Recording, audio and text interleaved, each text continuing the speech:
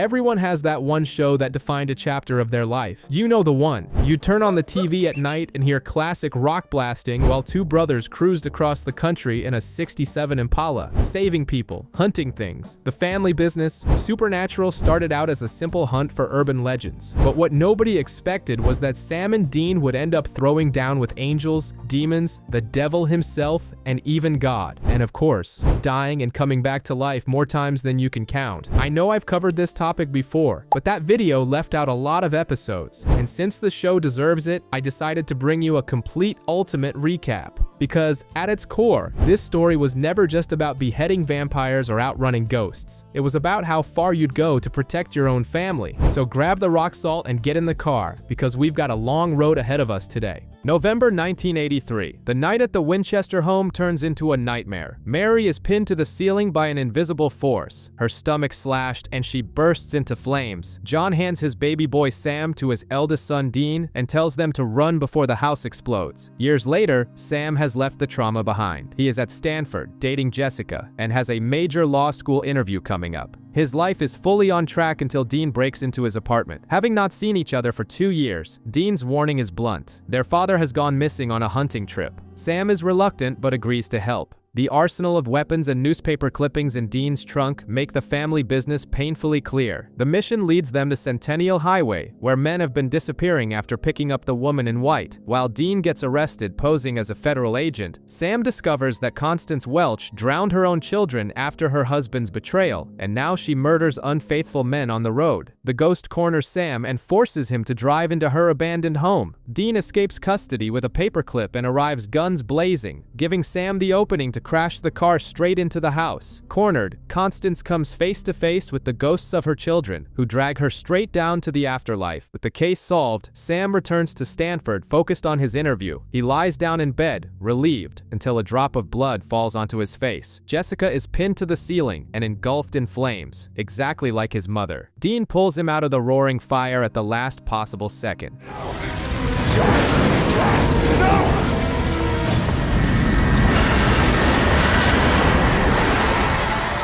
Stripped of the normal life he had planned, Sam packs his things into the car. They have work to do. Following their father's journal to Blackwater Ridge, the brothers cross paths with Haley, who is desperate to find her brother Tommy, who vanished while camping. Watching the last video recorded by the group, Sam spots a bizarre shadow moving far too fast. After interrogating a survivor of a similar macabre pattern from 1959, the journal's diagnosis is confirmed. They are dealing with a Wendigo, a human who, after devouring the flesh of its own kind, mutated into a lethal creature that keeps living victims hidden away as food. Ignoring Dean's warnings, the group hires a guide and heads into the woods. They find Tommy's camp destroyed. Fake screams separate them, their supplies are stolen, and the guide is dragged into the darkness. The mood grows heavy. Sam wants to drop everything and focus on finding their dad, but Dean reminds him that the family business is saving people. The monster's weakness is fire. The creature attacks again, capturing Dean and Haley. Sam tracks a trail of candies left by Dean in a bloody version of Hansel and Gretel. Deep inside an abandoned mine, they free the prisoners and Tommy. During the escape, the monster corners Sam, but Dean fires a flare gun straight into the creature's chest, turning it into a walking bonfire. They spin a fake bear attack story for the police, and their main mission continues. At Lake Manitowoc, a drowned girl becomes the third victim of the year, and the bodies have vanished without a trace. Disguised as federal agents, the brothers learn from the local sheriff that the lake will be drained soon. They are racing against the clock. They meet Andrea, the sheriff's daughter, and Lucas, his grandson, who has been mute since watching his father sink. Understanding childhood trauma, Dean manages to connect with the boy, who hands him a drawing of a house. Will Carlton, the brother of the first victim, drowns in his own kitchen sink. Using Lucas's drawings, they uncover the story of Peter Sweeney, a boy who disappeared 35 years ago. Old photographs reveal that Will's father and the sheriff caused Peter's death in the past. The math is simple. The furious spirit is collecting its debt through their loved ones. Will's father also sinks into the lake. The sheriff tries to run the brothers out of town, but they return just in time to save Andrea from drowning in her own bathtub. In the climax of the rescue by the shore, Lucas points to where Peter's bicycle was buried. The sheriff confesses to the the cover-up, but the spirit pulls Lucas into the water. Without a second thought, the sheriff wades in and offers himself in exchange for his grandson. The ghost accepts the deal, dragging the old man down, and Dean manages to pull the boy to safety. As they say their goodbyes, Lucas finally speaks again. Possessed by a black smoke in an airport restroom, a passenger rips open the emergency door 40 minutes after takeoff, bringing down the entire commercial flight. While Sam is still suffering from insomnia due to his grief over Jessica, Dean receives a call from Jerry, an old contact of their dad, asking for help investigating the wreckage. Dressed in a full Blues Brothers vibe, they check the scene and find sulfur. When a surviving pilot crashes a single-engine plane in the exact same manner, they confirm it's demonic possession. The entity is using biblical numerology to eliminate survivors of the first attack. The new target is Amanda, a flight attendant. The only way to stop it is to perform an exorcism mid-air, but Dean is terrified of flying, shattering his tough guy persona. During the tense flight, using a homemade EMF meter built into a Walkman, they discover the demon is in the co-pilot. An insane brawl breaks out in the cockpit. As Dean holds the enemy back, the demon taunts Sam, claiming to know the truth about Jessica. The plane goes into a nosedive, but Sam finishes the exorcism at the last second, stabilizing the aircraft. Once grounded, Jerry reveals a disturbing detail. He got Dean's number by calling John's voicemail. Their father is alive, but he doesn't want to be found. In Toledo, young girls play a game of saying Bloody Mary 3 times into a mirror. Shortly after, one of their fathers is found dead in a pool of blood. Sam, still plagued by nightmares, convinces Dean to investigate. They discover that the lethal urban legend involves the spirit of Mary Worthington, a murdered girl whose eyes were cut out. The entity specifically targets people harboring deadly secrets, reflecting their fatal guilt back at them. When a third victim is targeted, Sam decides to act as bait, knowing he carries his own heavy secret. Sam summons Mary, and the confrontation turns into severe psychological torture. Days before Jessica's death, he had dreamed of the exact tragedy, but failed to warn her. As Sam's eyes begin to bleed, Dean smashes the room's mirrors, but Mary crawls out of the frame and advances. Thinking fast, Dean turns another mirror toward her. Mary sees her own reflection, accuses herself of the murders, and self-destructs.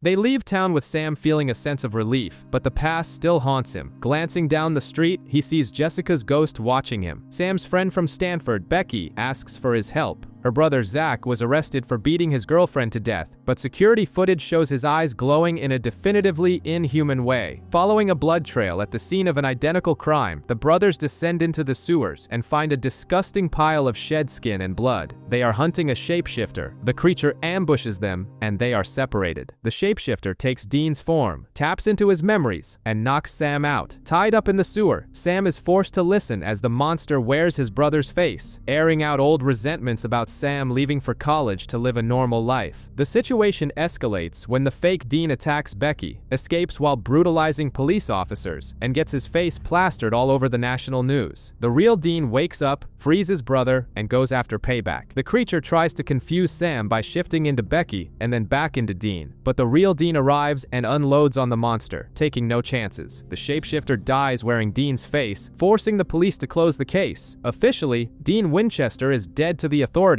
A shame, as he notes while fleeing, since he missed his own funeral. In a classic Lover's Lane setup, a boyfriend is left hanging and bleeding over his car's hood. Sam and Dean pose as college students and find out that Lori, the surviving girlfriend, is the local reverend's daughter. Sam discovers they are dealing with the Hook Man, the ghost of Jacob Carnes, an 1862 preacher who used a silver hook to butcher sinners. They try an armed stakeout but are arrested by the local cops. Meanwhile, Lori's roommate is murdered, leaving behind a macabre message written in blood. Dean manages to talk his way out of the precinct. He digs up and burns the preacher's bones, while Sam stays with Lori, who is devastated by her father's own scandalous affair. The ghost attacks the reverend. Salt lines fail, and the spirit, still active after its bones were burned, goes after everyone connected to Lori, feeding off her guilt. Since the original hook was melted down and turned into church items, a frantic race leads Sam to deduce that the melted silver now makes up Lori's cross necklace. He throws the jewelry straight into into a furnace, melting the metal and destroying the threat in a shower of sparks. Sam, fixated on finding his father, tracks a bizarre death seemingly caused by mad cow disease in Oklahoma. At a construction site, they find nothing but beetles in a sinkhole. At the new neighborhood barbecue, Dean pretends they are a gay couple buying real estate to distract the realtors, while Sam meets Matt, the developer's bug-obsessed son. They bond over their shared rebellion against strict fathers. When they break into a house, the realtor is killed by a showerhead relentlessly spewing spiders. Matt leads them into the woods, where swarming insects gather around human skulls. The land is cursed, built over a massacred Native American tribe. The legend speaks of 6 nights of destruction to wipe out invaders, and the Winchesters have walked right into the final climax. Matt's stubborn family refuses to evacuate, and an impenetrable cloud of bugs cuts off their escape, trapping everyone in the claustrophobic attic until dawn finally breaks, scattering the furious swarm.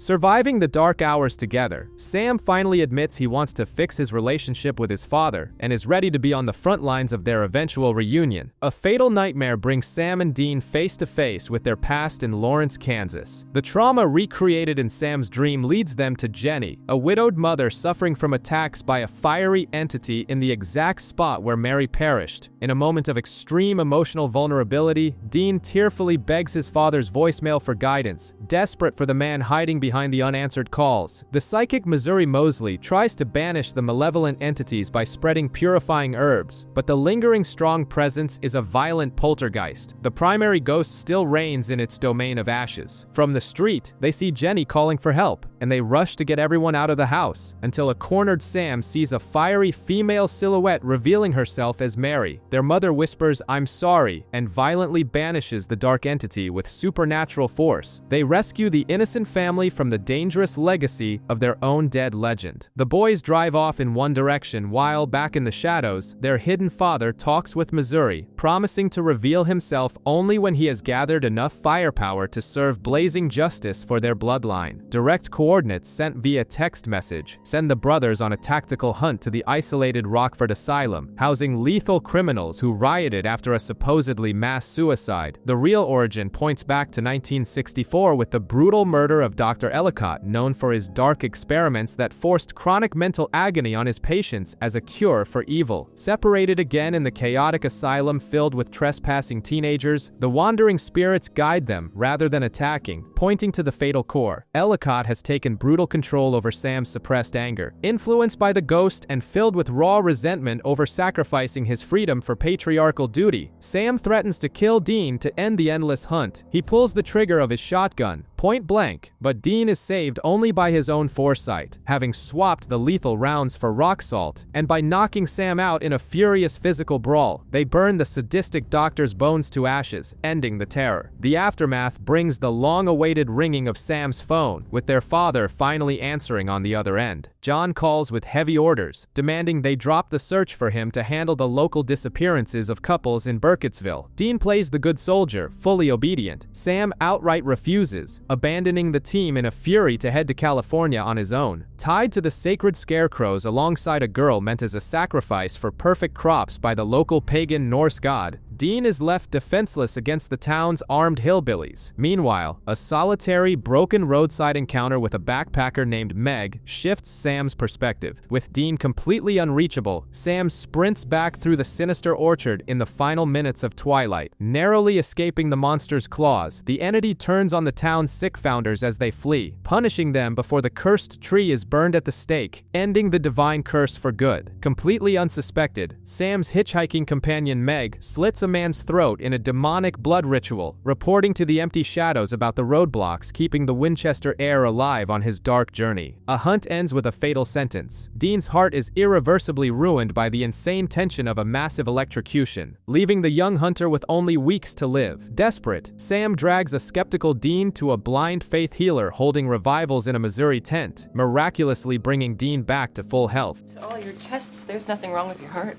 No sign there ever was.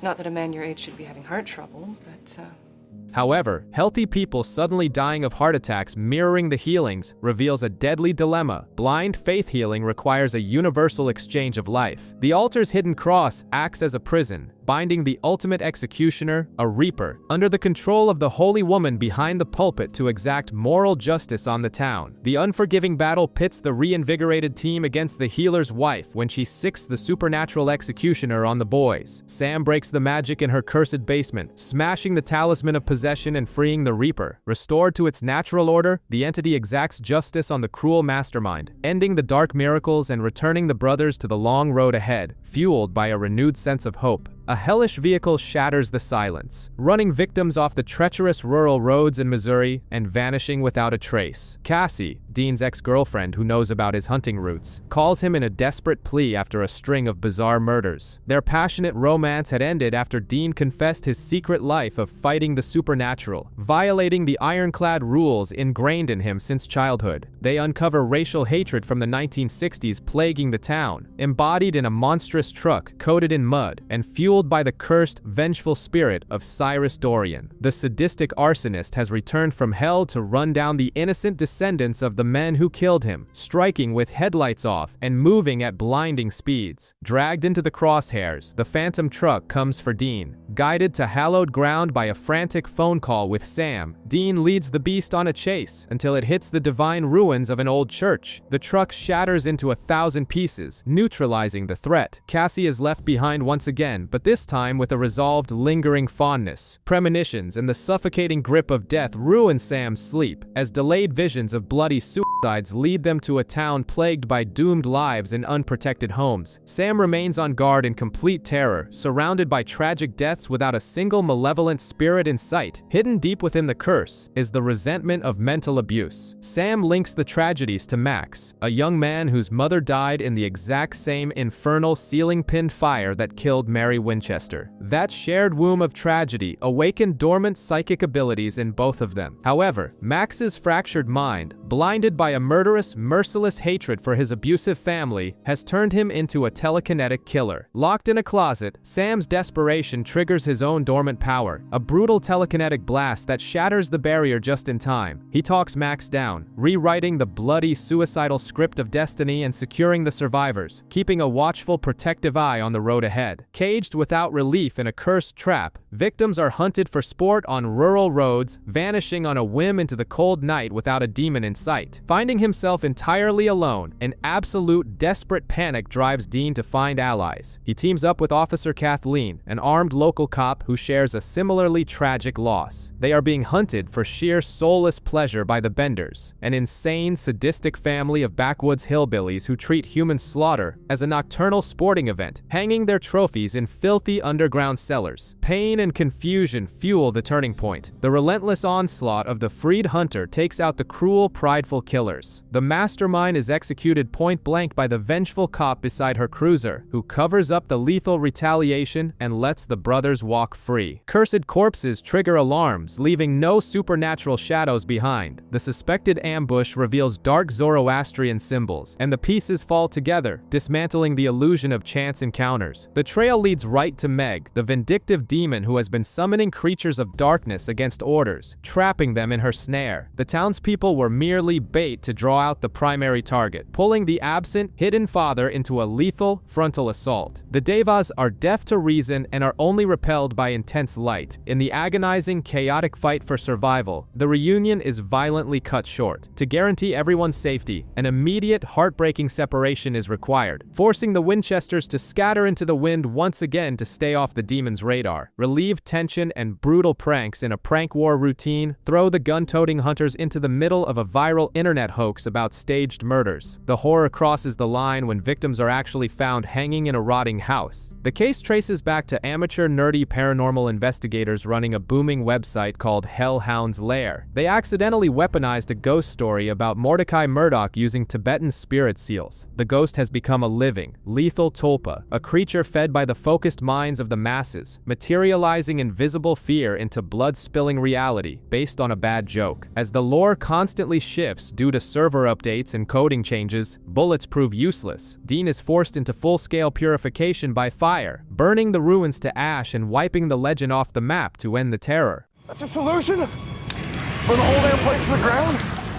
Well, no one will go in anymore. I mean, look, Mordecai can't haunt a house if there's no house to haunt.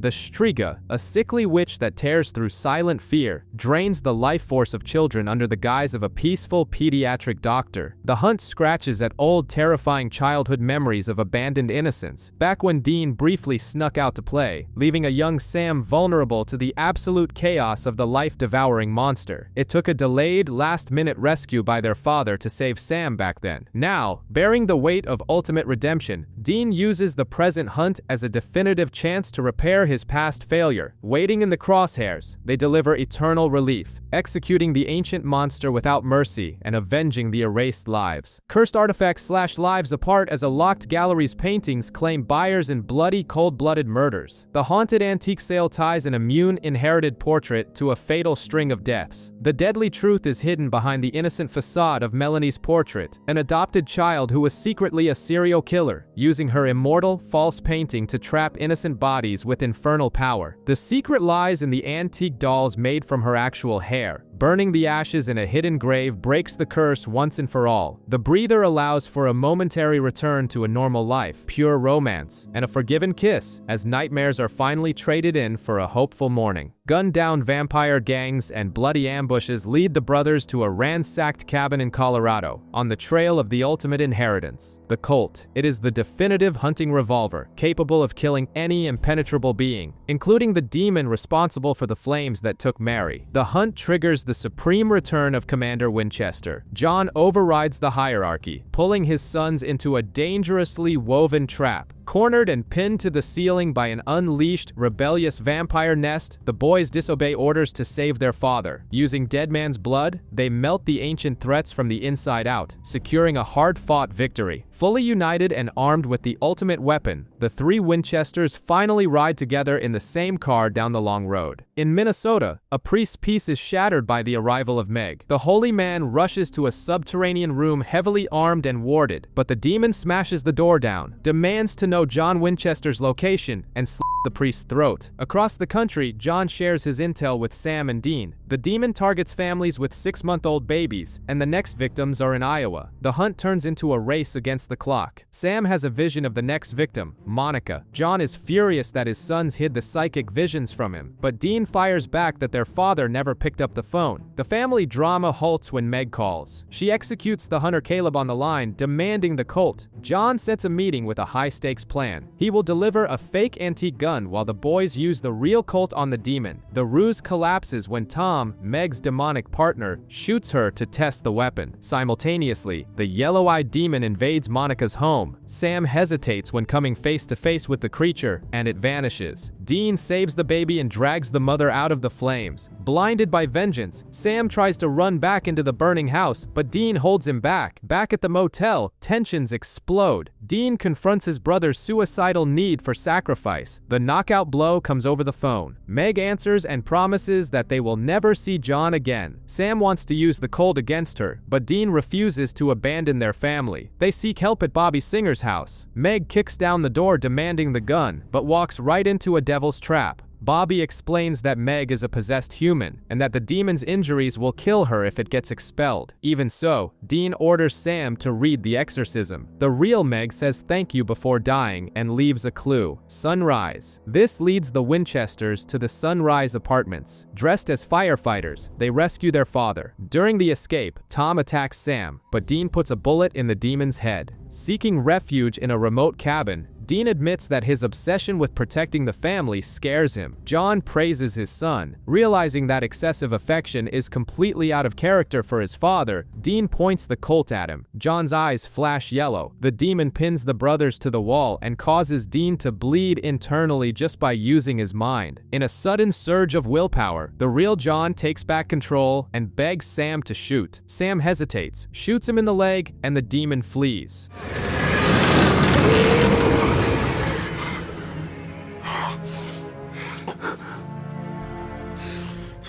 On the road, John laments the choice. The conversation is cut short when a possessed trucker slams his speeding semi into the Impala, crushing the car. The possessed driver rips the door off the mangled Impala. Sam points his gun, but the demon smiles and abandons the body. A rescue chopper arrives. At the hospital, Dean walks down the halls and realizes no one can see him. He finds his own body intubated in the ICU. The doctor tells Sam that the brain trauma is irreversible. John wakes up, hands over a fake insurance card, and coldly asks for the Colt. Disgusted, Sam goes to Bobby's salvage yard to retrieve the gun, and a list of items he soon discovers are for summoning a demon. While they argue in the hospital room, Dean's spirit knocks over a glass of water in a fit of rage. In a spiritual collapse, he meets Tessa, a reaper in disguise who tries to convince him that death is inevitable. Using a Ouija board, Sam communicates with Dean, who spells out Hunt and Reaper. Sam panics, but John's bed is empty. Down in the boiler room, John summons the yellow-eyed demon and strikes a deal.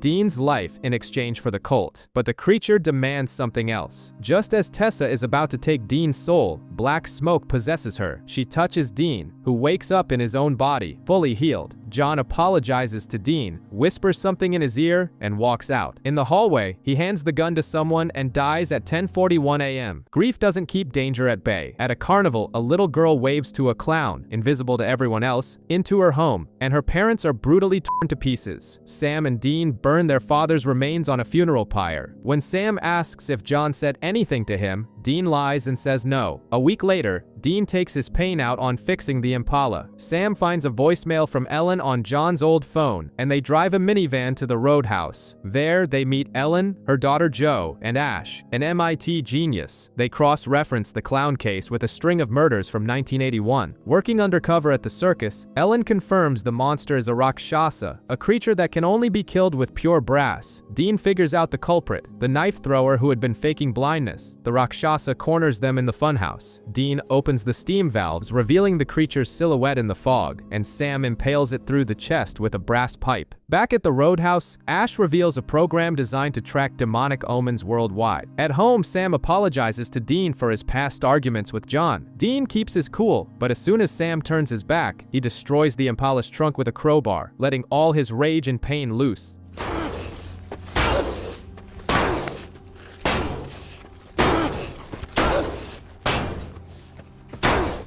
A girl runs through the woods, but a hooded figure decapitates her with a curved blade. A smiling Dean drives the Impala to the new case. The local sheriff suspects a satanic cult, but the brothers break into the morgue and find retractable fangs on the victim, vampires. Tracking them to a local bar, they corner a stalker who reveals himself as Gordon Walker, a hardcore hunter. After saving Gordon at a sawmill, Dean sees him as a surrogate father figure. Sam doesn't buy the friendship, and Ellen warns them that Gordon is bad news. Confirmation comes when Sam is ambushed by vampires. The twist: Lenore, the leader, explains they've stopped hunting humans and lets Sam go to prove they aren't a threat. Blinded by his upbringing, Dean refuses to believe it and punches Sam. Gordon raids the nest. Gordon tortures Lenore and cuts Sam's arm to tempt the vampire, but she resists. Realizing the madness of it all, Dean beats the living crap out of Gordon and ties him up. On their way out, he admits to Sam that his hatred almost made him kill an innocent. Grief still haunts them, and Sam insists on visiting their mother's memorial. To avoid dealing with his feelings, Dean uses a circle of dead grass around a nearby grave as an excuse to hunt. The grave belongs to Angela, who died in a car crash after finding out her boyfriend Matt cheated on her. Matt has just mysteriously died after seeing the reflection of his deceased ex-girlfriend in his apartment. The brothers find her coffin empty, covered in necromantic symbols. The culprit is Neil, a friend and assistant who was secretly in love with Angela and resurrected her. The zombie, however, wants revenge and attacks her former roommate. Neil realizes his mistake too late and gets his neck snapped by her. The brothers use Sam as bait in the cemetery. The zombie attacks, but Dean shoots her back into the grave and pins her down with a silver stake, repeating that what's dead should stay dead. The next morning, Dean's facade crumbles. He sits on the Impala, breaks down in tears, and confesses to Sam his terrible certainty. John made a demonic pact, trading his own life to bring Dean back from the dead. Sam has another vision. A mild-mannered doctor shoots a clerk and then himself. They go to the roadhouse to ask Ash for help. While Ash hacks into systems, Dean flirts with Jo. They trace the case to Andrew Gallagher, born under the exact same pattern as the Winchester family. They find Andy, who uses Jedi mind tricks. He asks for the Impala, and a hypnotized Dean just hands over the keys. The reality kicks in with another vision from Sam. The doctor gets run over while Andy was with the car. Someone else is committing the attacks. The final clue? Andy has an adopted twin brother, Ansem. The psychopath is eliminating anyone who tries to keep him away from his brother. Ansem kidnaps Andy's ex and takes her to the top of a dam. The brothers arrive and Ansem drops a bombshell. The demon has plans for the special children. Ansem says there was no fire in his childhood, breaking the trackable pattern. Before he can force the girl to jump, Andrew takes a sniper shot and ends the threat. Back at the roadhouse, Ellen demands the truth. War is coming, and there's no room for secrets. Black goo drips down the walls of an apartment. At the roadhouse, Joe and Ellen have a fight. Joe secretly hands the brothers a case in Philadelphia involving blonde women vanishing from an apartment building. They find ectoplasm on the walls. Joe shows up at the scene, pretending Dean is her boyfriend, and he plays along to cover for her with Ellen. They discover the building is adjacent to the old prison where H.H. Holmes, a notorious serial killer who targeted blondes, was executed. Since his body is buried under tons of concrete, salting and burning won't work. They crawl through a maze of air ducts, and Joe gets captured. She wakes up in a secret chamber where Holmes tries to suffocate her. Sam and Dean break into the sewers. Dean uses Joe as bait and shoots the ceiling, dropping a perfect salt circle that traps the ghost. They seal the sewer shut with a cement truck. At the roadhouse, the mood is like a funeral. Joe kicks Dean out and reveals that John Winchester got her father killed on their last hunt together. SWAT raids the motel and takes Dean into custody for murder. Ow.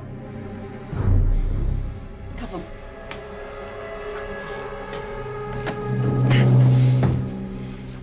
Detective Diana Ballard tries to get Sam to turn his brother in. Sam explains, a lawyer and his wife died after seeing a pale woman. Dean checked the house and got arrested. In the interrogation room, Dean tries to decipher Dana Schultz, an anagram for Ashland, and throws the vengeful spirit theory right in Detective Pete's face. Sam escapes the precinct. Diana sees the anagram and the ghost, along with bruising on her wrists identical to the victims. Dean tells her to go find Sam. Together, they figure out that Ashland points to Claire, a missing drug mule. They find her body bricked up in a wall, and Sam realizes Claire is a death omen, trying to warn them about the real killer. Diana recognizes a necklace on the corpse. It belonged to Pete. The corrupt cop was stealing heroin and killed everyone to cover his tracks. Pete takes Dean out to the woods to execute him, but Sam and Diana show up. Claire's ghost distracts the crooked cop and Diana shoots him in the back. She promises to clear the Winchester's records and conveniently turns her back to let them escape. An architect jumps off a roof running from invisible black dogs. Sam figures out the pattern. 10 years ago, he was a mediocre bartender at Lloyd's bar before suddenly becoming a genius. Another brilliant victim connected to the same bar was just killed. They find summoning flowers and a hoodoo box buried near the bar. They are being hunted by hellhounds for selling their souls at the crossroads for 10 years of success. Convinced this is how John saved him, Dean decides to summon the crossroads demon. Sam uses goofer dust to protect the next target. Dean faces the red-eyed demon, who confirms his suspicions about John and offers a deal. She'll bring their dad back in exchange for 10 happy years. Pretending to accept, Dean lures the demon into a devil's trap beneath the water tank and begins an exorcism. At the very last second, right before the hound tears into the protected man, the demon yields. She cancels the contract, seals it with a kiss, and abandons the meat suit, but not before rubbing John's sacrifice in Dean's face. Devastated, Dean feels his father's death was in vain, but Sam reminds him of the countless lives John saved. Sam has a vision of Dean shooting a tied-up man. They arrive in River Grove, a ghost town marked with the word Croatoan carved into a pole. Communications are dead. They find the house of the man from the vision, where his mother is tied up while his brother drips infected blood into her wounds. The Winchesters burst in, but the brother escapes. At the local clinic, they discover a demonic virus transmitted through blood. The sulfur anomaly takes 4 hours to show up on the test. When Dwayne, the guy from the vision, shows up, they tie him down. Sam begs Dean not to shoot without proof, and he can't bring himself to do it. During an escape attempt, the infected nurse cuts her own hand and slashes Sam's chest to mix their blood. Dean kills the woman, but the survivors demand Sam's death. Threatening them with his gun, Dean hands over the car keys and chooses to stay behind with his brother. Hours later, the virus doesn't manifest. Sam is completely immune. Dwayne leaves with an ex-Marine, but soon slits the guy's throat, using the blood in a goblet to warn the demons about Sam's immunity. By the riverbed, Dean finally gathers the courage to reveal their father's final secret, the confession. John ordered Dean to protect Sam at all costs, or kill him if he became a threat. Stunned, Sam steals a car and triggers a tripwire in an abandoned building. This is Ava's nightmare miles away. Sam asks Ash to track down psychic kids orphaned by house fires and find Scott Carey, who died a month ago. Scott's room is plastered with drawings of yellow eyes. Ava finds Sam after foreseeing his death. The catch: Ava's mother is still alive, breaking the pattern. Scott's therapy tapes reveal that the yellow-eyed demon plans to use the psychic kids as soldiers. Gordon Walker, acting as executioner due to Sam's visions, attacks. Tipped off by Ellen, Dean tries to intervene but ends up as bait, tied to explosives in the very building from the vision. Knowing exactly where to step, Sam bypasses the trap, disarms Gordon, and refuses to play the role of the killer, merely knocking the hunter out.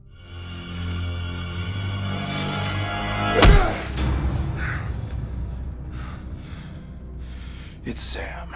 When they check to see if Ava is safe, they find her fiancé dead, sulfur on the windowsill, and Ava missing. With no leads on Ava, Sam drowns his sorrows. They take a case at the Pierpont Inn, a failing hotel run by the widowed Susan. Her daughter Tyler plays dolls with her sister Maggie, but the accidents that happen to the miniatures dictate bizarre deaths in the actual hotel. They find hoodoo symbols and suspect the grandmother, Rose, who practices magic. However, she has had a stroke and can barely communicate. Sam saves Susan from being run over by a licensed ghost, and the truth dawns on them. Susan only has one daughter. Maggie is the ghost of Rose's sister, who drowned at the hotel decades ago. With the building being sold, the spirit snapped. The brothers rush to the drained pool, where Maggie is trying to drown Tyler. As they smash through the glass to save her, Rose gives up her own life in a final stroke to keep Maggie company. Susan and Tyler make it out safely, and the old hotel is left to two souls who are no longer alone. In Milwaukee,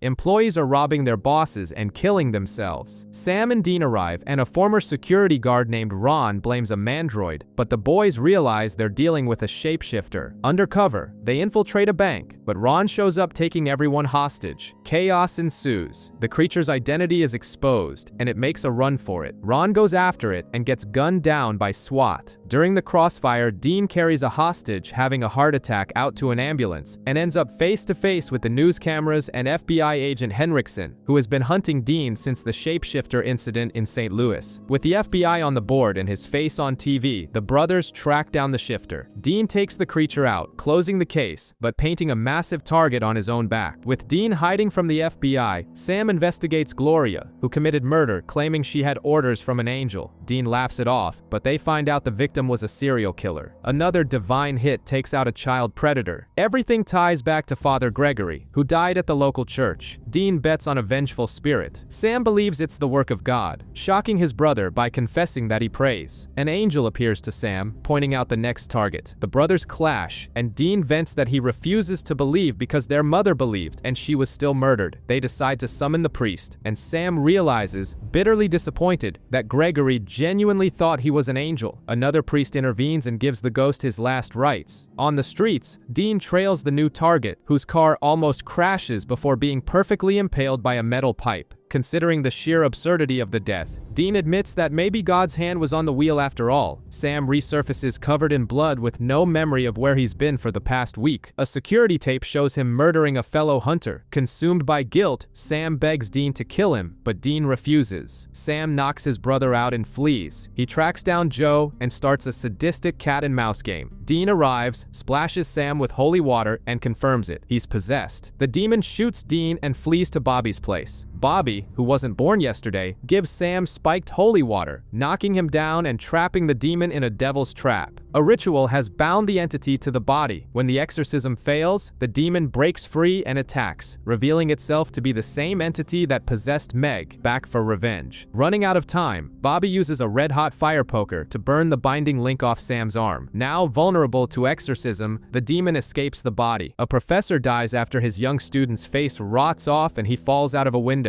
Sam and Dean arrive bickering like an old married couple, fighting over French fries and bed space. The campus is crawling with materialized urban legends, a haunted dorm room, alien abductions, and a scientist eaten by alligators in the sewer. The tension between the brothers escalates to the brink of a fistfight. Bobby Singer points out the obvious. They're dealing with a trickster, a demigod who feeds on chaos and inflated egos. He is disguised as the local janitor. Dean breaks into the theater, rejects one of the monster's illusions, and a brawl breaks out. Complete with a chainsaw-wielding maniac, they drive a stake through the janitor. The monster vanishes, and the brothers apologize to each other. They leave thinking they've won, but the janitor's body disappears. The trickster is alive and ready for the next round. Molly and David crash their car after swerving to avoid a man on the highway. David vanishes, and Molly finds the man with a rotting face.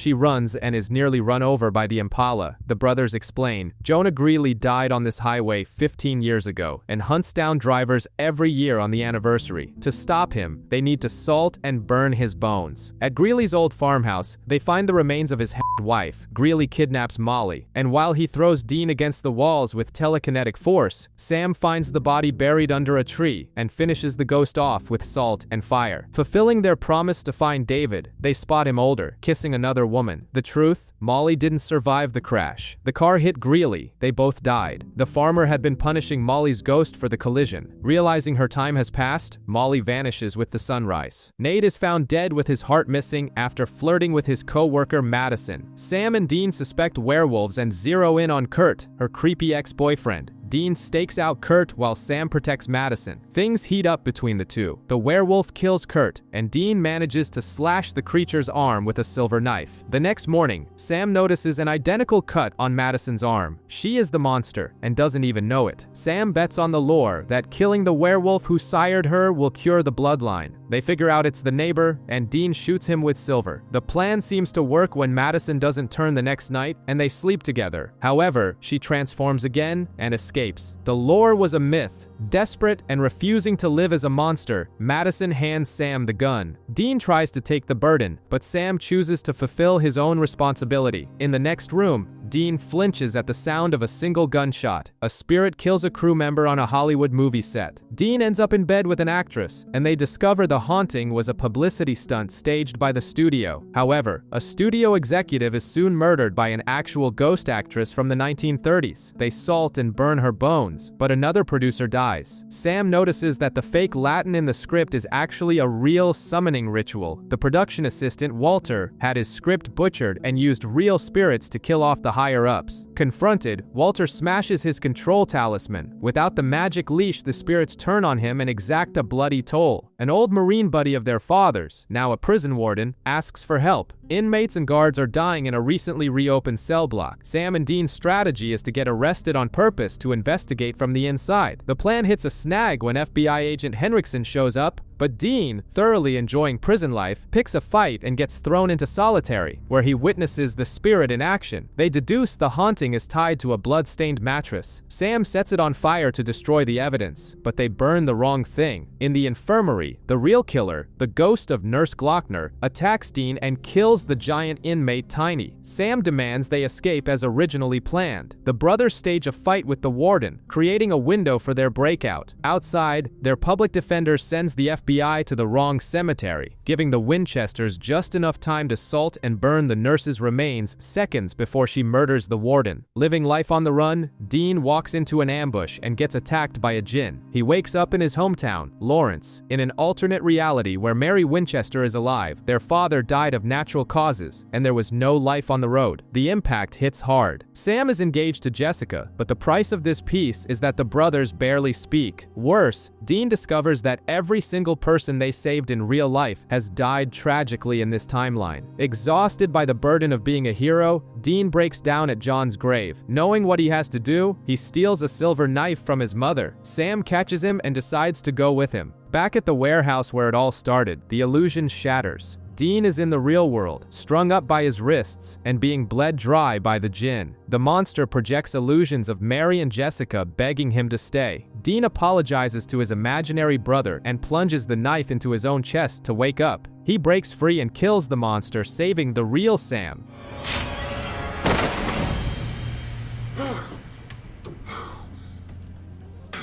Later, he confesses how much he wanted to stay asleep, but Sam reminds him that their loneliness is the brutal price they pay to keep other families whole. Azazel kidnaps Sam and takes him to a rotting ghost town called Cold Oak, along with the other psychic kids, Andy, Ava, Lily, and Jake. It's the demon's version of the Hunger Games. The sole survivor will lead an army from hell. Miles away, Dean and Bobby find the roadhouse burned to the ground and Ash dead, but their luck turns when Andy uses his powers to mentally send his location to Dean. In the ghost town, Ava reveals herself as the villain. She summons an Ikari demon that kills Lily and Andy. When she tries to murder Sam, Jake snaps her neck. The problem is, Jake has already bought into the game and attacks Sam. Sam knocks him out right as Dean and Bobby arrive. Distracted by sheer relief, Sam makes a fatal mistake. Jake regains consciousness, plunges a knife into Sam's back, and kills him right then and there, leaving Dean absolutely shattered. Destroyed by his brother's death, Dean summons a Crossroads demon and trades his soul for Sam's life, getting only 1 year to live as part of the deal. With Sam resurrected and completely unaware of the price paid, Ellen shows up with a map of Wyoming left by Ash. The inventor Samuel Colt built a massive devil's trap out of iron train tracks around a devil's gate. That's where Azazel sent Jake. When the hunters arrive, Jake uses the magical Colt to unlock the gate. Sam executes the traitor, but a massive cloud of demons pours out of the breach, breaking the iron tracks and shattering the devil's trap. Azazel overpowers the brothers and takes the Colt. It seems like the end, until John Winchester's spirit, having just escaped from hell, grabs the demon. The distraction allows Dean to grab the gun and shoot the villain through the heart. Bobby and Ellen push the gates shut, and John finally finds peace. Sam discovers his brother's crossroad deal, and facing the ticking clock, promises he will save Dean. The world is now a demonic playground. Sam looks for loopholes in the contract, while Dean spends his final 12 months drinking like there's no tomorrow. In Nebraska, they investigate victims who starve to death while surrounded by food. They run into hunters Isaac and Temra, who blame the Winchesters for busting hell wide open. A demon makes a girl kill another over a pair of shoes at the mall. When Isaac tries to handle it alone, he is forced by the demons to chug drain cleaner and dies. Dean and Sam save Temra and capture one of the creatures. Discovering they are facing the incarnations of the 7 deadly sins, the house is attacked by the remaining sins. Isaac's reanimated corpse tortures Temra, and Sam gets cornered. A mysterious blonde girl appears, stabs the demons with a weird knife that kills them instantly, and vanishes. The next day, Sam wants to use hoodoo to break the Crossroad Pact, but Dean forbids it, reminding him that the penalty for breaking the deal is Sam dropping dead on the spot. Bizarre deaths force an investigation, but Dean takes a detour to visit his ex-girlfriend Lisa and meets Little Ben, an exact miniature of himself.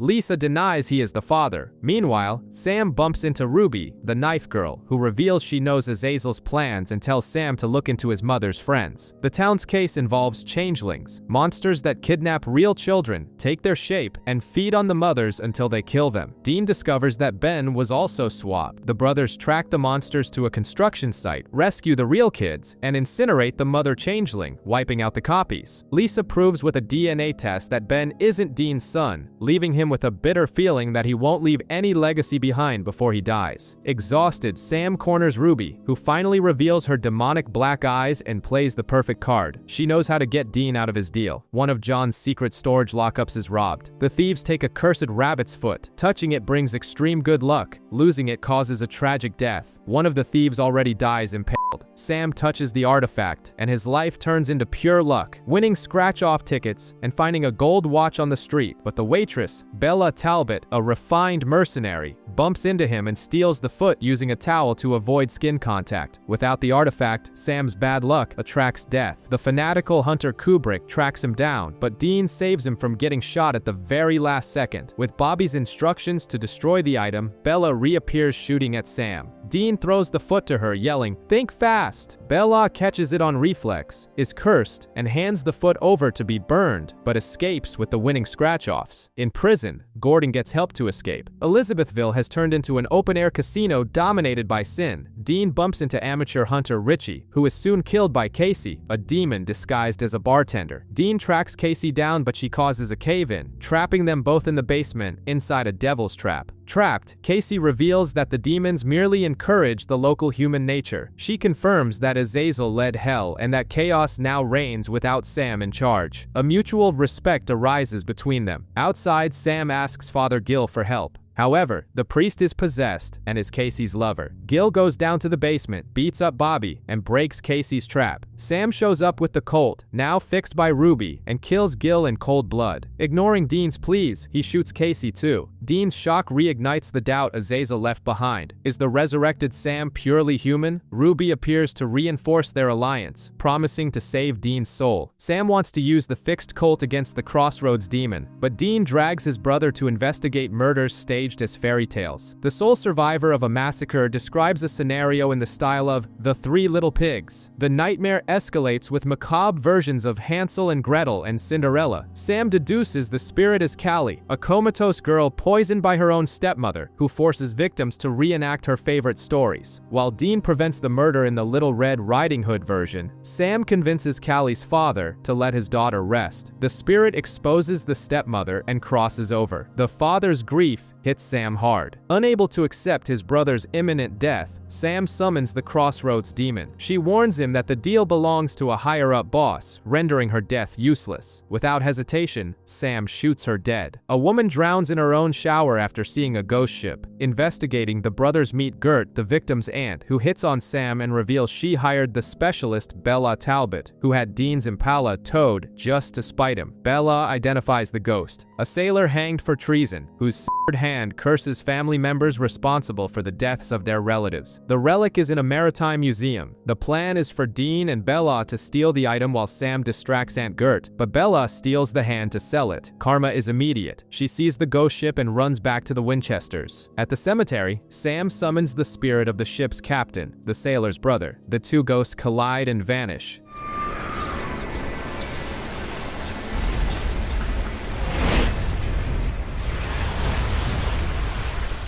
Bella pays $10,000 for their help. Dean suggests using the cash in Atlantic City and apologizes for the burden of his deal, but Sam just wants him to start caring about his own life again. Bella is cornered by Gordon Walker and sells out the Winchester's location in exchange for a centuries-old amulet. Far from there, Sam and Dean are killing vampires, including Lucy, who was turned at a club. Trying to contain the infection, they fall into Gordon's ambush, who ends up captured and turned by the original vampire Dixon. Gordon loses control, kills innocents, guts his partner Kubrick, and goes after Sam. Dean goes into suicidal mode to handle everything alone, but Sam finally blows up. He exposes that Dean's macho facade hides his sheer terror of going to hell, convincing his brother to fight side by side. In the claustrophobic warehouse confrontation, Sam traps Gordon and, in cold blood, uses barbed wire to decapitate him. The next day on the road, Dean silently teaches Sam how to fix the Impala's engine, making sure his brother knows how to manage when he's gone. Investigating victims pulled up the chimney at Christmas, Sam refuses to celebrate the holiday. In 1991 flashbacks, young Sam finds out about monsters through John's journal, losing his innocence. To make up for their father's absence, Sam gives Dean John's amulet. In the present, they discover the culprits aren't an anti-Santa, but the Kerrigans, pagan gods hiding in suburbia, demanding winter solstice sacrifices. The brothers are captured for a bloody ritual, but manage to escape and impale the false gods with Christmas tree branches. Back at the motel, the mood softens. Finding the room decorated with car air fresheners, Dean and Sam exchange gifts bought at a gas station and celebrate what they both know is Dean's last Christmas. A book club in Massachusetts turns out to be a witch coven. Ruby warns Sam that a powerful demon controls the magic there, and that he is the target. Ignoring the warning, Sam storms the coven armed with the Colt. The witches claim they only use spells for personal gain, but things spiral out of control, and Dean suffers a violent internal magical attack. Ruby steps in and reveals the real threat. Tammy, a club member, is the demon Ruby sold her own soul to centuries ago. Tammy easily overpowers them, but Dean uses a distraction to grab Ruby's knife and kill the demon. The dust settles, and Ruby confesses the bitter truth. She can't break the deal, and every demon was once human before losing their humanity to hell's tortures, exactly the fate awaiting Dean. She asks him to at least prep Sam for the war. Bobby falls into a mysterious coma after being attacked inside his own mind. Sam and Dean discover that Jeremy Frost, a patient, invades his victim's dreams using African dream root. To save Bobby, they drink the tea. With Bella Talbot's unexpected help, they enter their old friend's nightmare. They find Bobby hiding from his deceased wife, whom he was forced to kill. Dean convinces Bobby to take control, and they wake up before Sam gets crushed. The danger escalates because Jeremy gets Dean's DNA to attack him in his sleep. The brothers go back to the dream world. There, Dean faces psychological terror. His own reflection spits dark truths about John, before morphing into a demonic copy, foreshadowing what Dean will become in hell. Sam uses his mind to summon Jeremy's abusive father, beating the villain to death with a baseball bat. They wake up to find Bella stole the Colt, but the trip into his psyche drags a sincere admission out of Dean. He doesn't want to die. Sam wakes up on a Tuesday to the sound of Heat of the Moment. The day goes normally until at night, Dean is murdered. The next morning, Sam wakes up on the exact same Tuesday. It's a time loop at the mystery spot in Florida, the work of the trickster. Over 100 insane repetitions, Dean dies in the most absurd ways, while Sam fails miserably to protect him. After forcing the trickster to break the curse, Wednesday finally arrives. Except Dean dies in a random mugging, and this time it's permanent. Months pass. Sam becomes a cold-blooded hunter until he tracks down the trickster and begs for his brother back. The pagan god reveals his sadistic purpose: to teach Sam that Dean is his weakness and they cannot change destiny. The lesson delivered, time rewinds to Wednesday with both alive, but the irreparable trauma has already taken root in Sam. Bella sets an ambush at a Colorado motel, and FBI agent Henriksen arrests the Winchesters.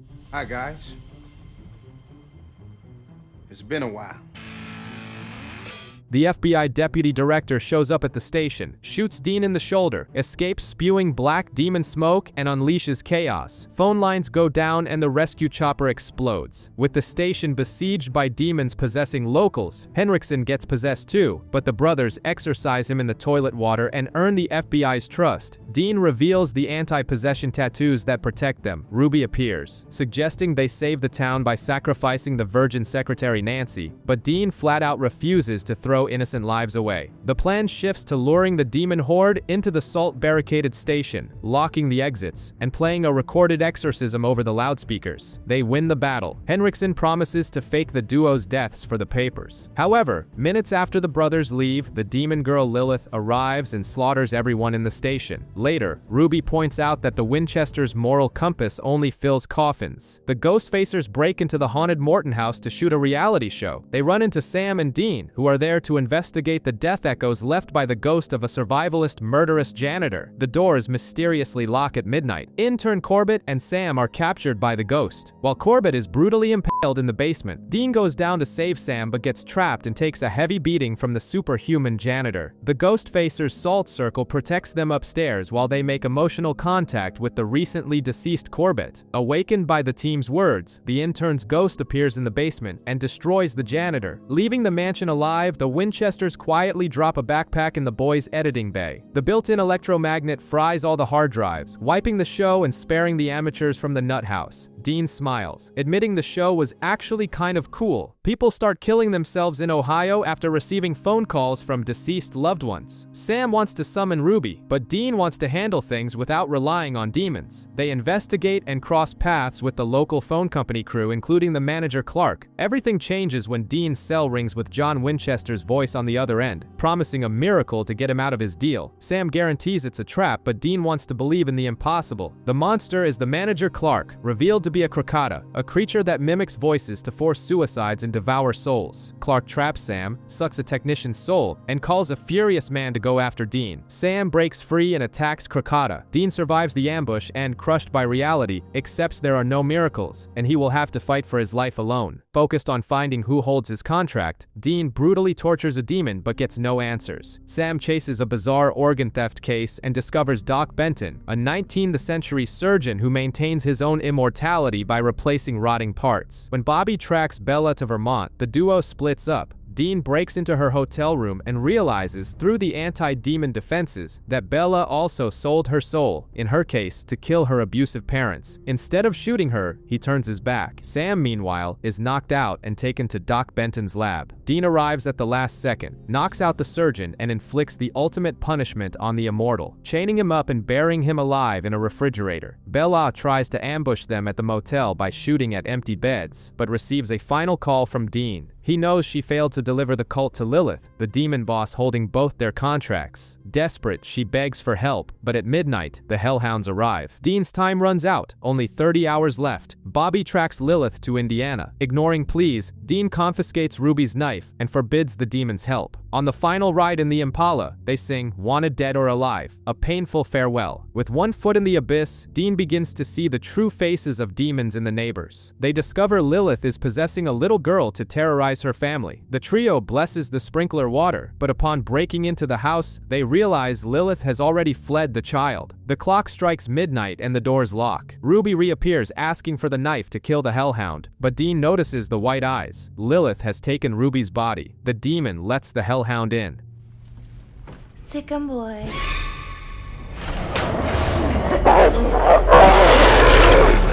Sam is thrown against the wall, screaming helplessly as he watches Dean get ripped to shreds. Lilith then tries to blast Sam, but he is completely immune. Terrified, she abandons the body. Reality suffocates. Sam cries, cradling his dead brother, while the scene cuts to Dean hanging on hooks in hell, desperately screaming Sam's name into the darkness. Screams, darkness, and heavy breathing. Dean lights a lighter, smashes the coffin lid, and digs his way back to the surface. All around him, the trees are devastated. At an abandoned gas station, he washes up and notes the obvious. Not a single scratch from the Hellhounds. The only new mark is a giant handprint burned into his left shoulder. He steals a car and heads to Bobby's, who greets him with a silver knife and holy water, believing he's a shapeshifter. After proving who he is, they share an emotional hug. They track Sam to a hotel. He nearly passes out upon seeing Dean, swears he didn't make a deal, and gives the famous amulet back to his brother. Sam reveals Lilith's powers don't work on him. To understand Dean's return, they visit Psychic Pamela. The entity warns her to stop the connection, but she pushes forward and gets her eyes burned out. While Dean and Bobby try to summon the creature in a barn, Sam has his secrets. He exorcises demons with his mind, and his girlfriend from the hotel is Ruby in a new body. At the barn, a guy in a trench coat walks unscathed through the warding spells. He knocks Bobby out and introduces himself to Dean as Castiel, an angel of the Lord. The reason for the rescue? A direct command from God. The hunter community is being decimated. The first victim is Olivia Lowry, killed by a spirit. Bobby, Sam, and Dean uncover a trail of bodies. The past comes back to haunt them. Sam is attacked by the ghost of Agent Henriksen. Dean takes a beating from the original Meg spirit, who recalls the sheer terror of being conscious during her demonic possession. Bobby is tortured by the souls of two little girls he failed to save. Bobby identifies the vengeful spirits as the Witnesses, a sign that the apocalypse has begun. The three lock themselves in Bobby's panic room, but they need to go back into the house for the banishing spell. In a frantic run dodging furious ghosts, Sam deals with Meg's judgment, and Dean is nearly killed by Henriksen. The spell is completed just in time. At night, Castiel invades Dean's dreams. He warns that Lilith raised the Witnesses to break one of the 66 seals that will free Lucifer. That's why the angels came down. Castiel demands respect, threatening to throw the hunter back into the pit he pulled him from. The next morning, Dean asks the question that changes everything. Sam, do you believe in the devil? With a simple touch, Castiel sends Dean to Lawrence, Kansas in 1973. Dean bumps into the young version of his father, John, and talks him into buying the legendary 67 Impala. Following his parents, Mary notices him tailing her and corners him with flawless combat skills. The shock hits. His perfect mother was an experienced hunter. Dean tries to infiltrate his grandfather Samuel's investigation. It becomes clear that the yellow-eyed demon is in town. Determined to save his parents, Dean steals the colt to kill him. However, things spiral out of control. The demon possesses Samuel and reveals his plan. In 10 years, he will drip demon blood into the mouths of newborns. Dean coldly tells him that in the future, he kills him. The demon wipes out Dean's grandparents and goes after Mary. On the street, the creature snaps John's neck. Panicking, Mary accepts the damn deal. John's resurrection, in exchange for allowing the demon to visit her baby in 10 years. The deal is sealed before Dean can arrive. Back in the present, Castiel reveals, the trip wasn't to change the past, but to show the truth. No one knows Azazel's ultimate endgame. Castiel warns that Sam is heading down a dark path and issues an ultimatum. Stop your brother, or the angels will. Sam and Ruby torture a demon looking for Lilith. Getting no answers, Sam uses his psychic powers and exorcises him straight to hell, leaving the human host alive. Dean watches everything from the shadows. Seeing Ruby, Dean pulls his knife. She throws him against the wall before Sam breaks up the fight. At the hotel, the argument ends in punches. Dean condemns the use of magic. Sam argues he did what was necessary to save lives. Dean plays the divine card. The angels ordered Sam to be stopped.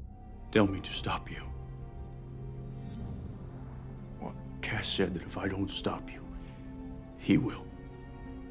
Hunter Travis brings them a case. Jack Montgomery, a man on the verge of turning into a Rougarou after tasting human flesh. Carrying the weight of his own demon blood, Sam insists Jack can resist. Travis disagrees, breaks into Jack's house, and ties up his pregnant wife, attempting to burn them alive. Jack snaps, bites the chunk out of Travis's neck, and completes the transformation. The Winchesters arrive and take a beating. Sam gets locked in a closet but improvises, breaking out just in time to see Jack about to devour Dean, and burns him alive. On the road, Sam makes a decree. He is going to stop using his powers, not for Dean or God, but by his own choice. Needing a breather, the brothers go to Pennsylvania to investigate a vampire murder at an Oktoberfest. The bizarre part, the witness swears the killer was the classic movie Dracula. The case gets even more ridiculous when an old movie-style werewolf attacks a couple and a mummy strangles a guard. The charade ends when Dracula tries to bite the waitress Jamie and fights Dean. Dean pulls the vampire's ear and it rips off. It's a shapeshifter obsessed with studio monsters, recreating his favorite films. The absurdity escalates. Jamie's co-worker Lucy is the monster in disguise and drugs their drinks. Dean wakes up strapped to a Frankenstein-style machine wearing lederhosen. The tension is broken by a pizza delivery boy, paid with a discount coupon. Sam breaks into the hideout. The shapeshifter, who only wanted to be a great villain after suffering a lifetime of abuse, puts up a hell of a fight, nearly taking Dean out. Jamie grabs the gun loaded with silver bullets and shoots him. Bleeding out, the monster sighs that this is how movies are supposed to end. Just like a script, Dean gets the girl's kiss before hitting the road. Dean runs away, terrified, from what seems to be a hellhound, but is actually just a Yorkshire Terrier wearing a bow. Hours earlier, they were investigating the death of a healthy marathon runner who suffered a panic-induced heart attack. Dean starts showing the same symptoms. He fears his own weapons, screams at a cat, and frantically scratches his arm. Bobby confirms it's ghost sickness, a progressive fear that builds up until the victim's heart gives out. The source is Luther Garland, the local weirdo who was brutally dragged to his death by a truck. With no remains left to salt and burn, Dean's panic reaches a critical level, with Dean isolated and suffering from severe hallucinations, including Sam with demonic eyes. Sam and Bobby have to improvise. Since Luther can only be defeated by facing his own trauma, they wrap an iron chain engraved with spellwork around the ghost and drag him with the Impala. Dean's mind is on the brink of collapse. Lilith appears and rubs the truth in his face. He remembers every single second of his torture in hell. At the exact moment Dean's heart is about to stop, Sam and Bobby pulverize the spirit. The hallucinations vanish instantly. When Sam asks what he saw in his delusions, Dean hides the dark vision of his brother and simply lies. On Halloween, people die after swallowing razor blades hidden in candy, and a girl is boiled alive in a hot tub. Sam connects the dots. Blood sacrifices to summon the demon Samhain. If he returns, he will bring an army from hell. Castiel appears alongside Uriel, a belligerent angel with zero patience. They warn that Samhain's summoning is one of the 66 seals and decide to smite the entire town. Dean puts his foot down. He would rather die than sacrifice innocence. Castiel gives the brothers a window of time, while Uriel looks down on them. The investigation points to a teacher named Dawn. When trying to stop what looks like a sacrifice, they discover that his student, Tracy, is the real witch. She takes the brothers down, summons Samhain into Dawn's body, and ends up killed by the demon himself as a twisted thank you. Samhain heads to the cemetery, locking teenagers in a mausoleum and raising zombies. While Dean deals with the undead, Sam ignores the risks and exorcises the demon by pushing his psychic powers to the limit, leaving Dean in sheer shock.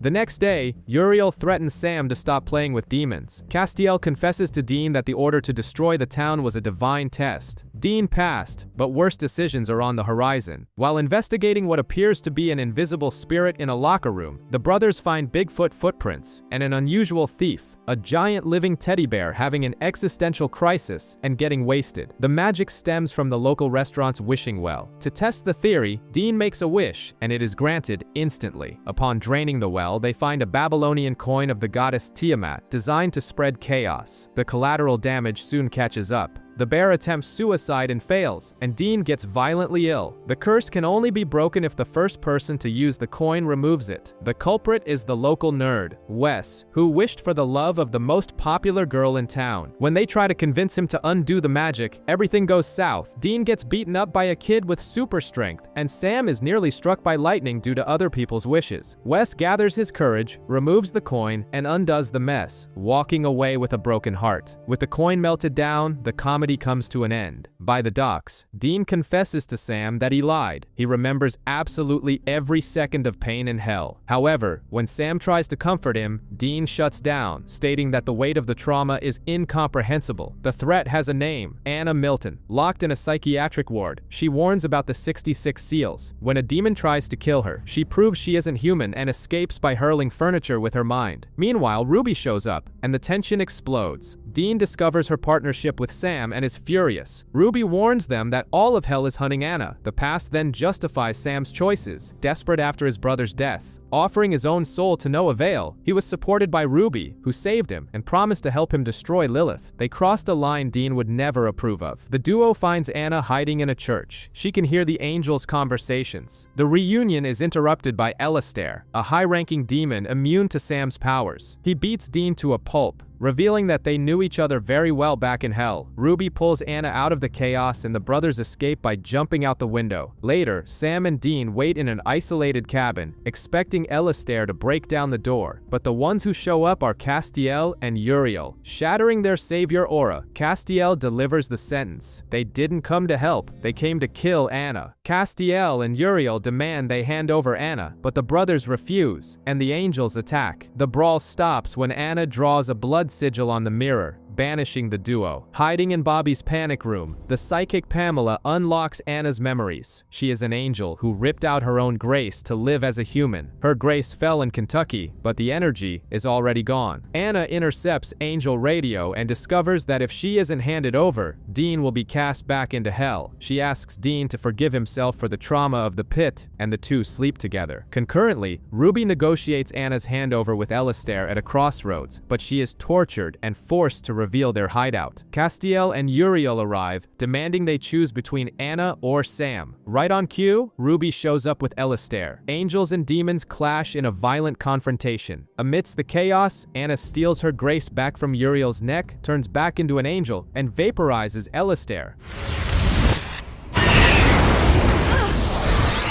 Sam then reveals that luring the demons was his plan all along. Later, leaning against the Impala, Dean breaks down and confesses. In hell, after 30 years of torture at Alistair's hands, he finally broke and began torturing other souls. Running away from his demons by working non-stop, Dean drags Sam to investigate a locked room murder. Sam knows it's an excuse to avoid dealing with his confession about hell, but Dean deflects. The Carter family moves into the victim's house. The brothers try to scare them away by posing as inspectors and making up a gas leak, but the plan fails. The investigation points to the ghost of the previous owner's daughter. However, the atmosphere shifts into visceral terror when the youngest son plays with a mysterious girl and the teenage daughter realizes it wasn't the dog licking her hand in the dark. When the screaming starts, Sam and Dean put the family inside a salt circle. The girl attacks, crosses the salt line, and proves to be human. With slashed tires and the youngest son missing, the hunt turns into a cat and mouse game within the walls. A diary reveals the sickening truth. The previous owner attacked his daughter and later killed herself. The intruders are these children, raised like animals beneath the floorboards. Dean finds the kidnapped boy but is attacked by the feral boy and shoots him dead. The father of the family stabs the feral girl. In the end, Dean feels pity for the children destroyed by torture. Sam tries to comfort him, but Dean delivers the harsh reality. In hell, he was worse, because he actually ended up enjoying the pain he caused. Jay, a depressed veteran magician, decides to perform the Table of Death and miraculously survives. Far away, a young man bleeds out from 10 puncture wounds to the chest, holding the 10 of Swords card in his pocket. Dean, following a false lead, runs into a gay dominatrix dressed in leather. In the midst of this, Ruby reappears. The angels are losing control of the seals, and she wants Sam to go after Lilith. Sam refuses, refuses, but the seed of doubt is planted. Another of Jay's escapes results in a hanging in the Hanged Man tarot card. The brothers suspect black magic and corner the magician, who gets them arrested for not understanding what's going on. He performs the trick again, and his best friend Charlie turns up dead. Out of jail, they uncover the truth. Charlie was de-aging by using P.T. Barnum's enchanted deck of cards, transferring death to ensure his own immortality. Charlie offers the gift to his friends, as long as the Winchesters are the next targets. However, Jay steals the deck and stabs himself, killing Charlie in the process. Jay ends up devastated, proving that making it out alive isn't always a victory. Sam, seeing the magician's bleak future, makes a final decision. He gets into Ruby's car and tells her he's in for the plan. He doesn't want to be hunting when he's an old man. Sam and Dean infiltrate Truman High School as a janitor and a gym teacher to investigate an attempted drowning via possession. Back in '97, they went to school there. At the time, Dean focused on flirting, while Sam defended a kid named Barry from the school bully Dirk, earning praise from a teacher and wishing for a normal life. In the present, a vengeful spirit is attacking specific students. They first suspect Barry, who had committed suicide, but salting and burning his bones does nothing. The real threat is Dirk. The former bully had a miserable life, died young, and now haunts the school. His spirit is tethered to a lock of hair that his father, the current school bus driver, keeps inside a Bible in the glove compartment. The hunt culminates in a frantic chase after the bus full of teenagers. Dean manages to tie up the possessed driver, searches his boot, and burns the lock of hair just in time. In the end, Sam reunites with his old English teacher. The man remembers him fondly and asks a simple question: "Are you happy?" Sam's absolute silence is the only answer. Men in a small town are brutally murdering their wives, exhibiting surreal levels of oxytocin, the love hormone. The victims had all fallen in love with strippers. The brothers discover they are dealing with a siren. The creature takes the form of the perfect partner, poisons the victim, and demands a lethal proof of love. The only weapon capable of killing it is a bronze dagger stained with the blood of someone infected. The investigation drives a wedge between the duo. Sam gets involved with the medical examiner, swearing by her innocence. Dean finds an unexpected ally in FBI agent Nick Monroe, with whom he bonds. The twist hits when the creature reveals itself. The siren wasn't a stripper or the doctor, but Agent Nick himself, who mirrored the perfect brother Dean always wanted. Nick poisons Dean and shortly after infects Sam. Under the creature's spell, all their built-up tension explodes. Sam calls Dean weak, and they engage in a brutal brawl, willing to kill each other to prove their devotion. The carnage is prevented when Bobby bursts into the room, superficially slashes Dean to get the infected blood, and finishes off the siren.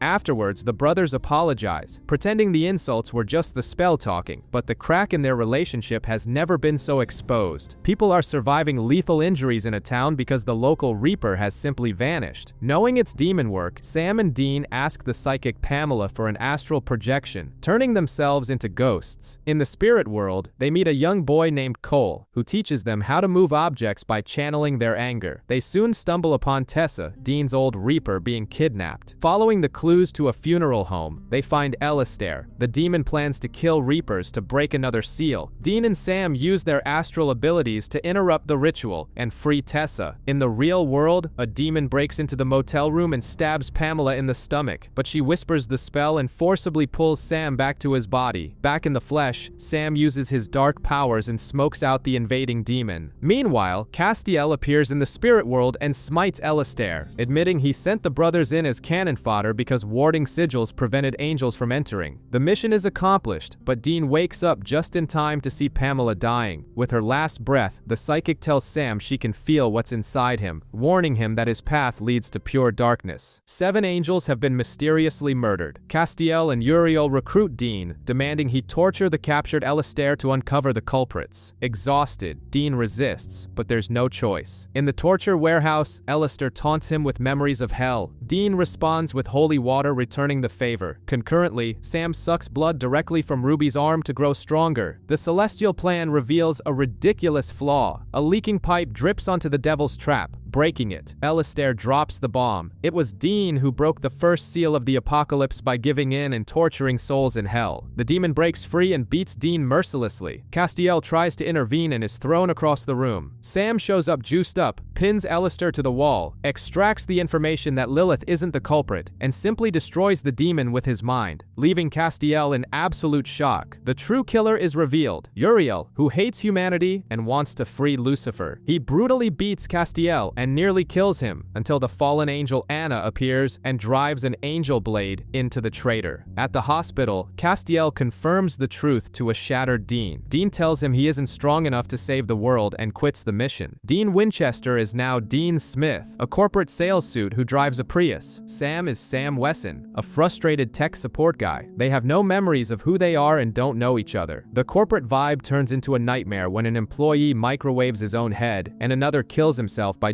a pencil into his neck. Sam has been having bizarre dreams about hunting monsters alongside Dean. When they cross paths and witness the horror in the building, they realize there's a glitch in their reality. Using the Ghostfacers website, they discover that the spirit of the company's founder, P.T. Sandover, is haunting the building, trying to turn employees into perfect corporate slaves. Armed with fire pokers and salt, they fight the ghost and burn his gloves to end the haunting. With everything resolved, Sam has an epiphany and wants to quit his job to hunt ghosts. Dean refuses, preferring stability over stolen credit cards. The next day, Sam resigns. Dean, about to accept a massive promotion, hesitates and quits as well. At that moment, their boss Adler restores Dean's memories. Adler is Zachariah, Castiel's supervisor. He created the simulation and wiped their minds to prove that, even without the memories of hell, Dean is a hunter at his core. The lesson is cruel, but Dean is forced to agree. The brothers discover their lives are detailed in a series of books called Supernatural, penned by author Carver Edlund, a pen name for Chuck Shirley. The guy thinks they are cosplayers, but he actually has real visions and simply writes them down. The latest vision dictates that Lilith will visit Sam for a night of demonic passion. Sam sees an opportunity to ambush the demon, but Dean wants to defy the book. Castiel warns them that Chuck is a prophet of the Lord, and whatever he writes is inevitable. Since he cannot intervene, the angel lets slip that every prophet is protected by a furious archangel. Armed with that wild card, Dean drags Chuck to the motel room at gunpoint. Inside, Lilith offers Sam a deal. She will back off the apocalypse if the brothers die. Sam tries to attack her, but she overpowers him. That's when Dean kicks the door open with the prophet, triggering Heaven's security system. The room shakes violently. A blinding white light fills the space, and Lilith abandons her meat suit, fleeing.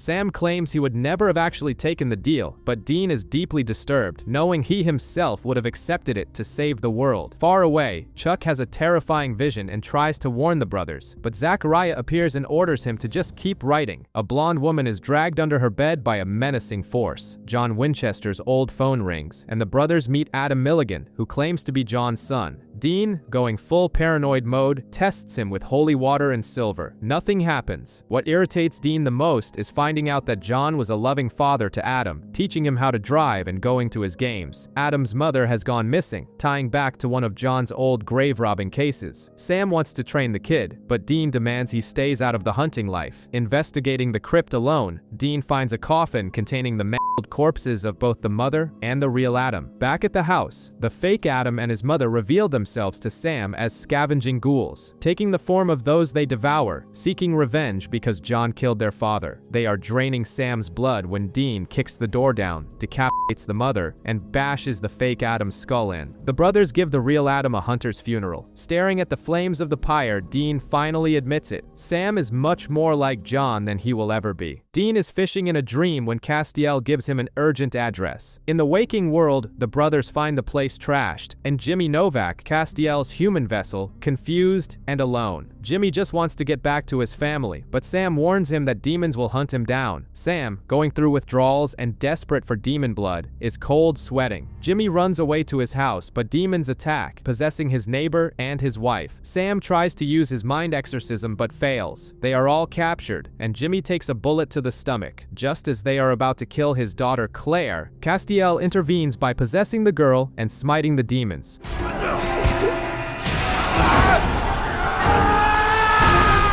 In the chaos, Sam loses control and drinks blood directly from a demon's neck, before exorcising the intruder from Jimmy's wife. Bleeding out, Jimmy begs Castiel to take him back instead of his daughter. The angel accepts. Back in his original vessel, Castiel warns Dean that he now answers only to heaven. Back on the road, the tension is thick after Sam's vampire act. Dean drives straight to Bobby's house. Together, they shove Sam into the panic room and lock the iron door. It's time for forced rehab. Locked inside the panic room, Sam suffers through severe hallucinations of Alistair, his teenage self, and his late mother. Outside, Bobby doubts their decision, while Dean seeks out Castiel. The angel warns him that killing Lilith would require so much demon blood that Sam would become an irredeemable monster, stating that it is Dean who must stop the apocalypse and forcing him to swear obedience to heaven. Going through intense withdrawals, Sam suffers brutal telekinetic seizures and gets handcuffed to the bed. At night, following higher orders, Castiel frees Sam and leaves the door open, resulting in Anna's imprisonment for questioning the plan. Sam escapes, dares a hesitant Bobby to shoot him, knocks him out, and steals a car. He meets up with Ruby, gets his fix, and regains his demonic arrogance. She then reveals that the final seal isn't a spell. Lilith herself is the seal. Dean tracks them down to kill the demon, but Sam intervenes and the argument explodes into the brothers' most brutal fight yet, with Sam beating and nearly strangling Dean. As he walks away, Dean spits out the exact same words John Winchester once used. If Sam walks out that door, he should never come back. Sam takes one last look and leaves. In 1972, Azazel massacres a convent sitting above Lucifer's cage and receives direct instructions. He needs Lilith and a special child. In the present, the brothers' bond is shattered. Bobby gives Dean a reality check, accusing him of acting like his cowardly father. Before he can process it, Dean is teleported by Zachariah to a green room. The angel reveals that heaven always wanted the apocalypse to cleanse the earth, and Dean's only purpose is to kill Lucifer at the very end. As for God, Zachariah says he has left the building. On the flip side, angels forge a voicemail where Dean calls Sam a freak, giving Sam the final push he needs to drain an innocent possessed woman. Castiel betrays heaven, banishes Zachariah, and sends Dean to the convent where Sam is, staying behind to stall a furious archangel. At the convent, Ruby locks the door right as Dean arrives. Eyes completely black, Sam kills Lilith. Ruby reveals the fatal plot twist. Lilith's death was the final seal, broken by Sam's own arrogance. Dean kicks the doors open and stabs Ruby with her own knife, but it's too late. The blood forms a spiral, and a blinding light engulfs them. Lucifer is free. The explosion doesn't kill the brothers, who wake up on a plane watching the convent get obliterated. In the wreckage of Chuck's house, they discover that Castiel was smitten by an archangel. Zachariah appears and drops the news. Dean needs to be the vessel for the archangel Michael to fight Lucifer. Dean refuses, slaps his bloody hand onto a sigil, and banishes the angels. Meanwhile, Lucifer takes the form of the dead wife of Nick, a man shattered by his family's murder, and manipulates him into being his meat suit.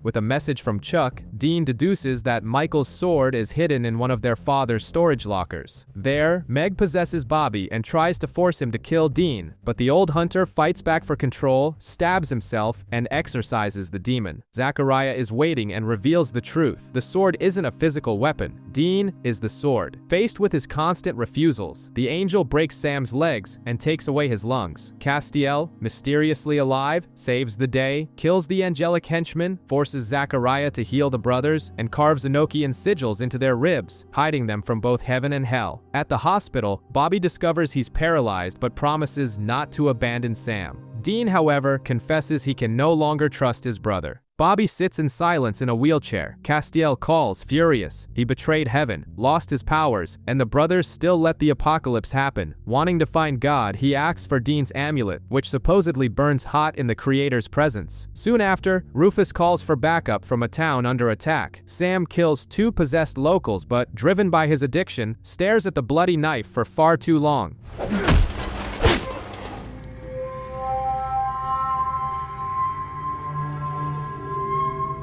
The town is in absolute chaos. Joe and Rufus capture Sam, convinced he is possessed. The truth is revealed. War, a horseman of the apocalypse, is using a magic ring to cast mass illusions, making people see other humans as demons. Dean and Ellen rescue Sam, give Joe and Rufus a reality check, and hunt down the horseman. The solution is strictly practical. They slice off War's fingers, steal the ring, and break the illusion. The victory is bitter. Sam confesses to Dean that he doesn't trust himself around demon blood, and they mutually agree to part ways. Sam turns down the Impala and hitches a ride on the highway, leaving Dean alone. Sam tries to live a normal life, busking tables at a bar under a fake name, getting to know a waitress named Lindsay. Dean hunts solo and is visited by Castiel, who wants to find God by interrogating the archangel Raphael. Since angels wouldn't touch Michael's vessel, they set up a trap using holy oil. Before that, Dean tries to help the virgin Castiel out at a brothel, but the idea flops when the angel starts philosophizing with the escort. They lure Raphael in and trap him in the ring of holy fire. The archangel drops a bombshell. God is dead, and it was Lucifer who resurrected Castiel to gain more allies. Cass rejects the lie and leaves him burning. Meanwhile, a group of hunters recognizes Sam, takes Lindsay hostage, and tries to force him to drink demon blood to clear out of town. Sam spits the blood in their faces and beats them down. Later that night, he receives a visit from his deceased girlfriend Jess, who quickly reveals herself to be Lucifer. The devil explains that Nick is just a plan B. Sam is his true vessel. Sam swears he would rather die, but a patient Lucifer assures him that, eventually, he will say yes. Exhausted from ignoring Sam's calls asking to return to hunting, Dean tells him they are like fire and oil and hangs up. He wakes up in Kansas City in the year 2014, in a world devastated by the Croatan virus. Zachariah sent him to the future to show him the consequences of saying no to Michael. Dean finds Bobby's survivor camp, led by future Dean. The scenario is surreal. Cass lost his powers and became a drug-addled hippie, while future Dean executes infected allies and wields the Colt. During a suicide mission to breach Lucifer's hideout, present-day Dean realizes his future self used Cass and the team as cannon fodder. The plan fails. Dean watches as Lucifer, now wearing Sam's meat suit, snaps future Dean's neck. The devil warns him that destiny is inevitable. Dean will never say yes to Michael, and he will never kill Sam. Zachariah pulls Dean back to the present, demanding his yes. Dean refuses, and Cass teleports him away. Zachariah's lesson backfires completely. Dean meets up with Sam, hands him Ruby's knife, apologizes, and admits that the only way to keep their humanity is to stay together and forge their own future. Dean insists that they start hunting together again to rebuild their trust. In Ohio, they investigate bizarre deaths involving James Dean's car and Abraham Lincoln's ghost. While burning items in a wax museum, Gandhi's ghost nearly strangles Sam. Dean's controlling attitude causes friction. Sam complains that this is exactly what always pushed him into Ruby's darkness. The tension pauses when they investigate a kidnapping supposedly committed by Paris Hilton. Sam discovers they are facing a Leshy, a Balkan pagan god that takes the form of idols to devour victims, and can only be killed with iron. At the museum, Paris Hilton beats the brothers up, ties them up, and notes that Dean's true idol is John Winchester. Before the creature can use their father's axe, Sam breaks free, beheads the pagan socialite, and mocks Dean for getting beat up by her. The adventure works like therapy. Dean apologizes, admits his share of the blame for the apocalypse, and, in a gesture of pure trust, tosses the Impala keys to Sam to drive. Childhood lies start becoming reality. Itching powder destroys skulls, toy buzzers electrocute, and the Tooth Fairy becomes a biker who pulls out teeth with pliers. Dean even gets hairy palms from having impure thoughts. The epicenter of the chaos is Jesse, a boy whose mother was possessed and gave birth to him before the demon was exorcised. Castiel warns that the boy is the Antichrist, a hybrid of unlimited power, and decides to kill him. When the brothers kick Jesse's door down to stop him, they find only an action figure on the floor. He turned the angel into a toy. The possessed mother breaks into the house, revealing the truth to the boy, while Sam explains the celestial war. With absurd power, Jesse exorcises his own mother with a single command, turns Cass back to normal, and reverses the town's bizarre events. He runs away right after, teaching the brothers that lying to children is often the only way to protect them from true evil. The death by old age of a 25-year-old man leads the brothers to the witch Patrick, who plays poker for years of life. Dean discovers that Bobby, desperate over his paralysis, bet and lost 25 years. Trying to save him, Dean loses badly and turns into a grumpy, wheezing old man. An attempt to rob the witch is a pathetic disaster. Patrick catches them, lets them go, but leaves Sam with a parting gift of gonorrhea. The mood gets heavy when Bobby confesses he doesn't want to live in a wheelchair. Leah, the witch's girlfriend, hands over a reversal spell. While Dean and Bobby dig a grave trading insults, Sam plays poker. The spell fails, leaving the burden entirely on Sam's cards. Pulling off a bluff under pure pressure, Sam wins, returning Dean's youth.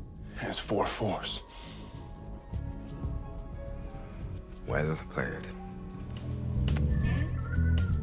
Patrick grants Leah's final request. She lost a daughter years ago. The witch plays against his beloved, takes her chips, and watches her age and die. Back home, Dean assures Bobby that the wheelchair doesn't matter. He is still family. A man is killed by the Incredible Hulk, and the candy wrapper gives it away. The trickster. Sam suggests an alliance. Dean prefers to stake him. In an abandoned factory, they are sucked into TV land. They survive Dean's favorite medical drama, a bizarre Japanese game show where Sam takes cheap shots, and a herpes commercial. Castiel tries to help, but the monster turns him into static. After going through sitcoms and turning into the Knight Rider car, it dawns on them. The trickster is too powerful and hates angels. They set a trap with holy oil and reveal his true identity, the Archangel Gabriel, hiding to escape the celestial family feuds. Gabriel warns that the apocalypse is about brothers. Dean and Sam are the mirrors of Michael and Lucifer, and destiny will end in blood. Refusing to be puppets, Dean accuses Gabriel of cowardice, turns on the sprinklers to extinguish the holy fire, and the brothers turn their backs on the Archangel. Believing Chuck is in danger, the brothers walk right into a supernatural fan convention set up by superfan Becky. The event features cosplay and painfully honest questions about their flaws. Chuck announces the return of the books. Much to Sam and Dean's despair, a supposedly staged murder in the hotel runs into a real ghost, Letitia Gore. With the help of cosplayers, they burn her bones, only to discover that Letitia was the sole force holding back the ghosts of the real child murderers on the premises. With pint-sized psychopaths on the loose, they lock down the fans and burn the real bones. After the dust settles, the fans teach Dean a lesson about the privilege of having a loyal brother. In the end, Becky reveals a forgotten detail from the books. The cult was never with Lilith, but in the hands of the demon Crowley. Becky's lead points to Crowley. The demon surprisingly shoots his own henchman and hands the cult over to the Winchesters, calculating that Lucifer will wipe out the demons after cleansing humanity. Armed, Sam, Dean, Castiel, Ellen, and Joe head to Carthage, Missouri. The town is swarming with reapers waiting for death. Cass is captured by Lucifer. Meg appears with hellhounds and fatally wounds Joe. Cornered in a hardware store, Joe decides to blow herself up to clear the path, and Ellen refuses to leave her side. The explosion secures their passage. Sam and Dean reach Lucifer, and Dean shoots him right in the head with the Colt. The devil falls, but quickly gets back up healed, revealing he is one of the 5 beings in the universe immune to the weapon. While death walks the earth, Cass tricks Meg, escapes, and teleports the brothers away. The ultimate weapon has completely failed. Looking for a run-of-the-mill case after their failure against Lucifer, the brothers head to a psychiatric hospital to investigate a tip from old-school Hunter Martin about a monster staging suicides. Admitted as patients, they hunt a wraith, a creature that sucks brain fluids and only reveals its face in mirrors. The monster distorts their surroundings, sinking the brothers into severe hallucinations and paranoia. Convinced the chief of staff is the monster, they attack him in vain, resulting in Sam being strapped down and drugged.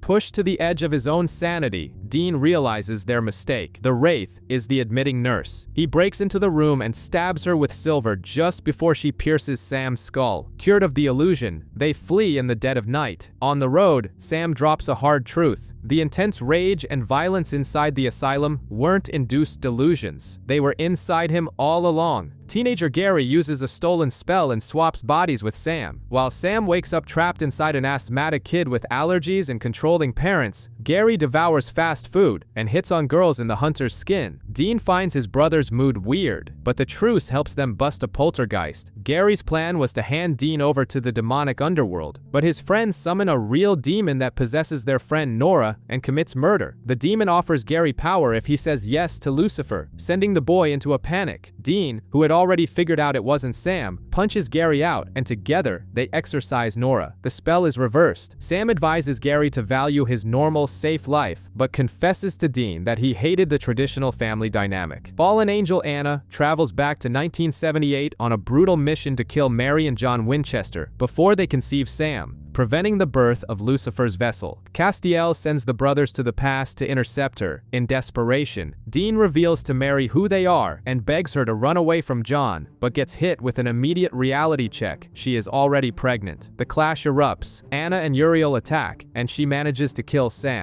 However, the Archangel Michael descends, using John Winchester as his vessel. Michael incinerates Anna and banishes Uriel effortlessly. He tells Dean that the brothers are direct descendants of Cain and Abel. Their destiny is set, and free will is an illusion. Fulfilling his orders as the good son, Michael resurrects Sam, wipes their parents' memories to maintain the timeline, and sends the brothers back to the present, crushing Dean's hopes. Castiel investigates a series of strange incidents involving couples and questions a Cupid who turns out to be innocent.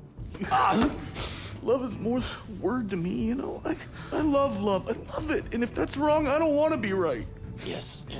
The carnage is the work of Famine, a horseman of the apocalypse who amplifies repressed desires and reaps souls consumed by excess. The horseman's effect hits everyone. Castiel starts binge-eating burgers uncontrollably, and Sam's craving for demon blood takes over his mind. The plan to steal Famine's ring hits a painful wall. Dean is immune to the spell because he is dead inside, void of desires or hopes. Consumed by his addiction, Sam storms the place and turns the tables. He uses his dark psychic powers on the demons swallowed by the horseman, destroying the creature from the inside. The victory comes at a heavy price. Sam is locked back in the panic room for a brutal detox. Listening to his brother's screams, Dean hits his breaking point and begs God for help. Peaceful zombies return to their families in Sioux Falls. Bobby tells the brothers not to investigate. Dean uncovers the truth. Karen, Bobby's deceased wife, has resurrected, and the hunter just wanted a little peace. The honeymoon ends quickly as the zombies reveal a demonic hunger and start attacking their relatives. Ignoring advice, Bobby waits for her to turn. With terrifying clarity, Karen reveals she remembers the entire possession and death, forcing Bobby to shoot her a second time. Heartbroken, he and Dean fight off the zombie horde in the salvage yard, blowing through all their ammo. Sam arrives with backup, including Sheriff Jody Mills, who watched her zombie son devour his own father. The brothers are woken up and murdered in their motel room by Roy and Walt. Hunter's furious about the apocalypse. Dean wakes up in heaven, and Castiel contacts him via radio, instructing them to find Joshua, who speaks with God. Heaven loops their best memories, but Dean is hurt to see that Sam's favorite moments involve running away from the family. They are saved from Zachariah by Ash, who has mapped out heaven. Upon reaching the garden, Zachariah intercepts them with illusory torture until Joshua appears. God's answer is devastating. Back off. God knows everything, but he doesn't care. Joshua sends them back to Earth. Castiel hears the news, curses the Creator, and vanishes. Hopeless and broken, Dean drops his amulet into the trash and walks away. Saved by an armed Lutheran militia, the brothers meet its leader, Leah, who claims to have angelic visions to hunt demons and dictate puritanical rules. The nihilistic Dean doesn't care until Leah orders the murder of sinful townsfolk. Castiel shows up drunk and reveals Leah is the whore of Babylon, a creature forging false prophecies to send souls to hell. Killing her requires a cypress stake wielded by a true servant of heaven. The pastor takes up the burden, but the whore defeats them in the church. In a final effort, Dean grabs the stake and impales the creature. The catch: if only a servant of heaven could do it. Dean's action confirms he has already surrendered internally. Ignoring Sam, Dean drives off to Lisa Braden. He confesses she is his vision of happiness, says goodbye warning her about the future, and leaves, ready to say yes to Michael. To stop Dean from saying yes to Michael, Sam and Castiel lock him in the panic room. In heaven, angels resurrect Adam, their deceased half-brother, as a backup vessel. While Sam deals with Adam, Dean banishes Cass, only for Zachariah to capture the youngest brother. Trusting Dean, Sam frees and arms him. At the Celestial HQ, Zachariah reveals Adam was pure bait to lure Dean in. Cass makes the ultimate sacrifice, banishing the angels and himself to clear the path. Still, Zachariah tortures Sam and Adam, forcing Dean to cave. Dean promises his yes, as long as Michael kills Zachariah first. With the angels' guard down, Dean draws a blade and kills him himself. The ceiling shakes with Michael's descent. The three run, but the door slams shut, trapping Adam. When they break the entrance open, the room is gone, leaving Dean with nothing to do but apologize. The road trip leads Sam and Dean straight into a hotel in Muncie, Indiana, run by a syndicate of pagan gods. The deity's pragmatic plan is to use the brothers as bargaining chips to stop the apocalypse. Negotiating for their survival, the Winchesters propose a deal: free the human hostages, and they will help kill Lucifer. While evacuating the humans, Dean bumps into Gabriel. The Archangel is alive, but warns he won't help kill his own brother. The problem is that the god Mercury acts on his own and summons the devil. Lucifer appears, and in the blink of an eye, slaughters almost all the gods, sparing only Kali. Seeing the carnage, Gabriel finally picks a side. He helps the Winchesters escape and stays behind, telling Lucifer to his face that his loyalty lies with humans because they are always willing to forgive. Lucifer, without hesitation, kills his own brother. Safe, Sam and Dean watch a DVD left by Gabriel. The Archangel reveals that killing Lucifer is impossible, but they can lock him back in the cage, using the rings of the 4 horsemen of the apocalypse. And the hunt already has a new target. Pestilence has arrived on Earth.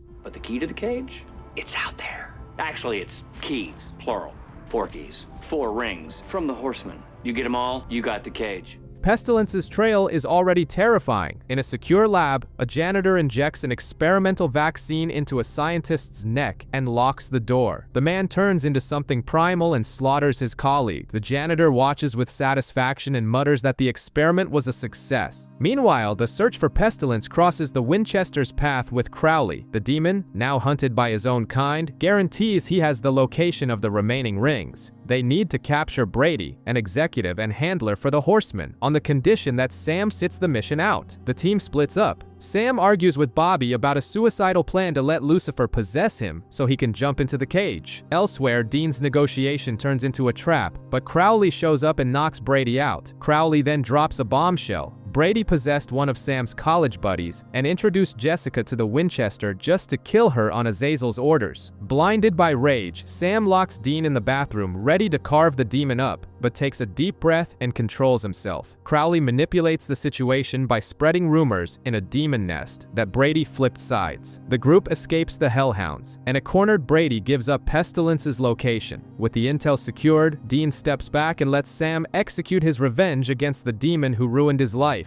Shortly after, Crowley offers Bobby Death's location in exchange for his soul. Facing Pestilence is no easy task. Dean and Sam are bombarded by deadly diseases and nearly die, until Castiel chops off the horseman's finger and secures the ring. Pestilence leaves the classic warning that it's already too late. At Bobby's house, the big reveal. The old man sold his soul to Crowley in exchange for Death's location, getting the bonus of walking again. The group splits up. Sam, Castiel, and Bobby head to a warehouse to contain the Croatan virus by taking out the infected. Meanwhile, Dean and Crowley travel to Chicago. In a pizzeria filled with corpses, Death calmly enjoys a slice of pizza. Pragmatic, Death offers Dean the ring with one single condition: let Sam say yes to Lucifer, so the devil falls into the trap of the cage. With no other options, Dean accepts and receives the instructions on how to use the rings. With the board set, Bobby asks Dean the inevitable question: what is he more afraid of, losing the world or losing his brother? The suicidal plan goes completely wrong. Sam offers up his body, believing he will overpower the possession, but Lucifer takes total control and Sam vanishes deep inside. Racing against the clock, Dean finds out the location of the final battle from the prophet Chuck. At the scene, Lucifer and Michael prepare to throw down, but Castiel steals the spotlight by temporarily banishing Michael with holy fire. Furious, Lucifer explodes Castiel, snaps Bobby's neck, and hands Dean the most brutal beating of his life. But the devil's eye catches an old plastic army man in the Impala's ashtray. The connection to his childhood memories hits harder than the angelic control. Sam takes back control of his body, uses the rings, and opens the cage. Without hesitating, he throws himself into the pit, dragging Michael down with him. The apocalypse is cancelled.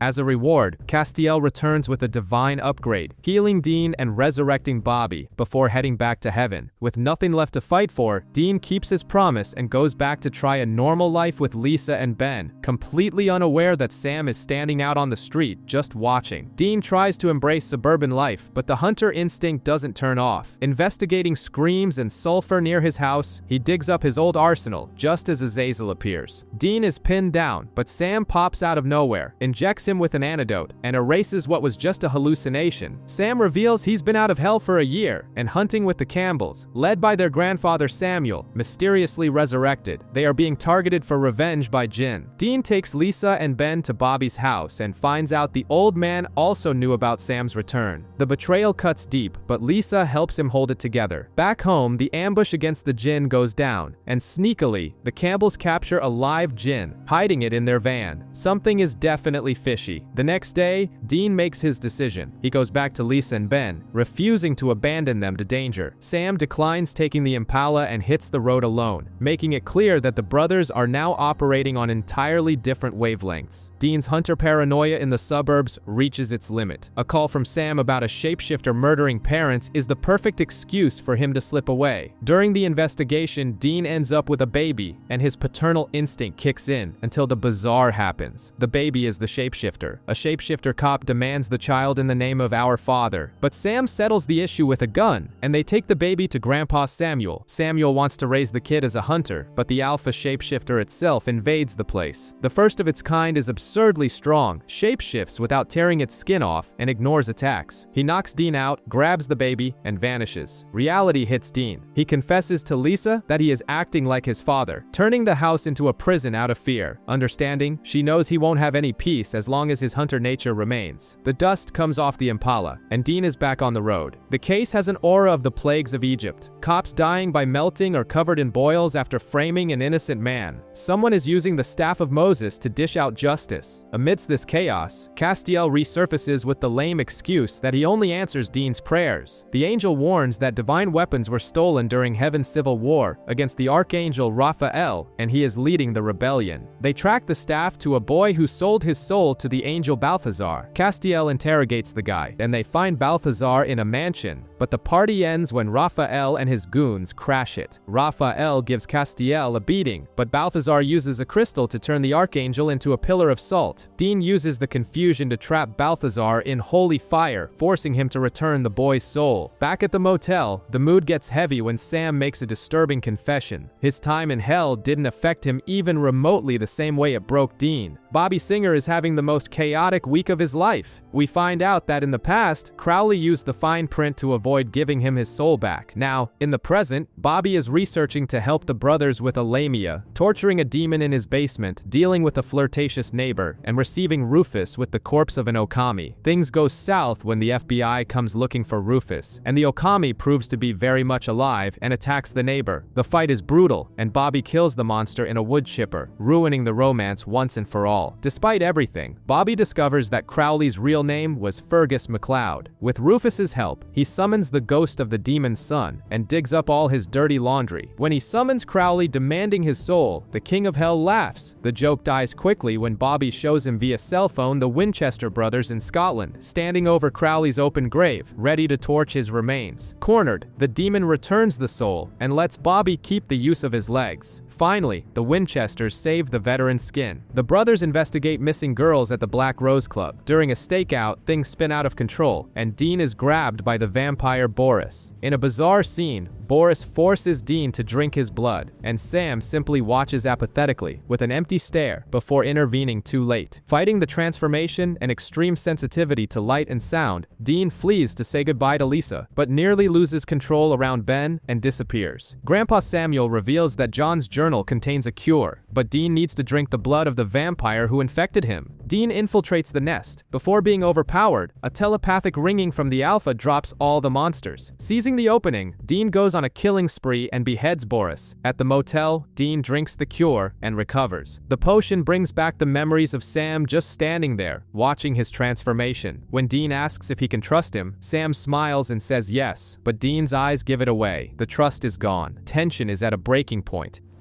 No matter what happens, I can always count on you, right, Sammy? Yeah. Of course, Dane.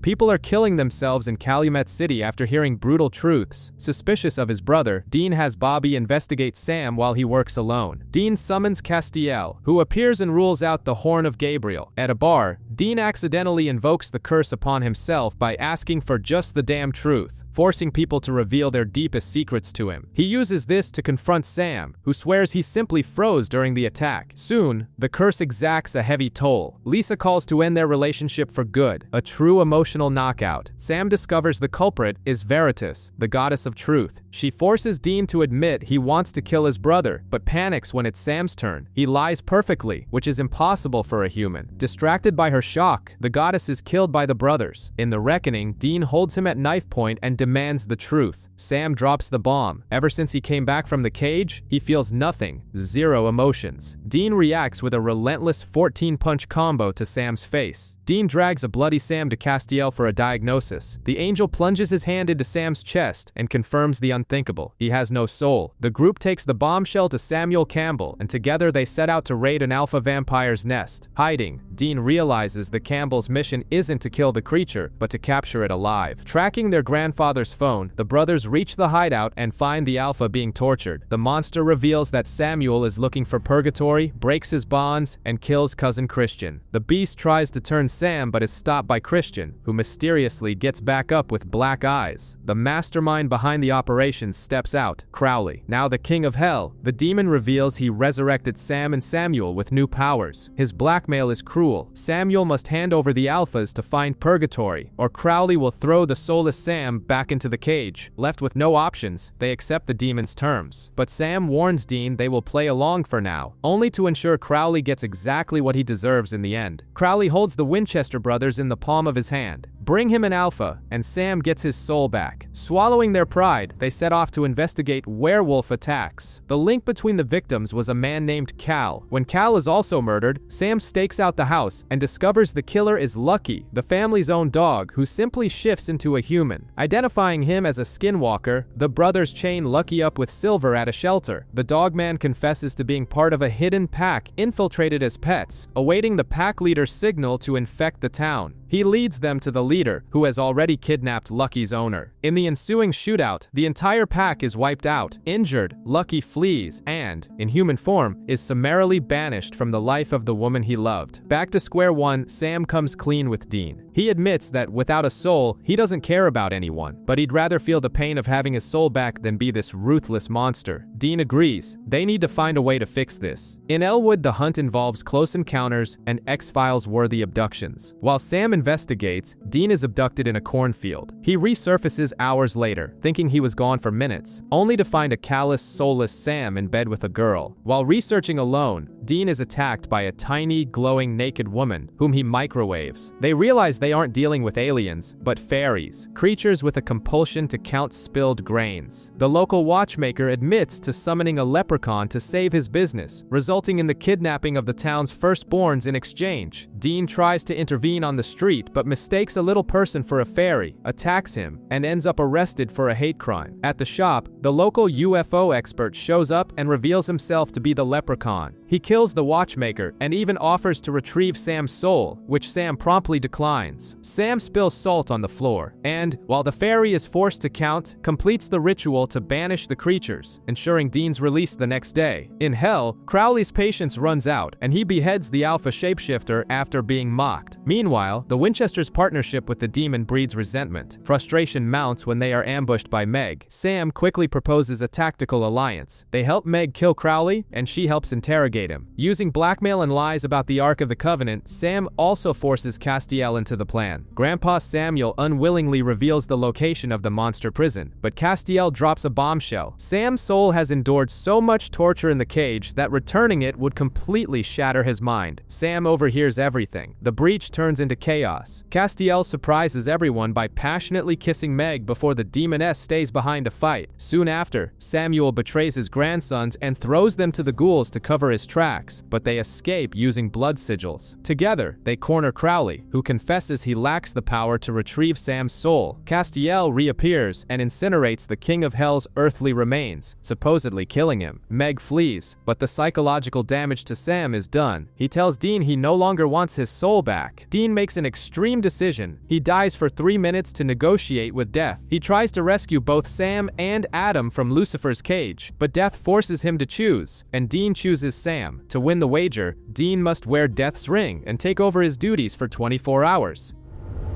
Here goes everything. Soulless Sam finds out and, desperate to avoid facing the traumas of hell, seeks advice from Balthazar, who teaches him a patricide spell to render his body uninhabitable. The target? Bobby. On the supernatural job, Dean does well until he hesitates to reap a 12-year-old girl. The butterfly effect causes an accident, forcing Dean to break the wager and take off the ring to prevent further fatalities. Despite failing, he arrives in time to knock out the murderous Sam at Bobby's house. Surprisingly, Death shows up. Acknowledging that Dean learned his lesson about the natural order, he decides to retrieve the soul. As a precaution, he builds a mental wall to hold back the torture of hell. The soul is forced back in, and Sam collapses in agonizing screams. The desperate screams soon give way to calm. Sam wakes up confused and hungry, with no memory of the past year as a callous Terminator. Terrified by Death's warning about the fragile mental wall, Dean and Bobby go into denial and hide the truth. They take a hunt in Oregon, where planes are crashing and virgins are vanishing. Sam's investigative instincts quickly pick up on the secret. He summons Castiel, who, unaware of the pact, spills all the dark details of Sam's soulless phase. They discover they are dealing with dragons in disguise. Dean manages to forge only the tip of a sword in dragon's blood, using explosives, and tracks them down to the sewers. They rescue the girls, and Dean kills one dragon, but the other escapes. Back home, Sam takes the blame for what he can't remember and apologizes. Trying to ease his guilt,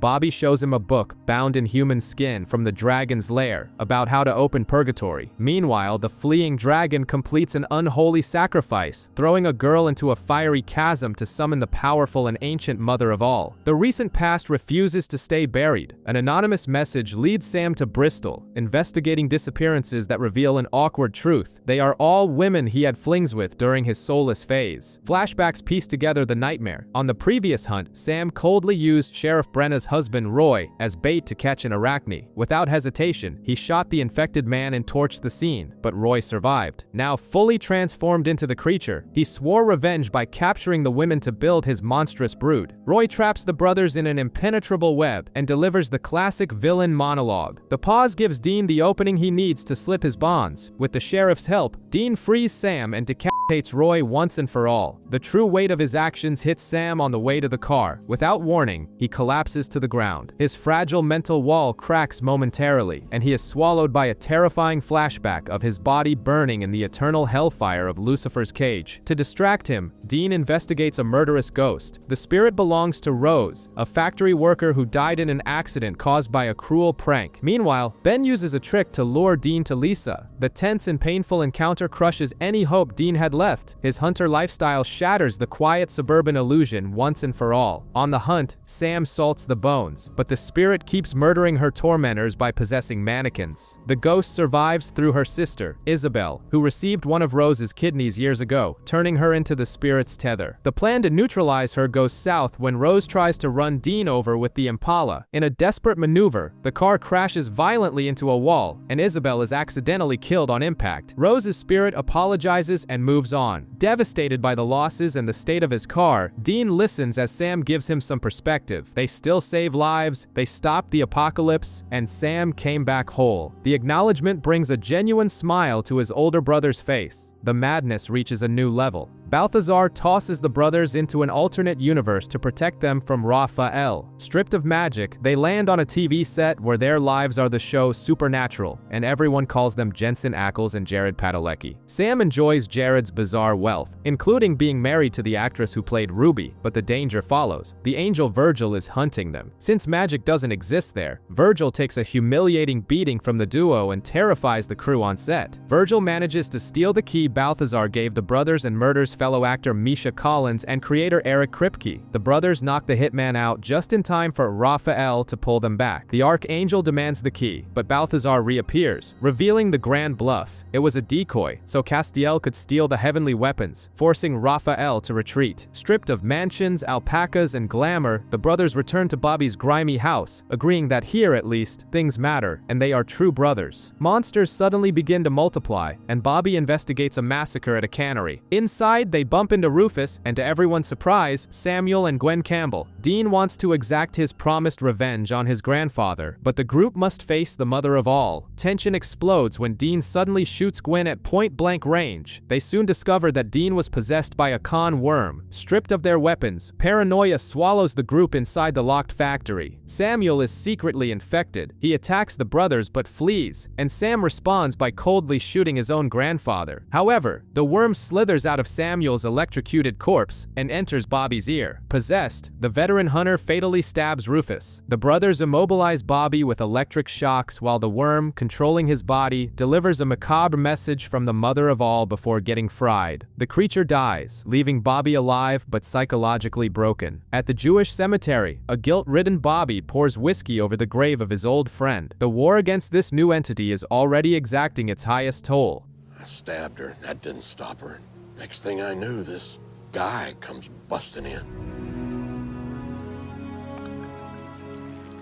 A guy is decapitated in a streak of bad luck straight out of Final Destination. Sam and Dean visit Bobby, who is mourning Rufus, but they find Ellen alive and married to him, along with Joe. Something has severely broken the timeline. They track bizarre freak accidents linked by one thread. The victims' ancestors all came over on the Titanic, which in this reality never sank. The hero? The angel Balthazar, who went back in time to save the ship simply because he hated James Cameron's movie and Celine Dion's song. With the apocalypse cancelled, he claims there are no rules. However, the fates are correcting the mess by killing the 50,000 descendants, putting Ellen and Joe in their crosshairs. Atropos, one of the fates, corners Castiel, accusing him of using Balthazar to generate extra souls to fuel the heavenly civil war. Castiel threatens to kill her but backs down when reminded of her vengeful sisters. Pressured, he accepts the deal. The Titanic has to sink again. The brothers wake up in the Impala with Celine Dion playing on the radio. Everything is back to normal, and Bobby is alone on the couch, dealing with his grief all over again. The hunt for the mother of all continues. In Samuel Colt's journals, they discover that Eve can only burn with the ashes of a phoenix. Killed by Colt himself in Wyoming in 1861, Castiel sends the brothers to the Wild West with just 24 hours to gather the ashes. Dean thinks he's in for a spaghetti western, but only finds dirt and disease. They witness the hanging of Elias Finch, who soon returns as a ghost, incinerating those who condemned him. Dean figures it out. Elias is the phoenix, and his weakness is iron. While Dean deputizes himself as the new sheriff, Sam tracks down Samuel Colt. Showing him a cell phone from the future, Sam manages to borrow the legendary gun from the retired hunter. In the present, Castiel is attacked by his lieutenant Rachel, who disapproves of his methods against the Archangel Raphael. Castiel kills her but is left so severely injured that he must siphon energy from Bobby's soul to retrieve the brothers, risking blowing the man up. In 1861, Dean duels Elias at high noon. He fires the Colt. The Phoenix dies, but their time is up. Castiel siphons Bobby's soul and yanks the brothers back moments before Dean can grab the ashes. Frustration takes over until the doorbell rings. A courier delivers a package from Samuel Colt. 150 years ago, he gathered the ashes and used the date on Sam's phone to schedule the exact delivery. Eve isn't playing around. In a bar, she turns the patrons into a bloodbath of hybrid monsters that Dean dubs Jefferson Starships. Armed with shotgun shells loaded with Phoenix ash, the team hunts the mother of all. Castiel finds the vampire Lenore, who reveals Eve's hideout in Oregon and begs for death, exhausted from the murderous bloodlust induced by Eve. The angel fries her with a touch. In town, everything is a trap. Eve is using the population as a testing ground. The team breaches a police station, kills the hybrids, and rescues 2 boys. After getting them to safety, they head to a diner for the final showdown. There, Eve strips Castiel of his powers, takes the form of Mary Winchester, and reveals the truth. Crowley is alive, kidnapping monsters to siphon their souls. She is breeding the perfect monster to strike back, and one of the newly rescued boys was her lethal biological weapon. Eve demands Crowley in exchange for their lives. Dean Dean refuses. She sinks her fangs into his neck, but gags. Dean had downed whiskey spiked with Phoenix ash. Eve burns from the inside out and dies. With his powers restored, Castiel clears the room. They rush to save the boy's family, only to find sulfur. Their hunch about a hidden alliance hits the mark. The scene cuts, and there is the angel conversing with the king of hell in the empty diner. Following an angel's thoughts in crisis, reveals that Castiel doubts whether stopping the apocalypse was a good idea. He visits Crowley, who is running experiments on Eve's corpse. The king of hell suggests killing the Winchesters, but the angel refuses. Castiel confesses to being the one responsible for the civil war in heaven. The archangel Raphael wanted to resurrect Michael and Lucifer to restart the apocalypse, and he felt he had no other choice. Suspicious, the brothers summon Castiel and trap him in a circle of holy fire. Dean confronts his friend about his collusion with Crowley. Castiel looks away, and his silence gives it all away. To make matters worse, Crowley appears, snuffs out the fire, and points out that the brothers are only holding him back. Later, Castiel tries to justify himself to Dean, claiming he does everything for him. Dean doesn't buy it and warns him he will do whatever it takes to stop him. Cornered and plagued by a guilty conscience, Castiel asks God for a sign to know if he's on the right path, warning that he'll take matters into his own hands if ignored. He waits, but the only response is absolute silence. Chaos reigns when Dean discovers that Castiel stole a crucial journal by H.P. Lovecraft about doors to purgatory, but a cautious Bobby had made a copy. Their research is interrupted by a frantic call from Ben. Men broke into his house and killed Lisa's boyfriend. The voice shifts to Crowley, giving an ultimatum: back off from purgatory or Lisa and Ben die.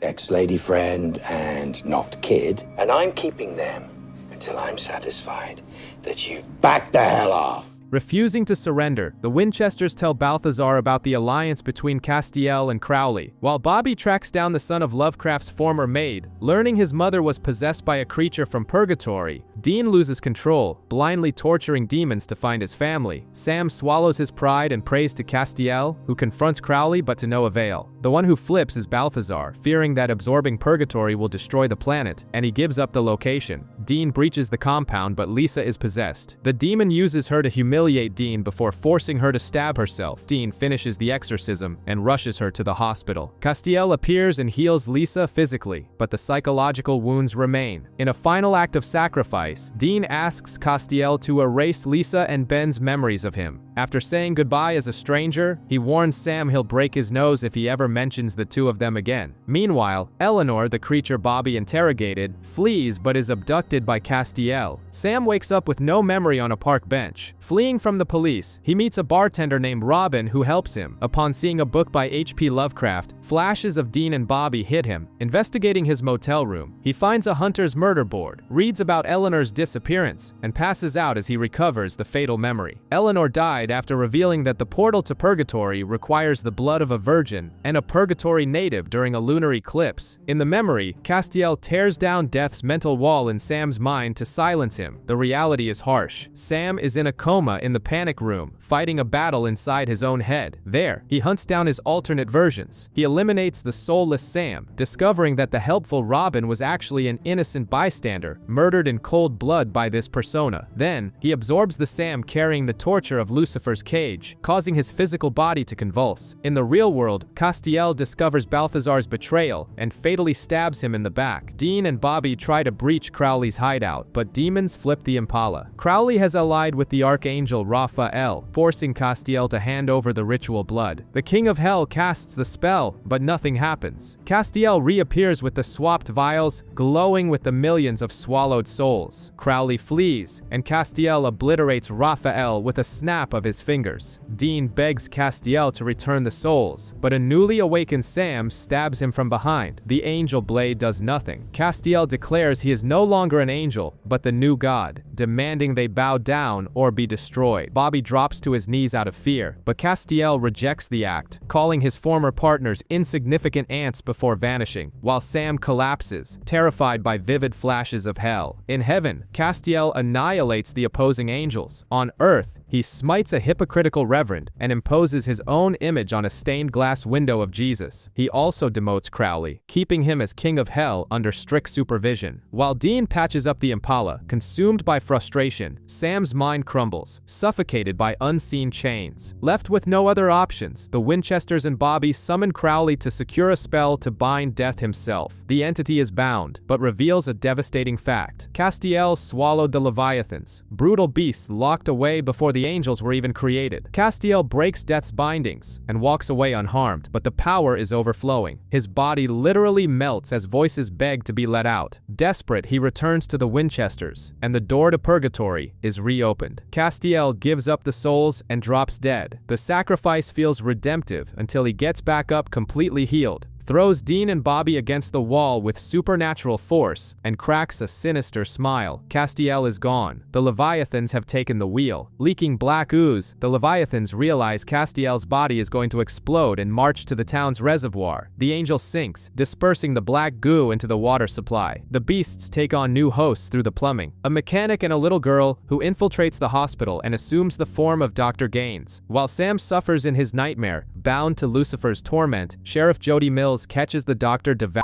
a patient. She fakes being sedated and calls Bobby, who rushes to the hospital. Dean leaves to investigate a massacre at a swim team practice, leaving Sam vulnerable. Lucifer intensifies the psychological torture, taking Dean's form to convince Sam to put a bullet in his own head. The real Dean tracks his brother down. To prove what's real, he forcefully squeezes Sam's broken hand. The agonizing pain shatters the illusion of hell. Upon returning, they find Bobby's house burned to the ground. The Leviathan Edgar attacks, breaking Dean's leg and knocking Sam out. In a last-ditch effort, Dean crushes the monster under a dropped car and calls for help. Unfortunately, the ambulance takes them to the worst possible place, the Leviathan's new nest at the hospital. And, back on the street under the wreckage, Edgar starts to move. Bobby rescues Dean and Sam from the Leviathan surgeons just in time. Go, go, go, go, go, go! Weeks later, in a cabin, Dean recovers with his leg in a cast, while Sam struggles to ignore Lucifer's voice. Through local newspapers, Sam discovers victims missing their pituitary glands and recognizes the signature. It's Amy, a kitsuna whose case he investigated in the past. In their youth, her mother tried to kill him, but Amy murdered her to save Sam. Sam tracks her down, now an adult with a sick son. She swears the kills were strictly to cure the child, guaranteeing her hunting days are over. Weighing his debt, Sam decides to let her go. Dean cuts off his own cast, finds out what Sam did, and lies, claiming to support him. Behind his brother's back, Dean tracks down and stabs Amy at the motel, decreeing that monsters don't get second chances. Her son witnesses the execution, and Dean warns him that if he seeks revenge in the future, he'll be waiting. To settle the score, the Leviathan Chet captures a convenience store owner and alerts his bosses that he found the Winchesters thanks to a simple slip-up, tracing a credit card used by Sam. In another town, Sam and Dean investigate bizarre deaths. A man run over in his own apartment by an invisible car, and another killed by a ghost dog. Red graveyard dirt links them. Bobby does some digging and discovers they are facing the Egyptian god Osiris, who judges and executes those who carry guilt in their hearts. And guilt is something the Winchesters have in spades. Osiris kidnaps Dean and puts him on trial in a mystical barn. The ghost of Joe Harville appears as a witness, while Sam acts as the defense attorney. He masterfully argues that the tragedies in Dean's life result from other people's choices. Osiris concedes the point, but Dean, silently consumed by the secret guilt of murdering Amy, throws in the towel. He refuses the final witness and is sentenced to death. Joe is forced to try to execute Dean using the same painful method by which she died. Sam breaks into a synagogue, steals a ram's horn, shofar, Osiris's vulnerability, and stabs the god at the exact right moment. The ruthless judge desiccates, and Joe fades away peacefully. When Sam asks who the decisive final witness would have been, Dean chooses to boldly lie rather than confess his secret. Life takes them to prosperity, where absurd deaths are happening, lethal hair dryers and murderous nail guns. Romanian coins connect the victims to millionaire philanthropist Don Stark and his wife Maggie. The newly separated couple harbors a secret. Both are witches. Their lethal marital warfare has turned the entire town into a minefield. The brothers' neutralizing spell fails, leaving them with nothing but couples therapy at gunpoint. Sam and Dean force the witches to talk and air out their grievances under pressure. Unexpectedly, the intense heart-to-heart resolves their issues, stopping the executions and rekindling the marriage. Back at the motel, the truce is interrupted by the Leviathan Chet, who is impervious to ballistics. Salvation inspiration comes via Don Stark, who magically paralyzes the monster out of gratitude. The brothers throw the Leviathan in the trunk and head for Bobby's place. Sam offers Dean a safe space to talk about his dark anguish, but Dean chooses to maintain his constant, painful silence. The country turns against the brothers when perfect Leviathan clones initiate a nationwide broadcasted killing spree in the exact towns they have previously saved. Seeking to stop the bloody tour, they buy untraceable laptops from conspiracy theorist Frank Devereaux. Meanwhile, in captivity, Bobby and Sheriff Jody Mills test various toxins on Chet, accidentally discovering that Leviathans melt upon contact with sodium borate, borax. Armed with this knowledge, Sam and Dean let themselves be captured in Iowa, luring the clones to the local police station. In the violent showdown, Dean decapitates his clone, but before Sam's copy melts, the Leviathan spills the truth, recounting in excruciating detail Dean's cold-blooded murder of the Kitsuna Amy. The brothers shake off the FBI by faking their own deaths with the help of the local sheriff, although the field director is a Leviathan reporting to Dick Roman. Off the grid, the final ticking time bomb goes off. Sam confronts Dean about his lie regarding Amy. Unable to forgive the breach of trust, he turns his back and walks away alone. With the brothers separated, Dean drives to Lilydale, and Sam soon catches up with him at a diner to solve a bizarre string of murders targeting fake psychics in the esoteric town. Resentment and tension permeate their teamwork. They discover that spirits are predicting the fatal blows through quartz crystals belonging to the historical Fox sisters. Kate warns the victims, but Margaret revels in the actual executions. After burning Kate's bones, they find that Margaret's were stolen by Jimmy, the local pawn shop owner who uses the spirit to eliminate his mystical competition. Jimmy subdues Sam, but the Winchester strikes back and incinerates Margaret's skull just moments before the apparition can crush a psychic Dean was trying to defend. As the dust settles, Sam throws his bags into the car. He confesses that Dean was dead right about the real threat Amy posed, demanding only that there be no more lies. Broken and lonely, Dean hits rock bottom, admitting his chronic inability to trust after Castiel, and justifying the bottles and his emotional isolation. Looking to shake off the gloomy mood in Las Vegas, Dean walks into a chapel and is shocked to find Sam at the altar, deeply in love with Becky Rosen, his literary superfan. Dean, shouldn't she ask for my permission or something? Fearing dark magic, Bobby dispatches Garth to watch the brothers' backs. Sam's amorous delusion stems from a potion sold by Guy, a crossroads demon running an internal corruption scheme. He seals the 10-year deal, but his intern Jackson kills the victim prematurely. With the contract busted and Sam restrained in captivity after missing a dose, Becky tries to fix her mess. She bluffs and sells her own soul, luring the demon into a trap set by the brothers. In the chaotic brawl, Jackson is taken out by Becky herself, wielding a demon knife. Crowley suddenly appears to clean house. True to Hell's corporate guarantee of never breaking contractual agreements without cause, he punishes Guy for scaring off their global clientele, canceling all pending deals before warning that he's keeping his hellhounds away from the hunters to focus on the battle against the Leviathans. With the marriage annulled, Sam sternly warns Dean that he needs to let go of the obligation to be the ultimate protector and seek healing and balance on his own. The advice falls on deaf ears in the face of Dean's depressive lethargy and nihilistic behavior, worsened by a bizarre hunt in the woods involving a super-fast cannibalistic human full of blue goo that defies biology. Dean gets contaminated through an adulterated sandwich filling, the turducken, where the meat causes a massive anesthetic effect. They track it down to the fast food distributors and realize the Leviathans are running this bizarre scheme led by Dr. Gaines, aiming to dope and fatten up civilization, preparing a perfect intercontinental slaughterhouse. However, a fraction of the subjects react chemically, developing violent psychopathy. Dick Roman catches wind of the disaster and ruthlessly punishes Gaines, ensuring he never causes trouble again. Bobby is detected by enemy radar while stealing confidential reports. Armed with borax, the hunters rescue their mentor, blowing up the base, but Dick unloads lead into their getaway van. Breathing a sigh of relief on the road beneath the van's suspicious silence, their eyes lock onto a bullet hole in the Bobby's cap. Bleeding, motionless, and silent in the back seat is the heart of the group,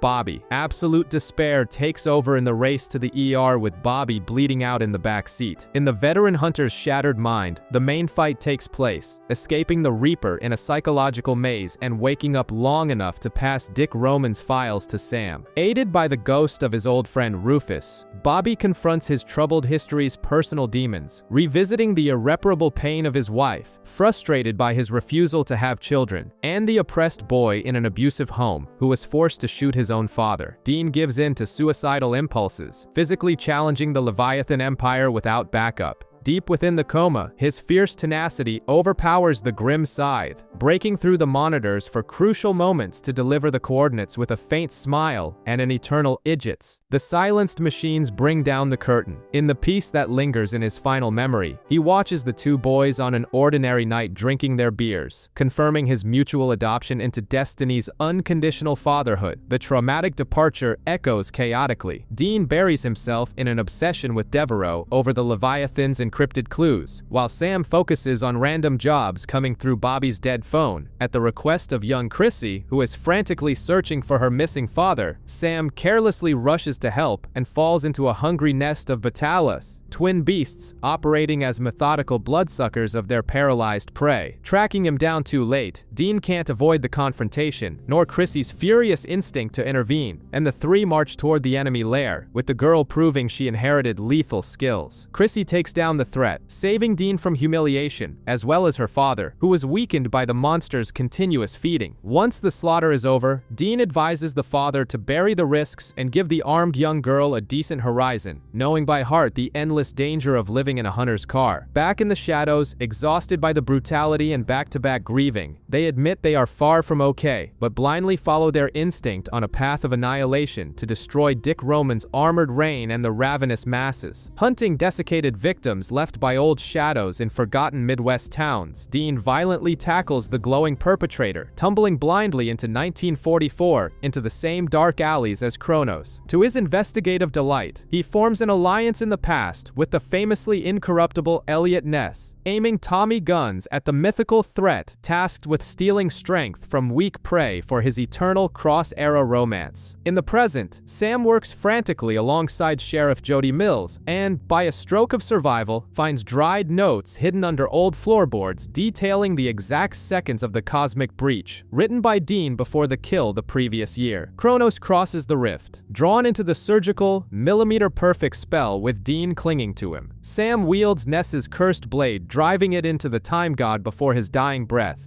Hey, Kronos! I know your future.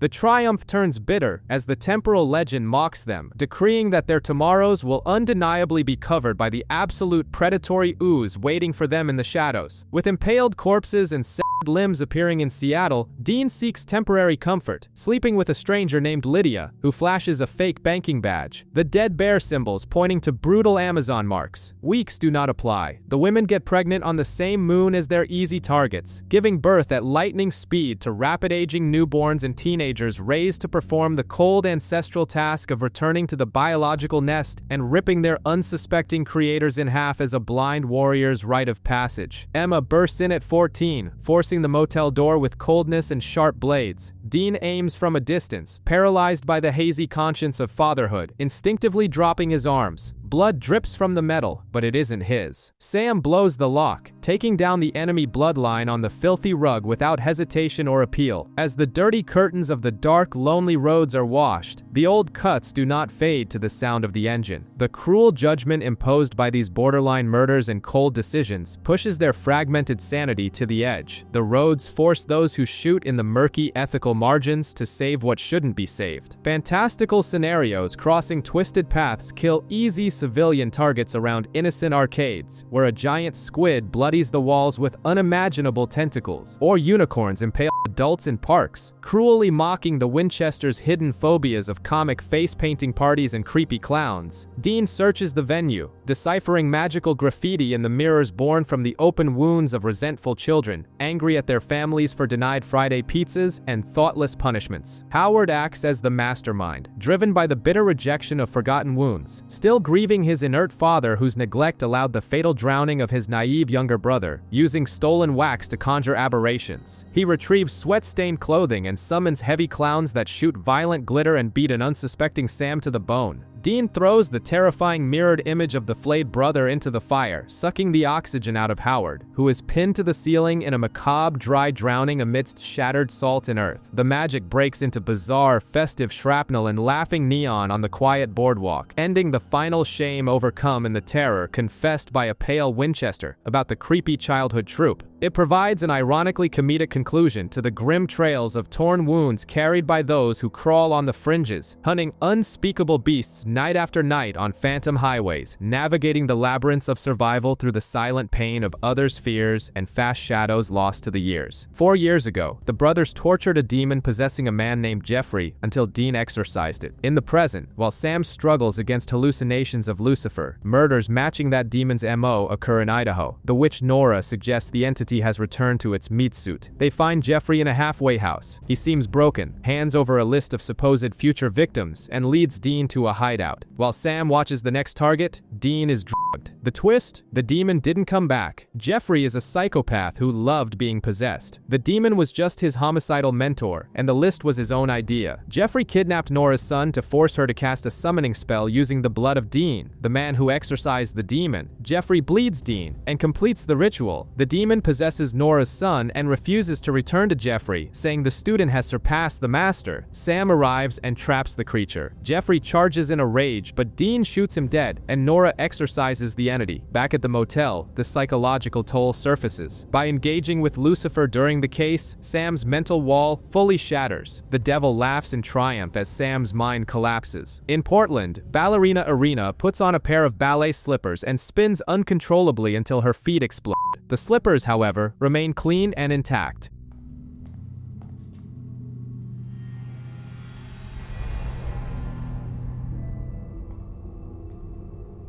With Sam on the edge, hallucinating Lucifer due to sleep deprivation, the brothers investigate. They save a girl from the cursed shoes and trace the magic back to an antique shop, out with the old. The owner, Scott, sold several cursed boxes belonging to his late mother. The hunt turns into a desperate race to recover the items. A tea kettle causes burns to a woman. A gramophone almost makes a boy kill his mother until Sam disarms him, and Dean retrieves a vintage magazine. Meanwhile, the Leviathans, Joyce and her assistant George, are swallowing up the local real estate market for Dick Roman. Joyce kills anyone who refuses to sell and makes George's life a living hell. The brothers corner the Leviathans at Scott's shop. In the brawl, George whispers to Sam to use cleaning supplies, borax, on Joyce and decapitate her. Driven by corporate hatred, he preferred helping the Winchesters over enduring his boss. As a bonus, George reveals that Dick Roman is building a research center to cure cancer, a supposedly good deed that doesn't make sense. George advises them to lay low, but the warning comes too late. When they check on Frank, they find his trailer trashed and covered in blood. The sleep deprivation takes its toll. Fleeing Lucifer's taunts, Sam is hit by a car and ends up locked in a hospital's psychiatric ward, a scenario the devil finds highly amusing. Needing a miracle, Dean follows a lead from Bobby's journal to Emmanuel, a healer of incurable cases. Dean kills a demon holding the man's wife hostage and discovers that Emmanuel is Castiel, but with amnesia, believing himself to be just a man with a divine gift. Even on the brink of madness, Sam remains a hunter. In the psych ward, he helps Marin, who is haunted by her brother's ghost, burning the spirit's bracelet with salt and a stolen lighter. On the road, Dean and Emmanuel are saved from an attack by Meg. The demon wants to ally with the Winchesters against Crowley using Castiel. Upon arriving at the demon-surrounded hospital, Meg reveals to Emmanuel that he is an angel. Castiel steps up, channels his power against the enemies, and his memories come rushing back. The crushing guilt of having broken Sam's mind almost destroys him, but Dean hands him back his trench coat. Inside the building, a demon in disguise tries to fry Sam's brain with electroshock therapy. Castiel eliminates the threat. Since the damage to Sam's mental wall is irreparable, the angel absorbs the madness himself. Sam regains his sanity while Castiel recoils, terrified at the sight of Lucifer. The brothers leave Cass institutionalized for his own safety, while Meg gets a job there as a nurse, ensuring control over her most valuable asset. Kids in local legends always end badly. After two teenagers are torn apart by an invisible force, Sam and Dean team up with the eccentric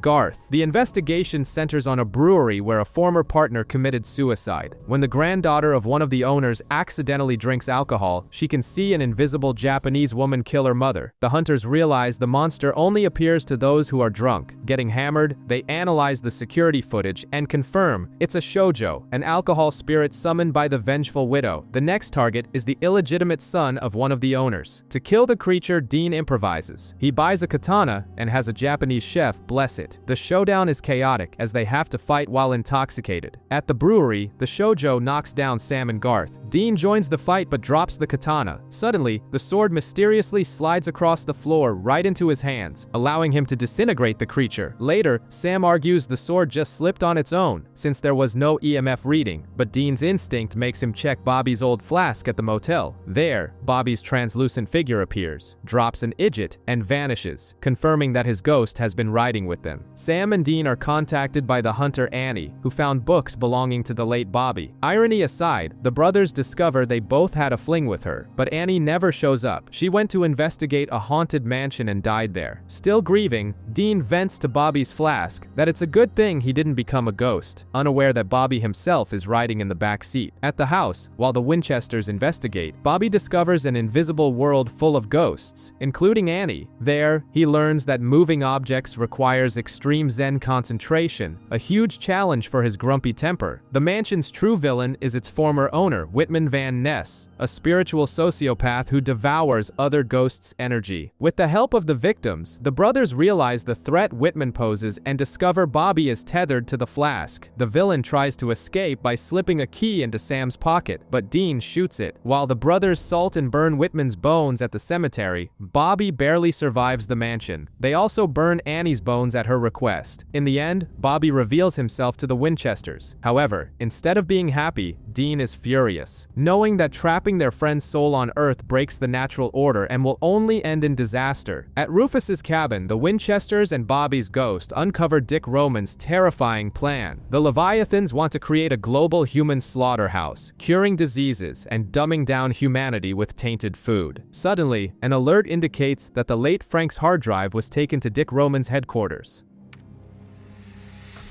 All right, let's see where Frank's drive is.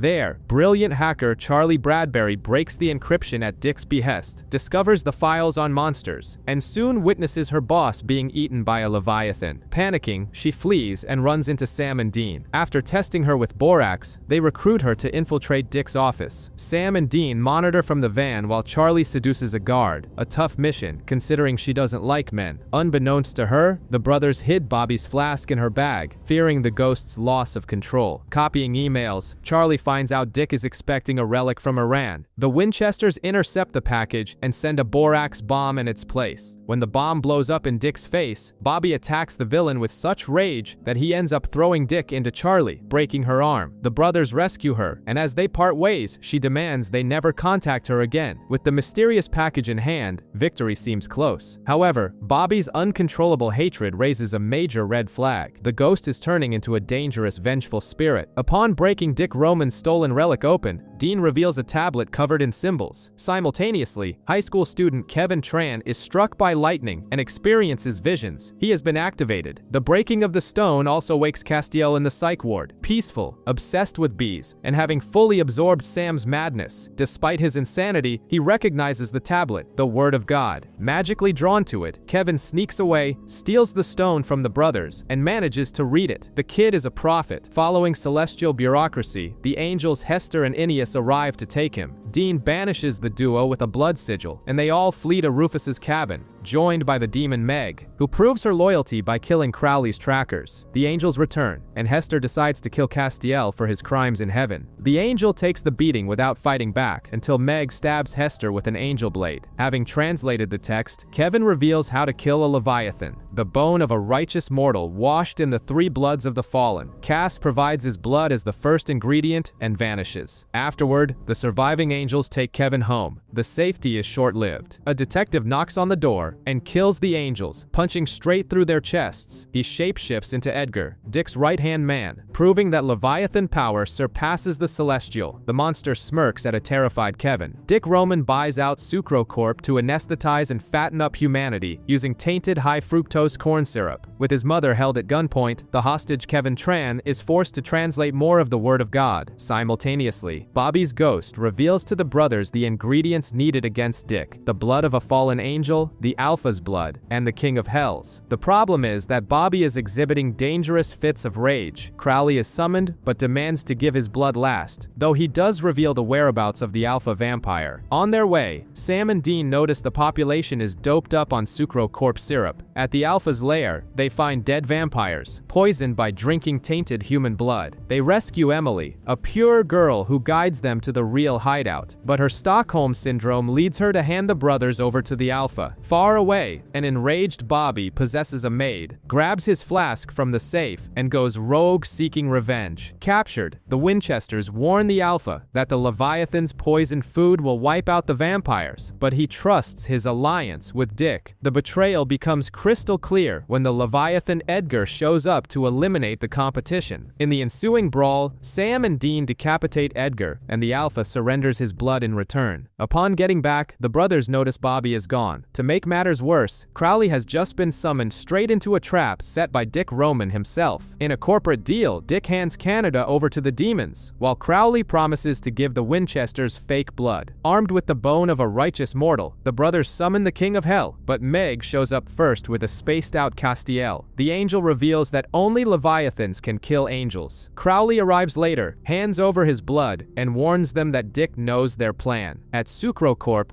Dick conducts a live test of a lethal additive meant for undesirable humans. Through the security cameras, Sam sees Bobby's ghost, possessing the maid, breach the building. Sam tries to stop him, but the furious ghost nearly strangles him. Realizing he has become a threat, Bobby begs them to burn his flask, finally resting in peace. The final challenge is finding Dick among identical clones. Only Castiel can see his true face. The breach begins with the Impala smashing through the sign. Sam rescues Kevin, and Meg distracts the guards before being taken by Crowley's goons. In the lab, Dean attacks Dick with the fake weapon, tricking the villain. Castiel holds him in place while Dean drives the real weapon through him, exploding the monster in a wave of black goo. The explosion sucks Dean and Cass in, giving Crowley the opening to kidnap Kevin and vanish, leaving Sam all alone. Sorry, Sam. Profit's mine.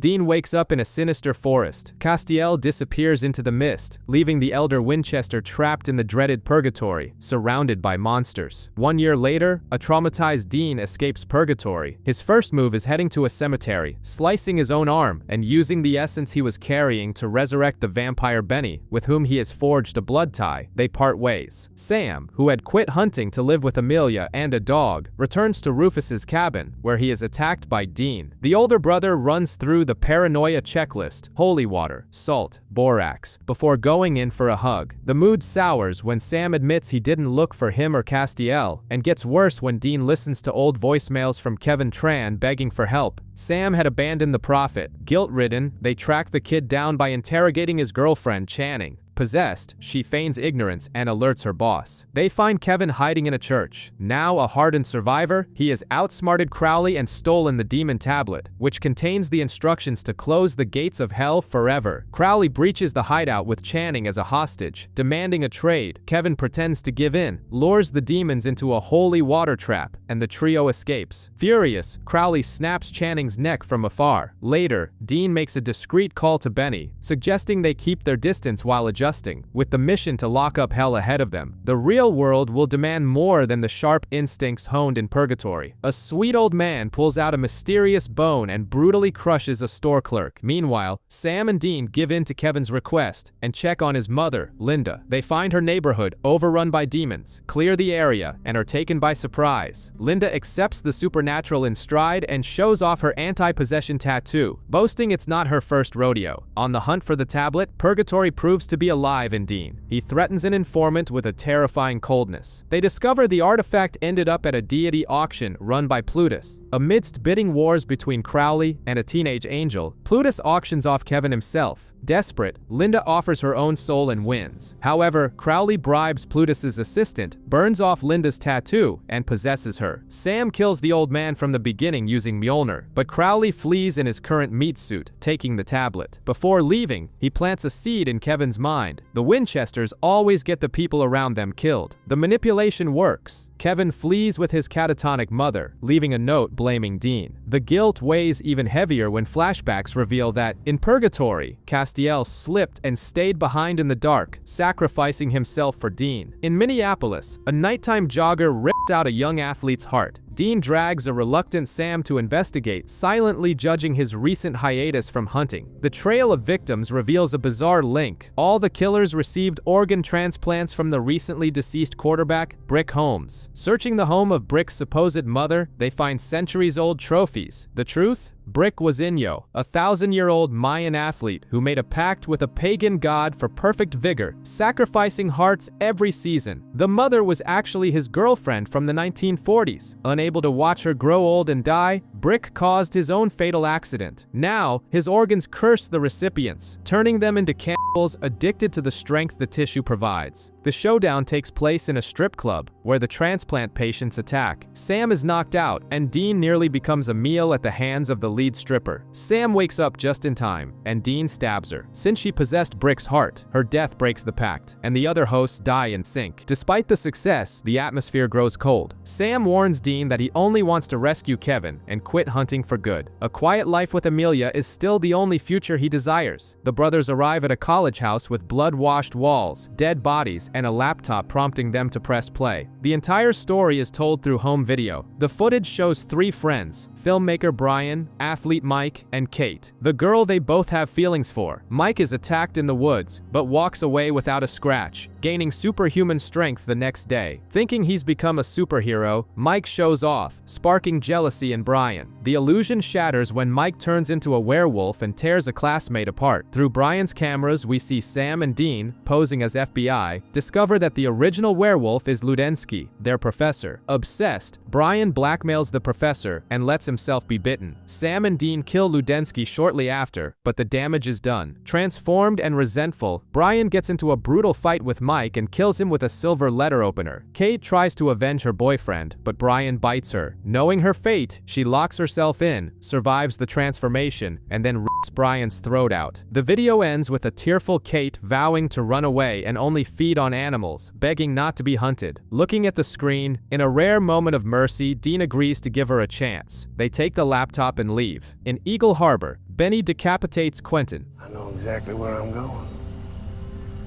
And who I'll see when I get there.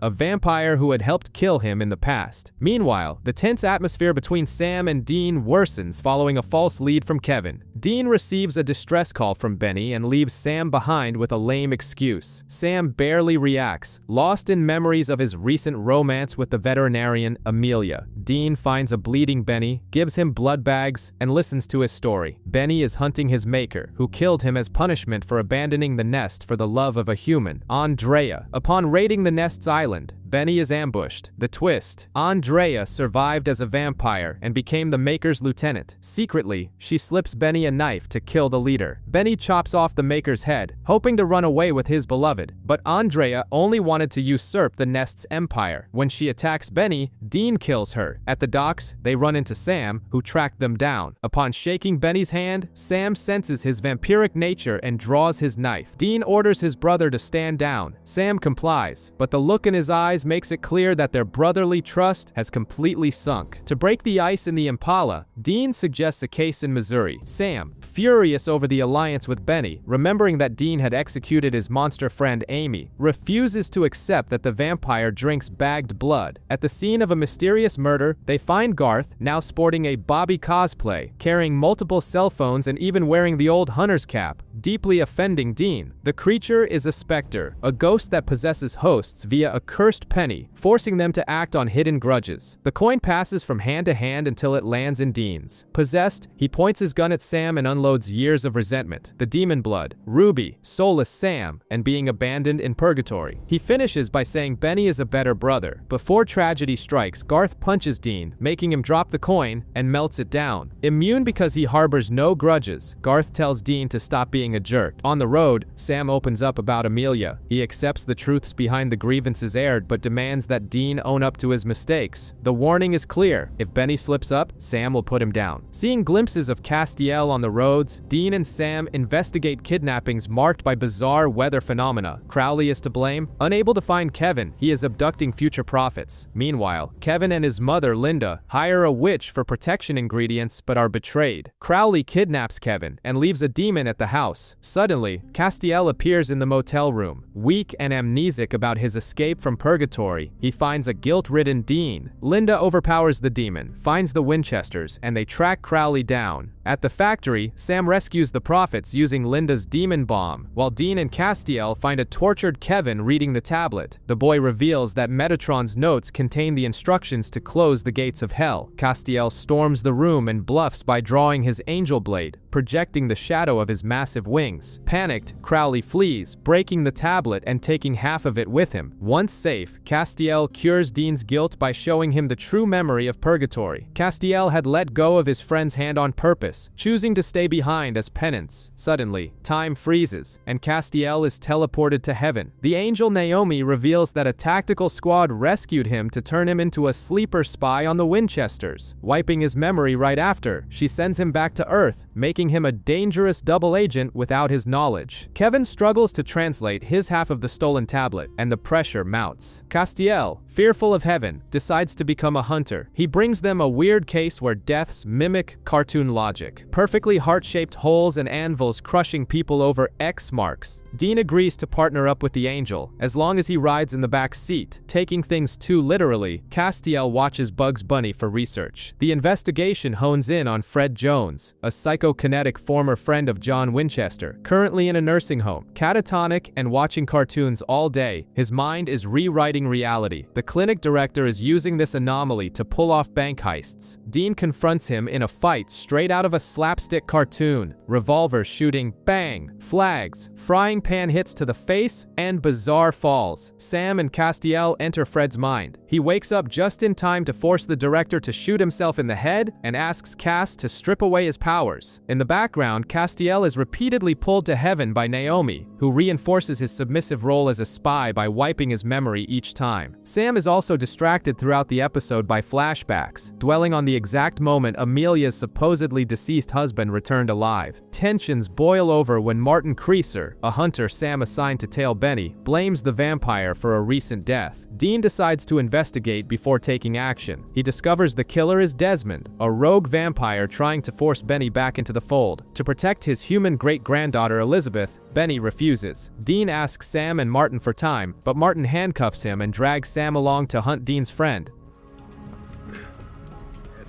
Wasn't around to hear that.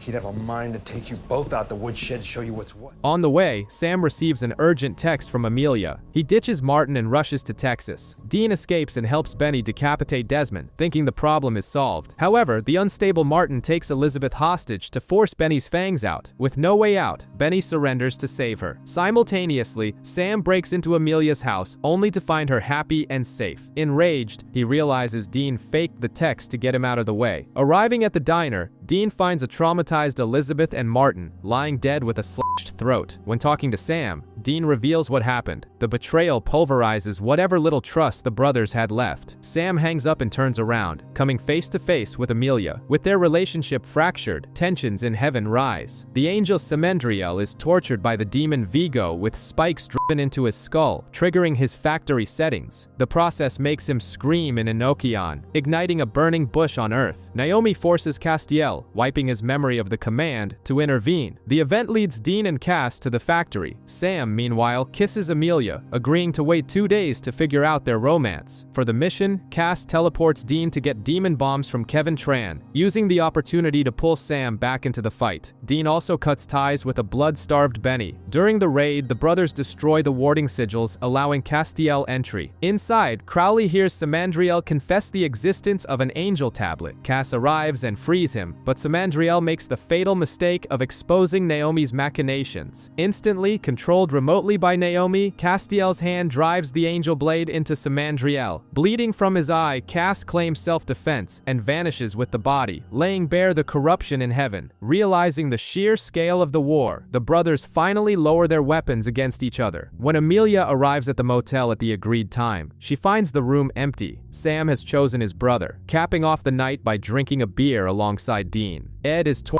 apart by an invisible force after a tree-shaped mark burns onto his arm. With Sam grieving over leaving Amelia, Dean drags him onto the case. They interrogate the victim's friend, Lance, who blames LARP-related threats but soon dies bleeding from the same mark during questioning. At the Moondor LARP camp, they find Charlie Bradbury being crowned queen. The supernatural world hasn't let her go, and overcoming her panic, she decides to help. Sam identifies the mark as fairy magic. Suddenly, Charlie is abducted. The brothers and her gaming partner Boltar look for answers. The trail leads them to a tent where Charlie is surprisingly kissing Gilda, a real fairy. The shocking reveal, Boltar is the villain. He bought spells on eBay to force the fairy to kill his rivals and take Charlie as his queen. He orders Gilda to attack, but Dean knocks the spellbook away, and Charlie destroys the grimoire by stabbing it, freeing Gilda, who takes Boltar away to face fairy justice. Charlie promises to stop running from danger, and Dean, wearing Braveheart war paint, cheers Sam up by leading a mock army across the battlefield. In 1958, a man says goodbye to his son and goes to work, only to find his colleagues massacred by Josie, who is possessed by Abaddon. Receiving a mysterious box from a survivor, he escapes through a portal in a closet. In the present day, he falls out of the closet in Sam and Dean's motel room, demands to speak to John Winchester, handcuffs them, and flees, but is subdued while trying to steal the Impala. During the interrogation, the bombshell drops. He is Henry Winchester, their paternal grandfather. Before they can talk, Abaddon bursts through the portal. Ruby's knife is ineffective and the trio escapes. In hiding, the truth comes out. Henry didn't abandon John out of malice. He is a man of letters, a secret order of knowledge keepers. Dean is disgusted by the pain his father endured, but urgency prevails. The search for survivors leads them to Larry, who reveals the box holds the key to the largest supernatural archive in the world. Unfortunately, Abaddon possesses Larry's wife, kills the veteran, and takes Sam hostage. Reading John's journal, Henry realizes the pain he caused and tries to travel back in time. Knowing this would erase them from existence, Dean knocks his grandfather out and goes to the exchange. At the meetup, Abaddon breaks the deal and attacks Henry, but he fires a bullet carved with a devil's trap, paralyzing the Knight of Hell. Dean decapitates Abaddon, promising to cut her to pieces. With his dying breaths, a proud Henry hands the key to his grandsons. Sam and Dean bury their grandfather, realizing they are the perfect union of the Men of Letters' brains and the Campbell hunters' brawn. The family legacy has just grown. In 1944, a giant creature storms a Nazi base in Belarus. While it crushes soldiers, a commander performs a blood ritual and escapes in flames. A lieutenant hides a red ledger before dying. In the present, Sam and Dean use their grandfather's key and enter the Men of Letters bunker. Sam geeks out over the occult library, while Dean enjoys having a real bedroom with a decent shower. The peace is short-lived. In Pennsylvania, Rabbi Bass finds the same red ledger, but is incinerated by a blonde man who is invisible to everyone else.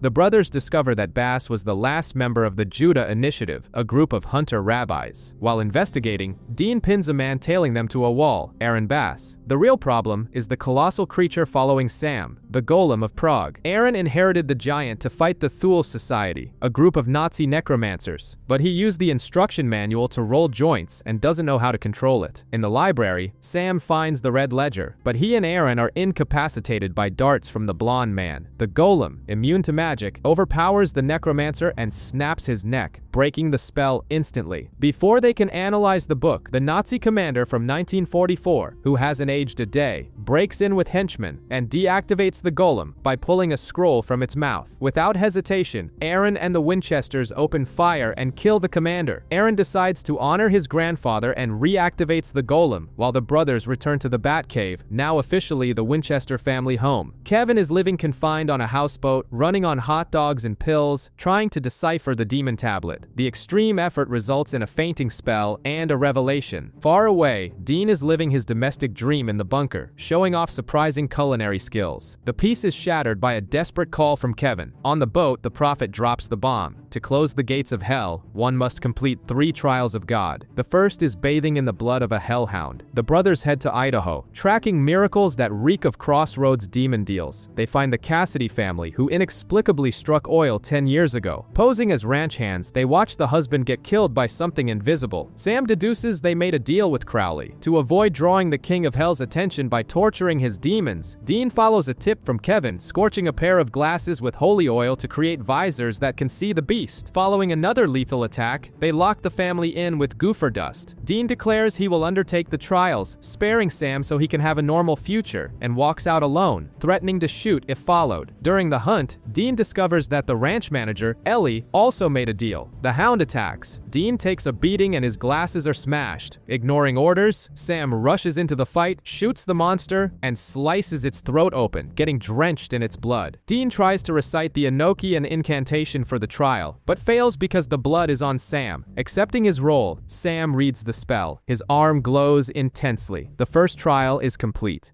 The already tense atmosphere worsens when a St. Louis police officer arrests a prostitute and rips her throat out, thinking it was a nightmare until he sees his bloody shirt. It's James, a cop who has saved the Winchesters in the past. While investigating at the motel, a Doberman walks into their room and shifts into the stunning Portia. James has become a witch, and she is his familiar. Despite their aversion to witches, they hear the story out. James believes he's killing in his sleep. After an astral projection journey through the evidence, the brothers find testimonies from Philippe, the familiar of a witch named Spencer. James's memories were implanted. Spencer ruined the cop's life out of sheer jealousy, because James and Portia broke a magical romantic taboo, and Spencer also had feelings for her. At the witch's bar, Spencer hits hard, trapping Sam and Dean in their worst memories, their mother's death, Lucifer's cage, and hell. Portia attacks Spencer, buying the brothers enough time to throw a witch-killing spell bomb that disintegrates him. With evidence piled up against them, James and Portia are forced to go on the run. On the road, Dean confesses that reliving those memories made him trust Sam to handle the trials. Sam says thank you, but immediately turns away to hide coughing up blood, the terrifying first side effect of his new mission. In Montana, a driver runs over a pedestrian. The next day, the body is found with an eagle feeding on it. The bizarre part is that the man wakes up, heals, and vanishes. Back at the bunker, Sam continues coughing up blood in secret. The brothers track the zombie, who dies again after a bear attack and resurrects right on the morgue slab. His name is Shane, and he has been dying and coming back to life daily for 7 years. That night, a leather-clad woman attacks him. Shane fights back with unnatural strength, but suffers a fatal heart attack. Hey, whoa. Is he having a heart attack? Do we call 911? And tell him what? That the dead guy we stole from the morgue is alive and having a coronary?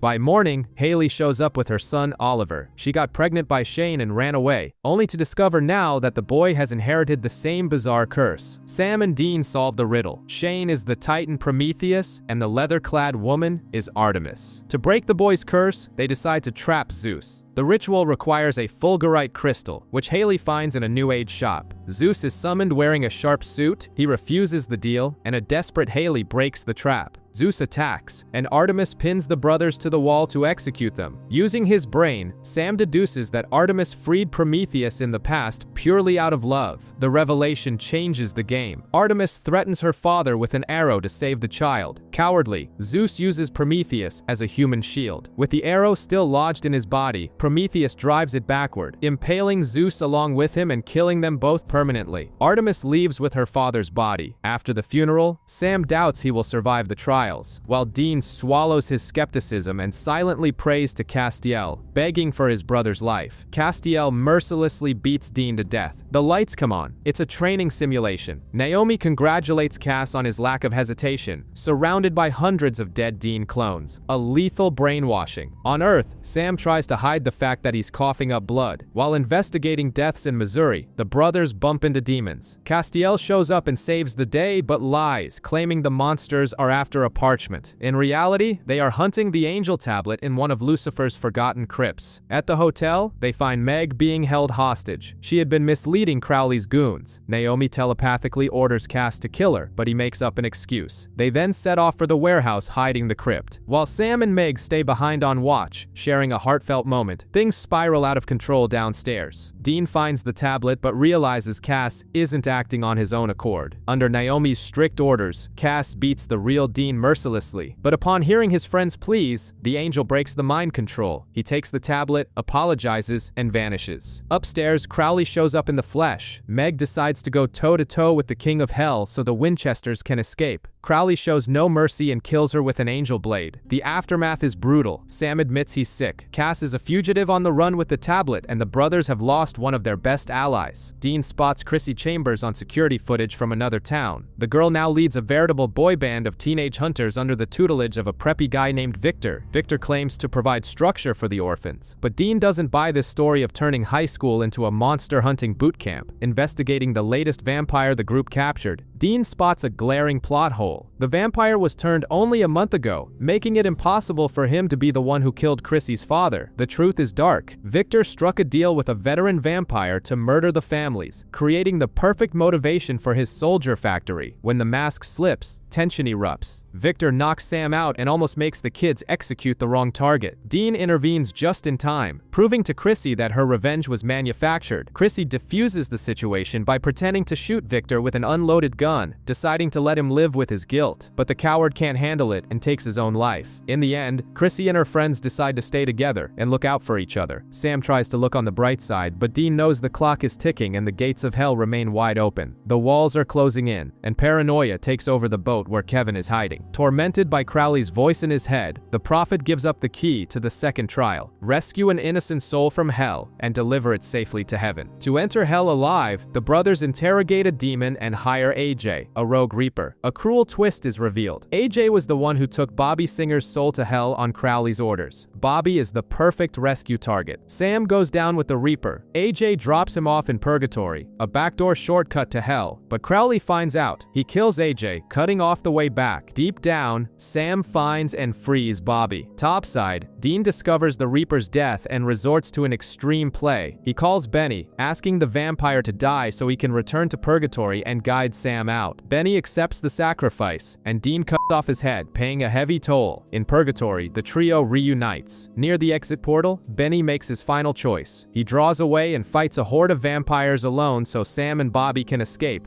dying for good in the place he felt he belonged. On Earth, the trial nearly fails when Crowley tries to drag Bobby back, but Naomi steps up to the King of Hell and clears the path to heaven. Sam completes the second trial in intense agony. What? Talk to me, what? It's okay, it's okay. The night holds one final blow. Upon returning to the hideout, they discover Crowley has taken Kevin. Sam is wrecked by the trial and can barely hold a gun. Dean forces him to stay at the bunker just as Charlie Bradbury shows up with a case involving liquefied organs. With Sam sidelined, Charlie steps in as Dean's partner, complete with an FBI disguise montage. They try to fool a coroner, but Sam intervenes from the shadows and finds another victim with a blue handprint. The three break into the morgue. The bodies have turned to ash, and research indicates they are dealing with a djinn that feeds on fear. The creature kidnaps Charlie, who had been secretly paying for her comatose mother's medical care. The brothers raid the warehouse where she's being held. Dean takes out the creature, and Sam, even while exhausted, fights the monster's son outside. The antidote fails, so Dean takes a potion to enter the girl's mind. The mental landscape is a retro video game where Charlie is playing Sarah Connor. Her prison is the guilt over her mother's accident in the past. Dean convinces her to drop the weapon and forgive herself, causing the monsters to disappear. In the end, Sam survives the fight. Charlie wakes up, says goodbye to the brothers, and heads to the hospital to read The Hobbit to her mother one last time. Kevin wakes up on the boat and is visited by Sam and Dean, who hand him the other half of the tablet. Once they leave, they are revealed to be demons. It's all a Hollywood-style set created by Crowley to trick the Prophet. In the real world, Sam continues to burn up with fever at the bunker. They receive an automated message signaling Kevin's possible death. Sam recognizes a symbol in the notes linked to Metatron, the Scribe of God, pointing to a hotel in Colorado. Far away, Castiel tries to outrun the angels, but is caught and ruthlessly tortured by Naomi, until Crowley bursts in, firing angel blade bullets. The King of Hell rips the tablet hidden inside Cass, but the fake brothers call to warn of a trap, forcing the demon to retreat. At the hotel, Dean has to plunge Sam into an ice bath. Upon waking up, Sam tracks Metatron to room 366. The angel lives surrounded by books, oblivious to the apocalypse, but Dean throws Kevin's suffering right in his face. Crowley goes to the real boat to collect his due, but Kevin unleashes a blast of light that scorches the demon's face. Metatron rescues the Prophet and delivers the answer. The third trial requires curing a demon. Still processing the bombshell on the road, the brothers stumble upon a bloody Castiel lying on the asphalt, begging for help. Tommy Collins, the Wendigo guy from years ago, watches his own head spontaneously explode. In the bunker, the mood is heavy. Digging through the archives, the brothers find an old film reel of a priest exorcising a demon by injecting his own purified blood to induce human guilt. It's the key to the third trial. While they piece Abaddon back together to use as a guinea pig, Metatron shows up with a plan for Castiel: shut the gates of heaven. The first mission is to kill a Nephilim waitress. Abaddon's severed hands come to life, untie the Knight of Hell, and she escapes. Crowley calls with a threat: every 12 hours, someone the Winchesters saved will die unless they hand over the tablet and the Prophet. The next victim, Jenny Klein, burns to a crisp in an oven. The following target is a punch to the gut, Sarah Blake. Far away, the Nephilim attacks and Cass kills her to save Metatron, sealing his celestial fate. At Sarah's hotel, Sam and Dean set up protective spells. Crowley calls right on schedule and Sarah starts suffocating. Dean destroys the demon's phone where the spell was hidden, but it's too late. Sarah dies in Sam's arms. Devastated, the younger brother considers giving in, but Dean shuts the idea down immediately, declaring that the Winchesters are seeing this through to the end. Sam and Dean finally capture Crowley for the third trial. Desperate, the demon calls for backup, and Abaddon shows up, but only to kill Crowley and seize the throne. Sam douses her in holy fire and drives her away. The impact of the purification hits. Crowley begins to cry and show human emotions. Meanwhile, Castiel and Dean seek out a Cupid's bow. The confusion escalates when Naomi appears, revealing the deception. The angel trials are a manipulation by Metatron to expel them from heaven. She warns Dean that if Sam completes the demon trials, he will die in the process. Metatron doesn't waste time. He kills Naomi and takes Castiel hostage. Dean rushes back to Sam, who by now has accepted death as his penance. It's a heavy conversation, but Dean manages to pull him back from the edge and convinces him to stop. Up above, Metatron's plan comes to fruition. He extracts Castiel's grace and banishes him to Earth as a human. Sam, Dean, Castiel, and Crowley look up at the night sky, which lights up with thousands of angels falling like shooting stars. They're falling.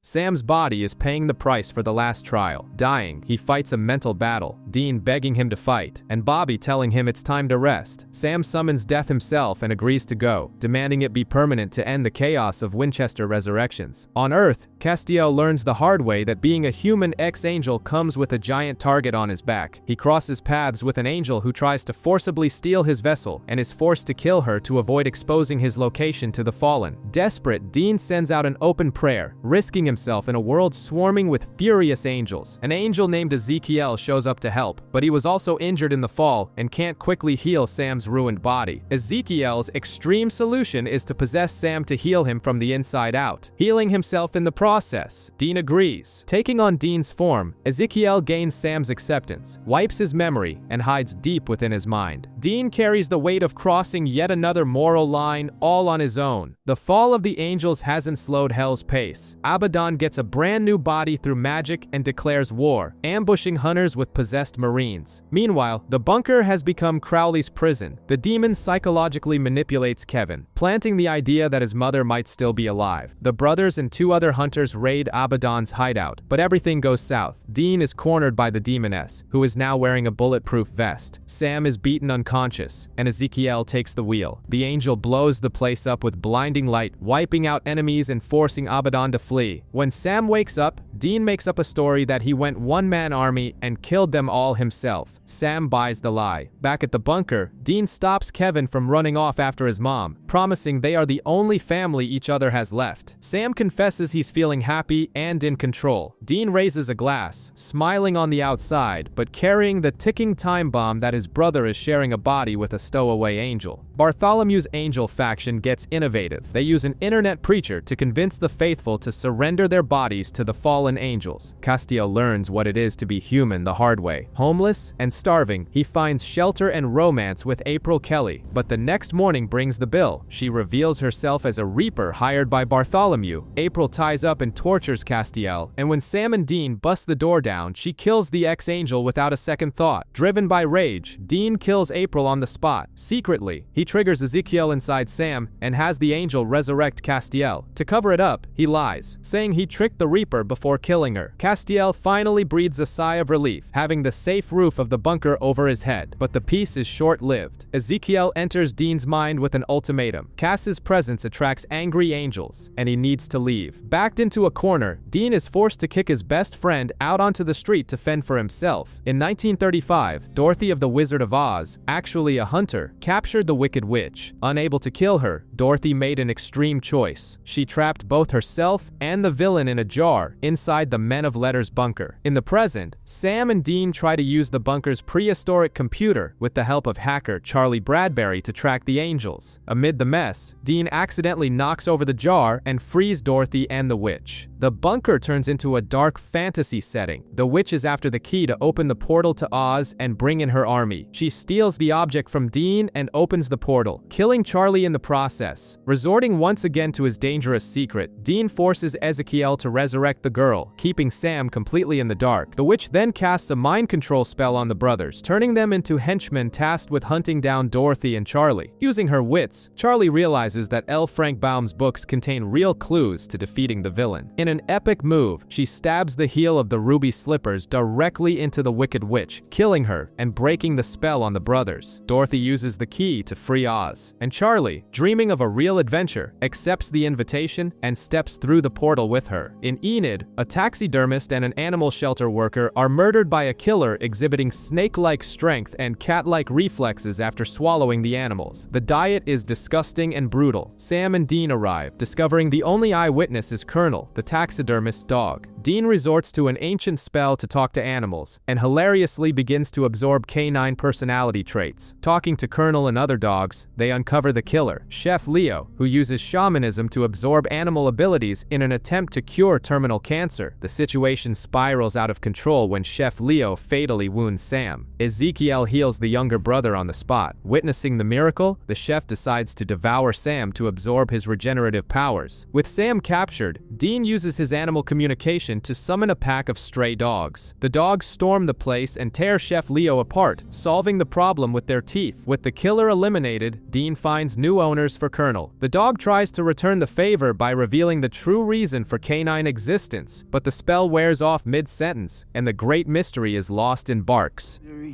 But the real reason we were put here was to... Put here to do what? 4 people suffer spontaneous combustion in Idaho, near where Castiel is working as a gas station clerk. Realizing the severity, he tips off Dean, who leaves Sam and Kevin buried in research and rushes over. Castiel recognizes the signature. A Rit Zien, a medic angel who can't differentiate between emotional pain and terminal illness, and goes around smiting suffering humans. Thinking he got lucky, Cass goes to his boss's house for a date, only to find out he's just there to babysit. Worse, his own pain attracts the deranged Rit Zien. Dean arrives in the nick of time, and the two kill the lethal healer. Dean heads back and leaves Castiel to his routine. At the bunker, the tension is high. Kevin can only translate the tablet into a bizarre cuneiform. In desperation, they make a deal with Crowley. He translates it in exchange for the chance to make a blood call to Abaddon. Crowley makes the call and gets a bucket of cold water. Abaddon has taken over Hell and erased his entire legacy. Completely shattered, Crowley translates the tablet and reveals that Metatron's spell is irreversible. To make the night even worse, Sam catches Crowley stealthily injecting himself with Kevin's blood. Dean gets a call from Sonny, the administrator of a boys' home where he spent 2 months for stealing in his youth. Flashbacks reveal a never-before-seen side. Dean loved the place, the routine, and even had a romance with a girl named Robin, but chose to leave with John to protect Sam. In the present, they investigate a man mysteriously killed on the premises. Dean runs into Robin, who initially pretends not to know him out of hurt over his abandonment, but they make amends. The nostalgia stops when the case heats up. The mystery revolves around a boy named Timmy. His mother died and became an overprotective, insane ghost, attacking the group because she perceives them as a threat. When the situation becomes critical, Dean realizes violence won't solve it. He encourages Timmy to take control. The boy gathers his courage and tells his mother to move on. The ghost listens, returns to normal, and departs peacefully. Sheriff Jody Mills calls the brothers to South Dakota over a string of disappearances. The victims are part of a local chastity group, so Sam and Dean go undercover. At the meeting, it clicks for Dean. The counselor Susie Lee is his favorite porn star trying to start a new life. Using genuine admiration, he seduces her. Irony strikes as Sam and Jody figure out the pattern. Whoever breaks their vow becomes a target. Right on cue, Dean and Susie are kidnapped and thrown into a fallout shelter with the other hostages. Dean makes a quick call to Sam. The call drops, but the sound of a train gives away their location. Sam and Jody deduce the culprit is the Roman goddess Vesta, who is using the group as an easy, all-you-can-eat buffet. Jody jumps into action, kills the goddess, and the trio frees the prisoners. Before dying, Vesta warns Sam that he is only still breathing due to a true miracle. The words hit hard, and Dean decides enough with the secrets. Except, milliseconds before he confesses everything, the angel Ezekiel takes control of Sam and terrifyingly threatens Dean to keep his mouth shut. An angelic civil war is raging between Bartholomew and Malachi. Castiel tries to help, but the angel Ezekiel issues an ultimatum, and Dean sidelines his friend. Alone and desperate, Cass prays and meets Muriel, a neutral angel. Malachi and his henchman Theo had been tracking the girl. The two are captured. Malachi tortures Cass for information on Metatron and executes Muriel. During the interrogation, Malachi reveals that many angels died in the fall, including the real Ezekiel. Left alone with Theo, who wants to switch to Metatron's side, Castiel tricks him, breaks free, and steals his grace. Partially an angel again, Cass calls Dean to warn him about the imposter in Sam's body. The imposter is Gadriel, the guardian of Eden who let Lucifer in and was imprisoned for millennia. Now, Metatron convinces Gadriel to be his right-hand man, demanding a loyalty test. Kill the prophet Kevin Tran. Knowing the truth, Dean uses a sigil to suppress the angel and tell his brother everything. But Gadriel, one step ahead, alters the sigil and takes control. He knocks Dean out, murders Kevin in cold blood, and flees with the Word of God tablets, leaving Dean with nothing but the agony of loss. Metatron orders Gadriel to kill an old friend. The angel hesitates but obeys, getting his hands dirty. Back at the bunker, the mood is somber. Castiel warns Dean that only the King of Hell can bypass angelic possession. They capture Gadriel, but physical torture proves useless. With no other way out, Dean authorizes Crowley to possess Sam to speak directly to his brother's mind. With the demon's encouragement, Sam manages to expel Gadriel, who flees to his original vessel. The piece is short short-lived. Abaddon busts the door down. Crowley stays behind to buy them time, telling her he doesn't want to fight, but rather a political campaign for the hearts of demons, vanishing before she can attack. Castiel takes over healing Sam through conventional means, as his body can now handle it. Consumed by guilt over Kevin's death, Dean tells Sam he is going after Gadriel alone because he's toxic to everyone around him. Hurt by the lies, Sam fires back that Gadriel isn't the main problem and simply tells his brother to leave. Crowley wants Dean's help to find the first blade, the only weapon capable of killing Abaddon. They discover that John Winchester worked with Tara, a hunter who was tracking the relic. A spell leads the duo to a retired demon, Cain, the exterminator of the Knights of Hell, except Abaddon. Cain wants revenge against Abaddon for his wife's death, but he promised her he wouldn't kill anymore. The twist: the blade only works if the human wielding it bears the mark of Cain. Ignoring warnings of a terrible price, Dean accepts the mark.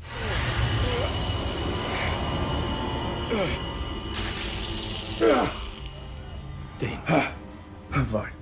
Cain asks only that Dean return to kill him after defeating Abaddon, and then single-handedly dispatches a horde of demons to ensure the duo's escape. Safe, Dean realizes Crowley manipulated the situation, letting Tara be tortured and killed to force Dean to prove his worth. Dean swallows his hatred, needing Crowley to retrieve the blade from the bottom of the ocean. Meanwhile, Sam and Castiel try to extract Gadriel's residual grace from Sam's body to use as a tracker, but the procedure causes Sam to revert to a terminal state. Ignoring Sam's orders to keep going, Castiel stops the spell, purges the remaining grace, and heals his friend, sacrificing their only lead on Metatron. Garth is hit by a car in Wisconsin after mutilating a cow. Sam and Dean arrive separately to investigate their friend's disappearance. At the hospital, Garth fakes amnesia and runs off, but the brothers tail him. They discover that Garth married a werewolf and became one himself, insisting his new pack is peaceful. Sam wants to believe it, but Dean is suspicious. Dean's instincts are dead on. The sheriff, also a werewolf, lures the brothers into a trap, forcing them to kill him. Worse, Sam finds out Garth and his wife Bess are missing, and he has subsequently kidnapped himself. A faction of the pack, led by the Reverend's wife, worships the Norse god Fenrir and wants to dominate humanity in Ragnarok. They plan to murder Garth and Bess and use Sam to incite the war. Dean arrives in the nick of time, kills the extremists, and saves everyone. Garth offers to help them hunt, but Dean tells him to enjoy his new life, realizing that not all monsters are evil. Dean tries to use the situation to make amends, and Sam agrees to hunt together again, but makes it clear that trust is still a long way from being restored. A guy wins a hot dog eating contest by cheating, but dies mysteriously when someone sucks all the fat out of his body. A heavy atmosphere hangs over the bunker. Dean insists on keeping things strictly as business partners. They investigate the crime alongside the bewildered sheriff Donna Hanscom. A new victim at a gym with suction marks leads them to a wellness spa, where they go undercover. Sam is a yoga instructor and Dean in the kitchen. The mystery is solved when the spa's founder, Maritza, sedates the sheriff and reveals a bizarre appendage used to suck out fat. While Sam finds the marks on the clients, Dean eats a spiked pudding and passes out. After waking up, Dean confronts Maritza, a peaceful Peruvian parasite, a pistaco. The real problem is her brother Alonzo, who works in the kitchen and has lost portion control. In the basement, Alonzo nearly devours Sam, but Dean cuts off the monster's sucker. Sam feels sorry for Maritza and convinces Dean to let her return to Peru. Back at the bunker, the tension boils over. Dean defends his choice to save Sam, who brutally replies Dean saved him not out of heroism, but because he couldn't stand being alone, and guarantees that if the roles were reversed, he wouldn't have done the same. The bunker is visited by the ghost of Kevin Tran. With heaven locked down, spirits are stranded in the Vale. The prophet reveals that his mother Linda is alive and asks them to rescue her. Sam and Dean track Linda down to a storage facility in Kansas, guarded by one of Crowley's demons. After being captured, the brothers manage to turn the tables, and Linda herself drives the knife into the demon. The reunion between mother and ghost son is heavy. Linda decides to take Kevin home. Before leaving, the prophet asks Sam and Dean to work out their issues. They promise to try, but silence reigns in their strictly cold partnership. Meanwhile, Castiel is captured by Bartholomew, a former subordinate who tries to force his ex-boss to lead a faction and unify the angels through bloodshed. Cass refuses to add fuel to the fire. The disagreement turns into a brawl, and Castiel kills Bartholomew in self-defense. Ironically, his firm stance attracts several of the dead angel's followers, forming an army around Cass. A teenage girl is killed by the Thin Man. Sam and Dean investigate and run into Ed and Harry, the Ghost Facers. But the deaths don't seem supernatural, and the photos are photoshopped. When a diner manager is killed on camera, Ed confesses. He made up the Thin Man on the internet to keep Harry on the team. If the monster is fake, who's doing the killing? The answer is human. The local deputy and a psychopathic busboy are dressing up as the Thin Man to feed the legend. They capture the Winchesters to be their next viral victims. The Ghost Facers arrive and create a distraction. Dean breaks free and kills the busboy, while Harry shoots the deputy to save Ed. To avoid trouble, Dean stages the scene to look like a murder-suicide. The legend dies, and so do the Ghost Facers. Harry can't forgive Ed's manipulation and walks away, leaving him alone. While Sam researches the Mark of Cain, Dean searches for Crowley, who is now addicted to human blood and hanging out with Lola, one of Abaddon's informants. Upon discovering the betrayal, the demon calls the brothers for help. They rescue him and lock him up in the dungeon to detox. Back to normal, Crowley possesses a dealer and discovers the first blade is with Magnus, the alias of Cuthbert Sinclair, an exiled former master of spells. They track down his invisible mansion. Sinclair plays nice, but upon seeing the Mark of Cain, he banishes Sam with a spell and locks Dean up for his collection. Outside, Sam and Crowley plan a break-in. Sam falls into a trap, but Crowley frees Dean. Dean grabs the first blade and without hesitation decapitates Sinclair, consumed by a terrifying murderous rage that Sam struggles to calm down. Dean! Drop the blade.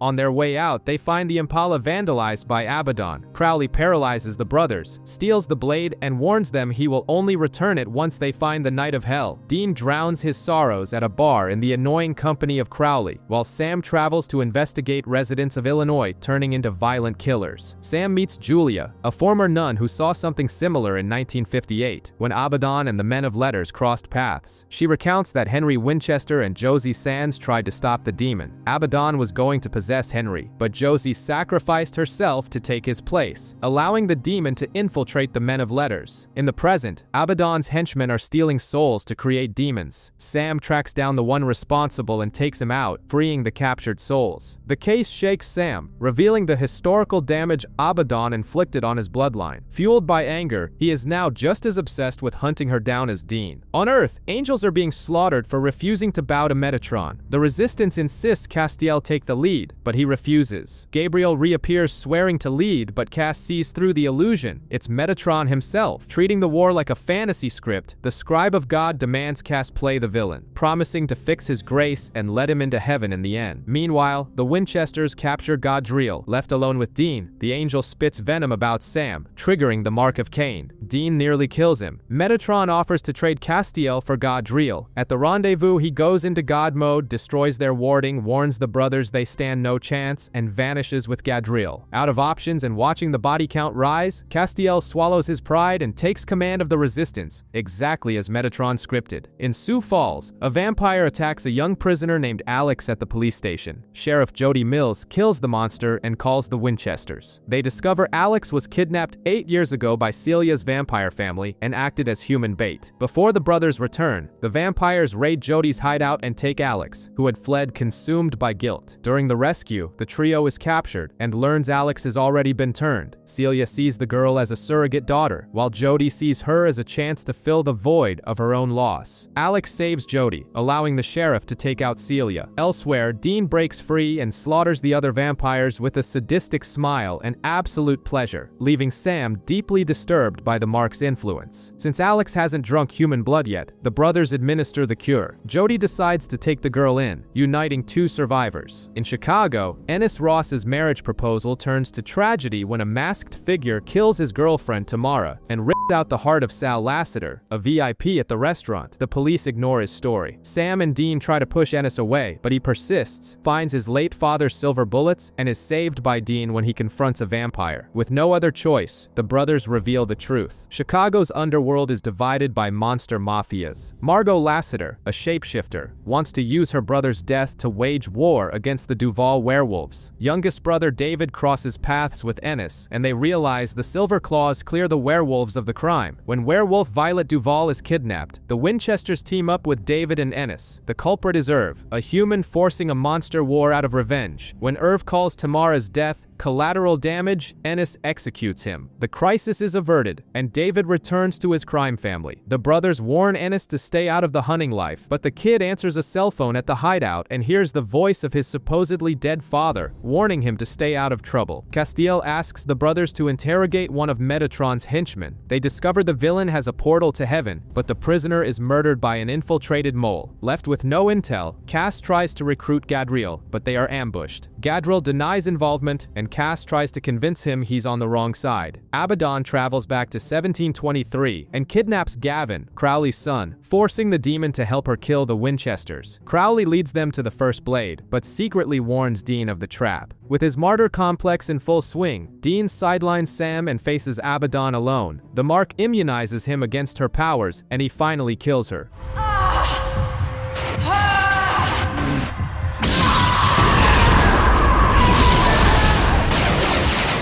Crowley is spared and teleports his son away, but the real concern is Dean. He refuses to drop the blade, addicted to its power, terrifying Sam. An angel blows himself up in Castiel's name, raising doubts among his followers. Metatron seeks an alliance with Tyrus, an independent faction leader, but is rejected. Another suicide bomber soon kills Tyrus, forcing his angels to join Cass. Dean investigates the next human bomb, the Reaper Tessa. Driven mad by the gates of heaven being closed, she prefers to die and throws herself onto the first blade in Dean's hand. To the witnesses, it looks like a cold-blooded execution. Metatron takes over Tyrus's angels and offers amnesty to Cass's troops for a price. Castiel must kill Dean. Cass refuses and his entire army switches sides. A remorseful Gadriel goes to the bunker to help but runs into a rage-fueled Dean. Dean attacks and slashes Gadriel with the blade, forcing Sam and Castiel to restrain him. Sam and Castiel lock Dean in the dungeon to keep him away from the blade. Gadriel reveals Metatron's plans. Harness the Angel Tablet's power and replace God on Earth. Cass and Gadriel head to heaven to break the tablet, while Sam hunts Metatron. Dean summons Crowley to help him escape. He tracks down Metatron, but the Mark is no match for divine power. Metatron beats him brutally and mortally wounds him. In heaven, the infiltration fails, and Cass is locked up. Gadriel blows himself up to bust open the cell and convince Hannah to help. Cass shatters the tablet, stripping Metatron of his godhood. Metatron flees back to heaven. Cornering Cass, Metatron confesses his contempt for humanity over the angel broadcast system. The angels hear everything, overpower the fake god, and throw him in heaven's dungeon, leaving Cass in charge with a fading grace that threatens to kill him. On Earth, Dean succumbs to his injuries and dies. Sam falls into despair, but Crowley is already at Dean's side. The demon explains that the Mark transforms its bearer into a demon upon death. With the blade in hand, Dean opens his now pitch-black eyes. 6 weeks later, Demon Dean is living it up, singing karaoke and binge-drinking with Crowley, who sends Abaddon loyalists to the slaughterhouse just so Dean can kill them. Desperate, Sam uncovers the truth through Crowley and tracks his brother down to North Dakota. He gets ambushed by a mysterious guy who tries to trade Sam for Dean, but the calculating Demon Dean refuses the deal and leaves his brother to fend for himself. Castiel is dying. Hannah asks for his help hunting down Daniel and Adina, rogue angels on Earth. Castiel is empathetic, but Hannah's intolerance sparks a fight, and Cass is forced to kill Daniel to save her. Hannah fears human values. Cass believes they don't hurt anyone. The kidnapper is Cole, out for revenge because Dean killed his father 12 years ago. He tortures Sam to find Dean, then lets Sam escape to follow his trail. Dean and Crowley's relationship goes south. The demon throws in the towel and gives Sam the hunter's location. When Sam offers the demon cure, Dean rejects his help, embracing his new freedom. Cole crashes the scene but takes a humiliating beating from Dean, who leaves him alive purely out of sadism. The distraction helps Sam capture his brother, handing the first blade over to Crowley as payment. Cole decides to hit the books to plot his revenge against the supernatural. Meanwhile, Hannah tries to cut a deal with Metatron in prison to save Cass, but the angel himself stops the negotiation, refusing to use dirty tactics just to survive. Castiel and Hannah's trip back to the bunker is tense. At a gas station, Adina attacks, leaving Cass on the brink of death. Crowley, trying to get his own house in order, kills Adina, steals her grace, and injects it into Castiel, restoring his power and giving him a mission: fix the Dean problem. At the bunker, Sam begins the demon cure ritual, while a demonic Dean cruelly taunts him about his extreme actions. The spell makes Dean human enough to escape, kicking off a terrifying game of cat and mouse as he hunts his brother through the halls with a hammer.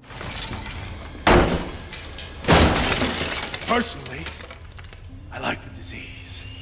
Hey, stop that! Castiel arrives just in time and subdues Dean, allowing Sam to finish the ritual. Dean is human again, but the mark remains on his arm. Cass suggests Dean take some time off, but in Tulsa, a mysterious red-headed woman relaxes beneath two bodies pinned to the ceiling. The Winchester's short vacation is cut short by a werewolf case in Washington. The prime suspect is Kate, whom they spared years ago. They corner Kate, but she has a solid alibi for another simultaneous murder. The real culprit is Tasha, her sister, who has turned into a sadistic monster and started her own pack. Dean's plan to use Kate as bait fails, and the brothers are captured. Tasha tries to force Kate to kill the hunters to join the family. Seeing the monster her sister has become, Kate makes the agonizing choice to kill Tasha. A devastated Kate flees, while the brothers dispatch the rest of the pack. On the road, Dean admits he isn't ready, but he wants to jump back into the hunting life to pay off his massive karmic debt. Dean's quest for redemption leads them to a disappearance at a Michigan all-girls school. The mystery centers around a stage musical based on the supernatural books by the prophet Chuck Shirley. When another student vanishes, they discover it's not a ghost, but Calliope, the goddess of epic poetry. She wants the play to be a hit so she can devour the playwright Marie. Sam is captured by the goddess, and Dean fights a terrifying scarecrow backstage. With the help of the teacher and the student, Sam kills Calliope. Both she and the scarecrow burst into purple goo, which the audience assumes are practical effects. Backstage, Marie gives Dean a prop replica of the amulet he had thrown away. Dean hangs it from the Impala's rearview mirror, a silent gesture of brotherly healing. At the end, Chuck Shirley himself makes a surprise appearance at the theater. Going through Bobby's old cell phone, Dean discovers the late hunter was named as an heir to a wealthy heiress in Connecticut. Seeing a chance to score big, the brothers show up posing as relatives, but end up in a Knives Out style game with family members dropping dead around the mansion. Everything points to the ghosts of the heiress and her late husband, but the real culprit is a shapeshifter. The situation spirals out of control when a cop is killed and the brothers are locked up as prime suspects. The truth comes out. The sweet maid, Olivia, is the monster. She is the illegitimate daughter of the lady of the house and a shapeshifter.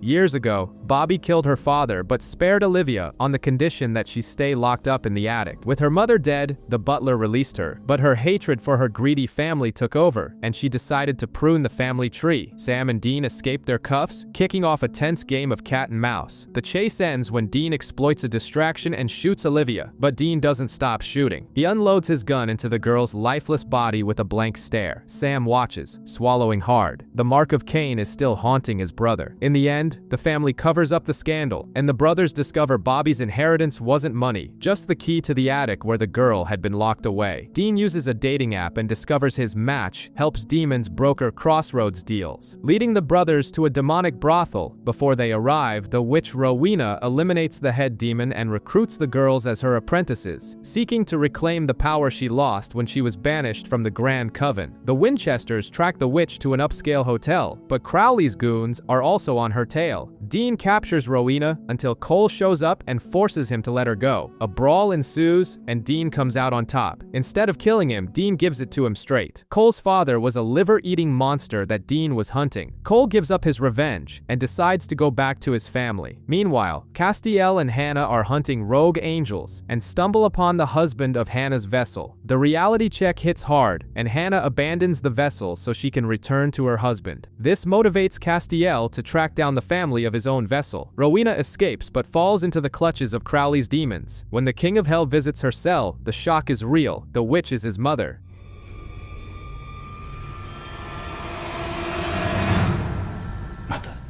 Sheriff Jody Mills is at a police retreat in Hibbing and meets the overly friendly Sheriff Donna Hanscom. The friendly vibe dies when completely devoured bodies start turning up. Jody secretly calls Sam and Dean, while Donna catches the local sheriff, Len, flashing vampire fangs. With no way to hide it, the Winchesters let her in on the supernatural truth. With Donna's help, they track Len to a farmhouse, but are captured by a nest led by Star. The vampire explains that Len was their former leader, who taught them to consume the entire victim. The problem is, Len grew a conscience and started protecting humans. Star orders Len to kill the hunters, but he refuses and is killed. It's the opening Dean needed. He breaks free and takes out two vampires with brute force, Donna gets loose and decapitates Star just as she's about to attack Jody. In the aftermath, Jody offers to teach Donna how to hunt. Dean has an honest talk with Sam. For the first time in a long time, he didn't feel the mark of Cain controlling his actions, feeling like the old Dean again. Dean's peace is short-lived. The weight of the mark comes crashing back in the form of slaughter-filled nightmares. While he pretends to be fine at the bunker, Castiel faces his own crisis of conscience. He seeks out Claire Novak, the daughter of his vessel, Jimmy. Claire has been bouncing from orphanage to orphanage since her mother disappeared. Castiel breaks the news that Jimmy is dead and tries to take custody by making up a story about being an exterminator. The plan fails. Out of legal options, he knocks out a guard and breaks the girl out. The escape doesn't last. Claire steals Cass's wallet and vanishes. He asks the brothers for help. During the search, Dean has a dark moment of clarity and makes Castiel promise to kill him if he loses control again. No hesitation, no matter what it takes. Claire goes back to Randy, whom she considered a father figure. But Randy owes money to a loan shark and, out of cowardice, hands Claire over to the criminal in exchange for his debt being forgiven. In hell, Rowena manipulates Crowley with childhood stories and tricks him into killing one of his own guards, earning her son's trust. The Winchesters and Castiel arrive at the loan shark's house. Cass saves Claire from being assaulted, and Sam gets her out of there. Cornered by the debt collectors downstairs, Dean takes a bottle to the head. The mark flares up. When Sam rushes back inside, he walks into the exact scenario from Dean's nightmares. Mutilated bodies, blood, and Dean on the floor, holding a knife. Sam begs him to say it was self-defense, but Dean replies that he didn't mean to do it. Castiel stares at the scene, realizing the heavy weight of the promise he just made. The desperation to rid Dean of the mark reaches the point where they break Metatron out of his prison in heaven for an interrogation. The scribe warns them that the first step is finding the first blade, safely stashed away by Crowley. The brothers go after the King of Hell, who demands the complete spell before handing over the weapon. Behind the scenes, Rowena spies on the meeting, sends a demon to steal the blade, kills the henchman, and twists the story, poisoning Crowley's mind so he won't trust the Winchesters. Back at the interrogation, Dean's patience evaporates under Metatron's taunts, and the mark reacts. Dean loses control and nearly beats him to death. Sam and Castiel intervene, shipping Metatron back to heaven. As a parting gift, the scribe leaves a riddle. The river ends at the source. While Sam tries to convince his brother to fight the mark, Castiel tries to help Claire. She rejects the angel and teams up with a couple to kill Dean, avenging her parents' deaths. She lures Dean into a trap, but her conscience gets the better of her, and she warns him of the danger. Dean defeats the couple, and in a rare moment of self-control, spares them, winning a small round against the mark. After seeing a video of the adorable Charlie Bradbury beating up a DA who covered up her parents' deaths, Sam and Dean investigate. They come face to face with a dark Charlie, who slashes the Impala's tires and beats the crap out of Dean.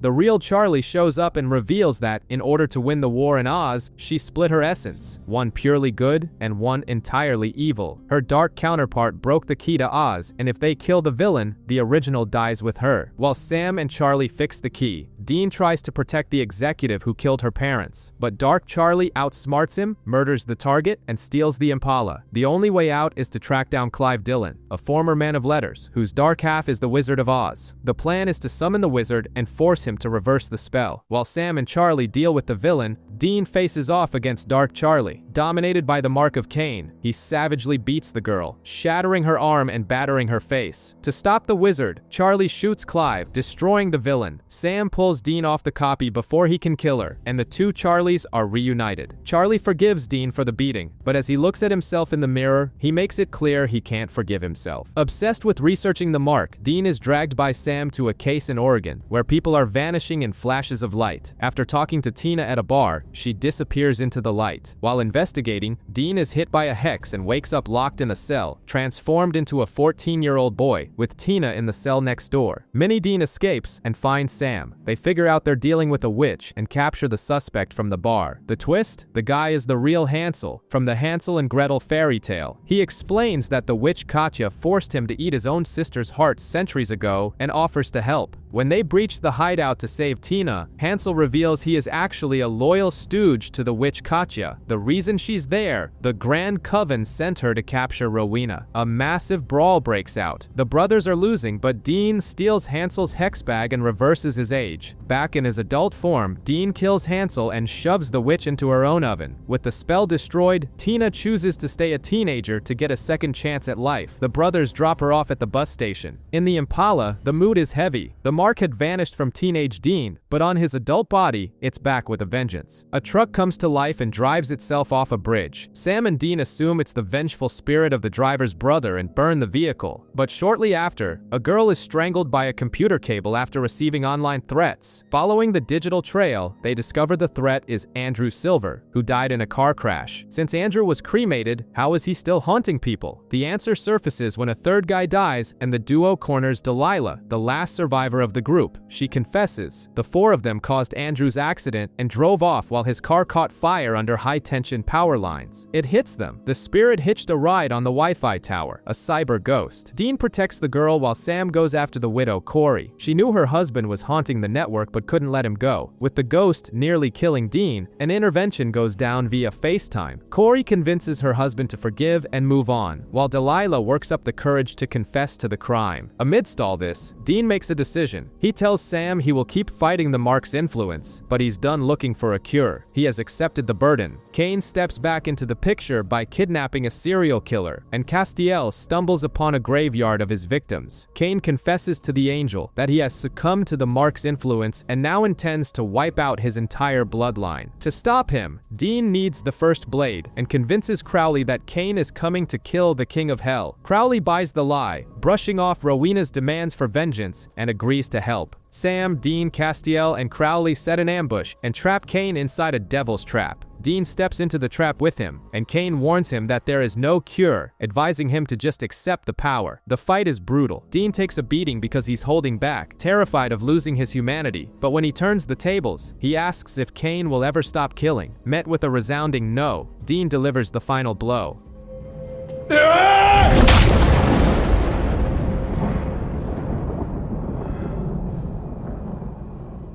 The weight of the kill crushes Dean, but he maintains control and hands the blade over to Castiel, betraying Crowley, who is subsequently humiliated by Rowena. Sam praises his brother's strength, but alone with Castiel, the mask slips. He knows Dean is hanging on by a thread. The mood sours with a case in North Carolina. A man drains a woman's blood and kills himself. Sam and Dean investigate and find out the killer's friend, Kit, has started showing the same uncontrollable thirst. Cole Trenton, who spent his life hunting Dean, crosses paths with them while trying to figure out what happened to Kit. Skeptical, they form a reluctant alliance. The investigation points to a mission in Iraq where a rescued POW infected them. Cole finds Kit in a cabin but is attacked and infected by a parasitic worm before Kit escapes. The team splits up. Sam goes after Kit while Dean stays to save Cole. Electricity fails to kill the worm, so Dean turns the cabin into a giant sauna to dehydrate the parasite, stomping on it when it crawls out. In the woods, Sam tries to subdue Kit but is forced to kill him in self-defense. Cole returns to his family, finally understanding the hunting world and his father's death. Sam, however, is left drowning in guilt for not being able to save everyone. The Winchesters investigate deaths in Massachusetts. 2 suicides and a wife who b***ed her husband with no memory of it. The classic sign of ghost possession. The only link? The victims went to confession before dying. Dean acts as bait in the confessional and vents. He feels the end is near, and for the first time, he isn't ready to die. The ghost is Isabella, a nun from 1520 who murdered her beloved artist for treason. Dean thinks burning her journal will do the trick, but while he restrains a possessed nun, Sam uncovers the real Tether. Her lover used Isabella's blood and bone to paint her portrait. Sam torches the painting, sending the spirit to the afterlife. Crowley captures Olivette, the high priestess, who reveals to Rowena that witches were severely weakened after the men of letters plundered their spells. Since Sam and Dean are the sole survivors of the order, Rowena turns her rival into a hamster and decides to use Crowley to steal the Winchester's spells. The mark continues to crush Dean with nightmares. Sam, ignoring the warnings, goes behind his back with Castiel to find a cure using their only source of information, Metatron. Since Hannah bars them from entering heaven, the duo contacts Bobby through a psychic. psychic. Bobby orchestrates an inside job, sneaking Castiel in to break Metatron out of prison, but gets cornered by the Angels. On Earth, Castiel rips out Metatron's grace, rendering him mortal. Under threat, Metatron confesses he lied and doesn't know how to remove the mark, but to save his own skin, he reveals he knows where he hid Castiel's grace. While Dean drowns his sorrows at a bar, Rowena sends mind-controlled men to attack him and fires a lethal spell his way. Dean knocks the guys out, and the magic fails. The mark acts as an anti-magic shield. He spares the men and lets the witch flee. Frustrated, she demands that Crowley kill Dean, but the two end up grabbing a drink together. Dean drops some hard truths that make the King of Hell realize his mother doesn't love him, leading him to kick Rowena out. Back at the bunker, the brothers lie to each other about their day. Alone, Sam reads a letter from Bobby with two requests: don't give up on a cure, and stop with the lies. Hope for a cure resurfaces when Charlie shows up carrying the Book of the Damned. However, Jacob Stein is hot on her trail, claiming the tome belongs to his family, who used it to commit atrocities for centuries. The relic whispers to Dean, and its dark influence makes the hunter order Sam to burn it all. Jacob and his goons invade the cabin. In the crossfire, Sam seemingly tosses the grimoire into the flames, and Jacob is killed, but not before warning them that the Stein family will never stop hunting them. On the hunt for the Angel's grace, Metatron pulls his con in a library. He incapacitates Castiel and steals the demon tablet, his true target. Even so, Castiel finds his essence and regains his powers.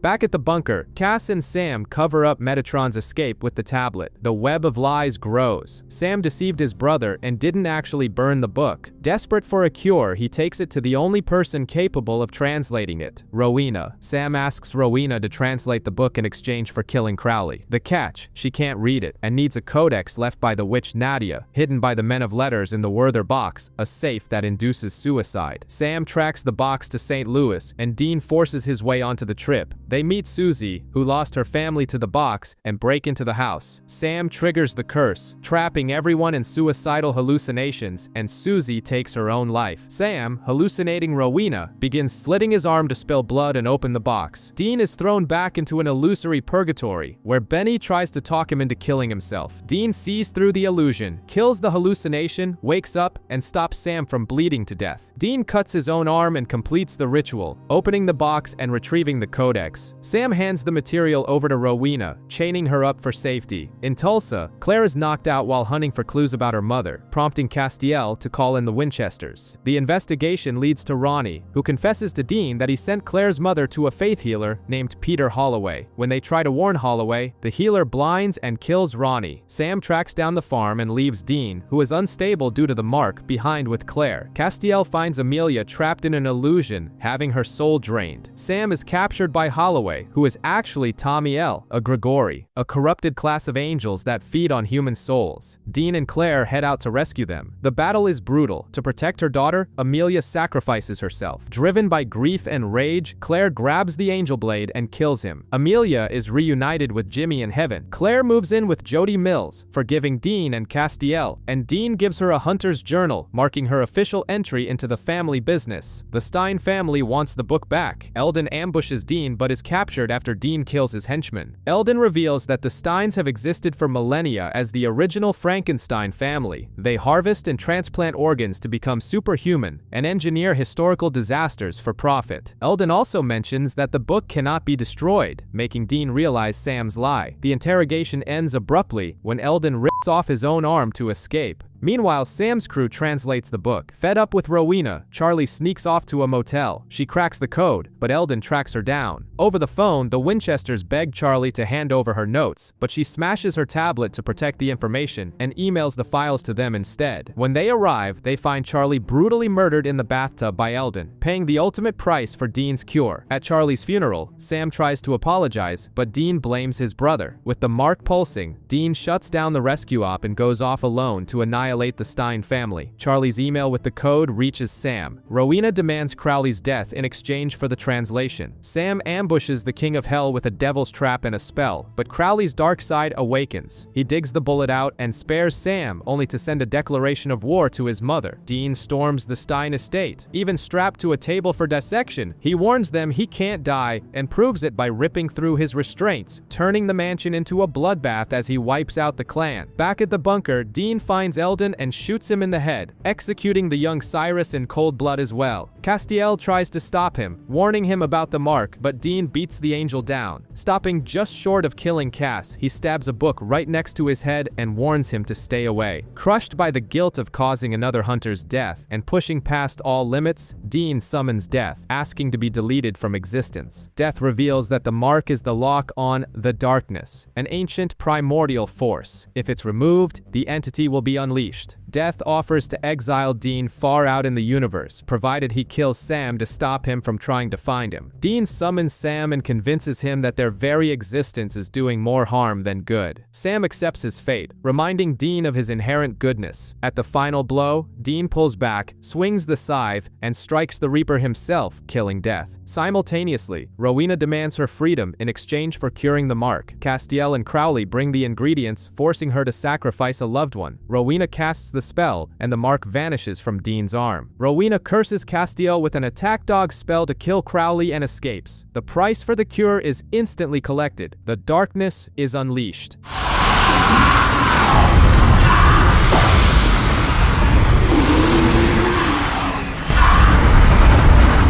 In the form of black smoke, the entity swallows the Impala as the Winchesters try to outrun the apocalypse they just caused. After the darkness sweeps over the Impala, Sam and Dean face the chaos. People are contracting a bizarre rage virus, turning into violent killers. They find Deputy Jenna amidst the madness. An infected man hands his newborn baby, Amara, over to Jenna and the Winchesters before succumbing to the infection. Dean has a vision of the darkness, who tells him they are bound together forever. Anxious to save Jenna and the baby by killing the rabbits, he meets resistance from Sam, who insists on finding a cure. Sam acts as bait so Dean and Jenna can escape with Amara, but he ends up getting infected. Castiel loses control due to Rowena's spell and is captured by angels. Crowley discovers that the release of the darkness has triggered alarms across heaven and hell, and no one knows how to handle the threat. The real shock comes when Jenna goes to change Amara and finds something terrifying on the baby's left shoulder, the mark of Cain. Dean leaves Jenna and Amara at her grandmother's house and goes to help Sam. The baby levitates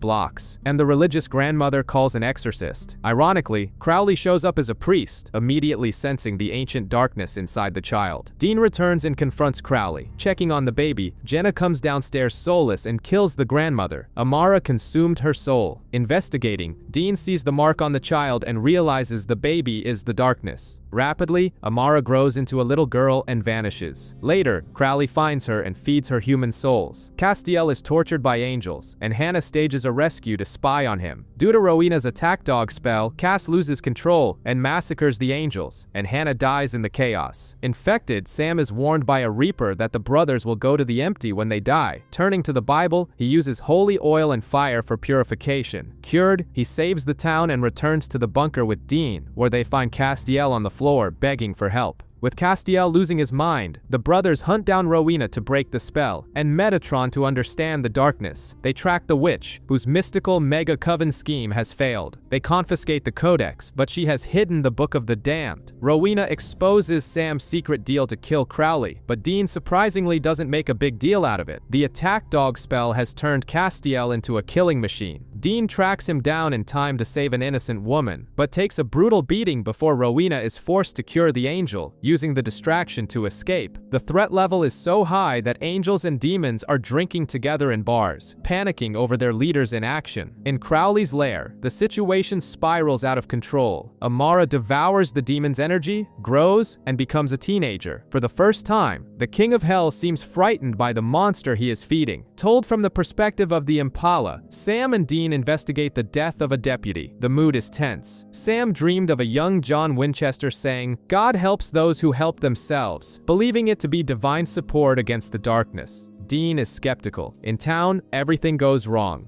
The victim's wife attacks Sam, and Dean fights the immortal new deputy. Castiel warns them. It's a Noxerer, a vampire-ghoul hybrid. The deputy is the Alpha, and he's turning the entire town to build an army and survive the darkness. The Alpha kidnaps Dean in the Impala and plans to turn Sam, but Dean breaks free, shoves copper coins down the monster's throat, and uses the Impala's door to decapitate him, curing the newly turned. Exhausted and bleeding, the brothers sit in the wrecked car and make a silent agreement. They will clean up the darkness's mess, whatever it takes. At a Lizzie Borden-themed B&B, what seemed like a ghost case turns out to be worse. The owner and a man are found dead, and Dawn, the wife of one of them, shows no emotion. Dean meets Len, an obsessed fan of the inn, who confesses to having seen the girl Amara wandering around and now feels a bizarre emptiness. She is devouring souls. They discover that Dawn and her lover were killed by Sydney, the babysitter. Soulless, after encountering Amara, Sydney lost her childhood trauma and became a psychopathic vigilante. She captures the Winchesters, but Len kills her to save them. Realizing he will become a monster, Len makes the noble decision to turn himself in to the police, taking the blame for the murders to isolate himself. As the surviving boy goes to live with his aunt, Amara watches everything from afar, promising to see Dean soon.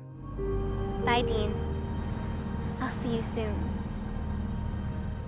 Amara's soul diet continues, and she grows even more after devouring Goldie's essence. Crowley plays the strict father and orders the assassination of her soulless victims to cover her tracks, resulting in Len's death in jail. Sam and Dean intercept a killer and track him to a hideout in an asylum. As Sam punches his way through demons, he suffers another sinister vision. Inside, Crowley corners Dean, but Amara intervenes, beats down the demon, and warns that she will soon be strong enough to take her revenge on God. Knowing the connection that prevents Dean from hurting her, she spares him. Meanwhile, Castiel tracks down Metatron, now a parasitic human stringer filming tragedies. Metatron reveals that, to create the universe, God had to sacrifice his own sister, the Darkness. Dean hides the truth from his brother, but Sam finally understands. His visions are showing Lucifer's cage. Sheriff Donna calls the brothers after a man is killed by someone wearing an impossible-to-remove rabbit mask. Doug shoots the attacker to save Donna. The mask is burned, but soon the team mascot attacks the coach. It's a ghost, jumping from costume to costume. The investigation points to Chester Johnson, a children's entertainer accidentally killed after false rumors of abuse. Chester's sister, Rita, had donated his costumes. The ghost possesses innocence to exact his revenge and, in the last available costume, takes over the body of Rita's son. Working fast, Dean forces the boy out of the fantasy, and Sam burns it, destroying the spirit. The case is closed, but Sam lays it out for Dean. The visions aren't nightmares. The key to defeating the darkness lies in Lucifer's cage. Sam wakes up face to face with Sully, his childhood imaginary friend of the Xena race, creatures that guide lonely children. Sully was Sam's support when John and Dean left him alone, until the day Sam cruelly rejected him. Someone is massacring the Xana, and Sully needs help. During the case, Sam apologizes for the past and confesses his fear of returning to Lucifer's cage. Sully reminds him that courage is acting despite the fear. The killer captures Dean. It's Reese, whose twin sister was struck and killed by a car while playing with Sully years ago. Consumed by grief, she uses magic to hunt them down. Sully offers his own life to ease her pain, which moves the girl and prevents a tragedy. Back on the road, Sam drops the bombshell. He needs to go to the cage, and Dean's silence confirms there is no plan B. Amara tries to get God's attention by slaughtering preachers in churches. Out of options, Sam convinces Dean to follow his visions. They seek out Crowley, who captures his mother, Rowena, to set up the communication spell with the cage using the Book of the Damned. Dean investigates the murders and finds Amara, who transports him to an isolated location. She claims she was exiled out of jealousy and reveals her plan for domination. Immune to Dean's stabbings, she kisses him, reaffirming their connection. Three angels try to smite her, but she decimates them and sends Dean away before taking the heavenly smiting head-on. In hell, Rowena raises the wards and Sam confronts Lucifer, refusing to yield his body as a vessel. Suddenly, the wards fail, and Sam is pulled into the cage. Lucifer then drops the bombshell. The darkness weakened the cage. God never sent the visions. It was Lucifer all along. Lucifer had already secured Rowena's alliance in her dreams to make the wards fail. Desperate, Dean gains access to hell with the Reaper Billy and hands over a witch catcher to control Rowena. On the surface, Amara survives the smiting, kills an angel, and sends Castiel to hell with a lethal message. In the cage, Lucifer uses psychological torture, claiming Sam has gone soft and would do anything for Dean, thereby dooming the world. Sam refuses to say yes. Angered, the Archangel pulls Dean and Castiel into the cell and beats the trio. At the last second, Rowena's spell works and isolates the devil. The brothers escape, but Castiel is left behind. The twist shocks hell. Castiel said yes. Lucifer, in the angel's vessel, snaps Rowena's neck and warns Crowley that the king has just lost his crown. In the past, an attack in Ireland leaves a couple dead and a baby surviving. In the present, the brothers investigate murders in a retirement home caused by a banshee. Sam is ambushed by Aileen, a deaf hunter and Men of Letters legacy, who lost her hearing in the creature's attack as a baby and seeks revenge. At the bunker, Lucifer, disguised as Castiel, searches the place. Unaware of the possession, Dean admits his connection to Amara to Castiel. The devil loves the information.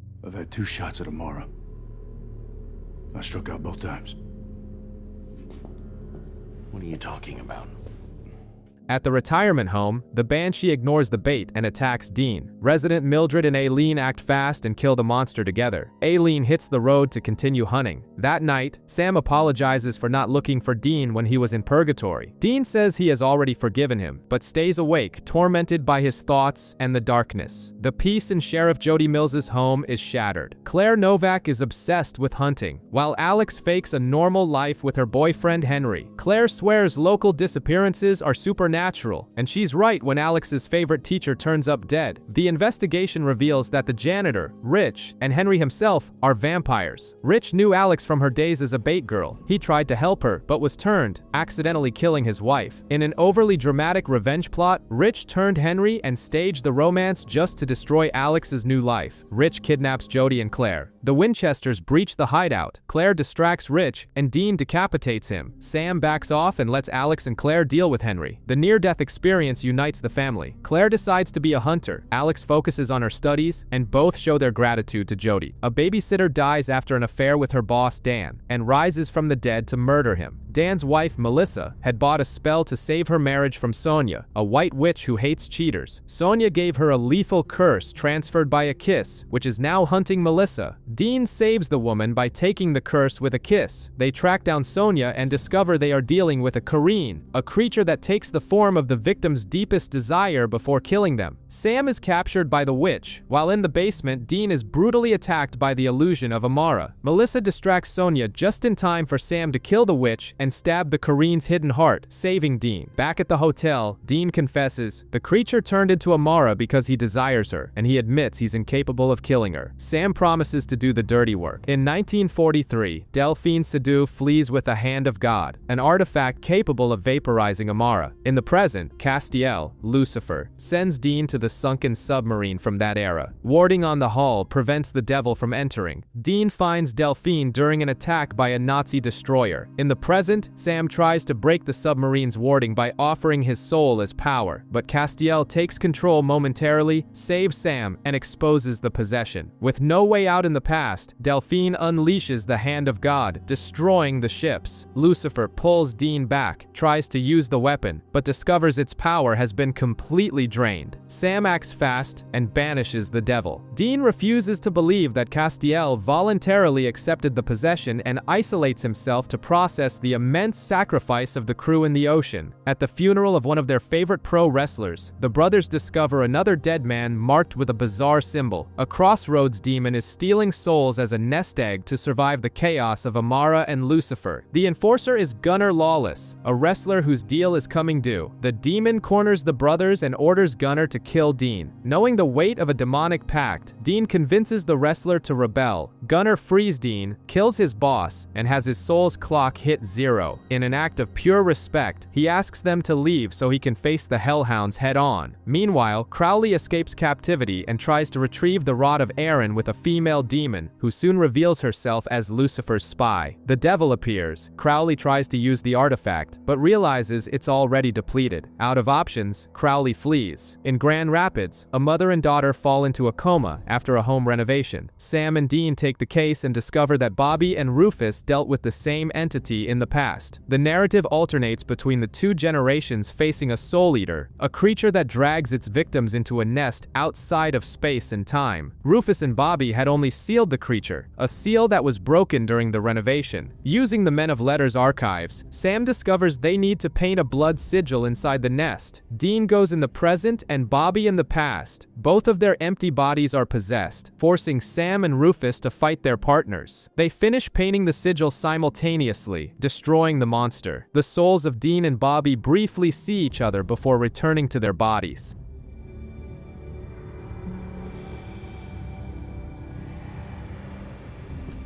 Bobby! Bobby!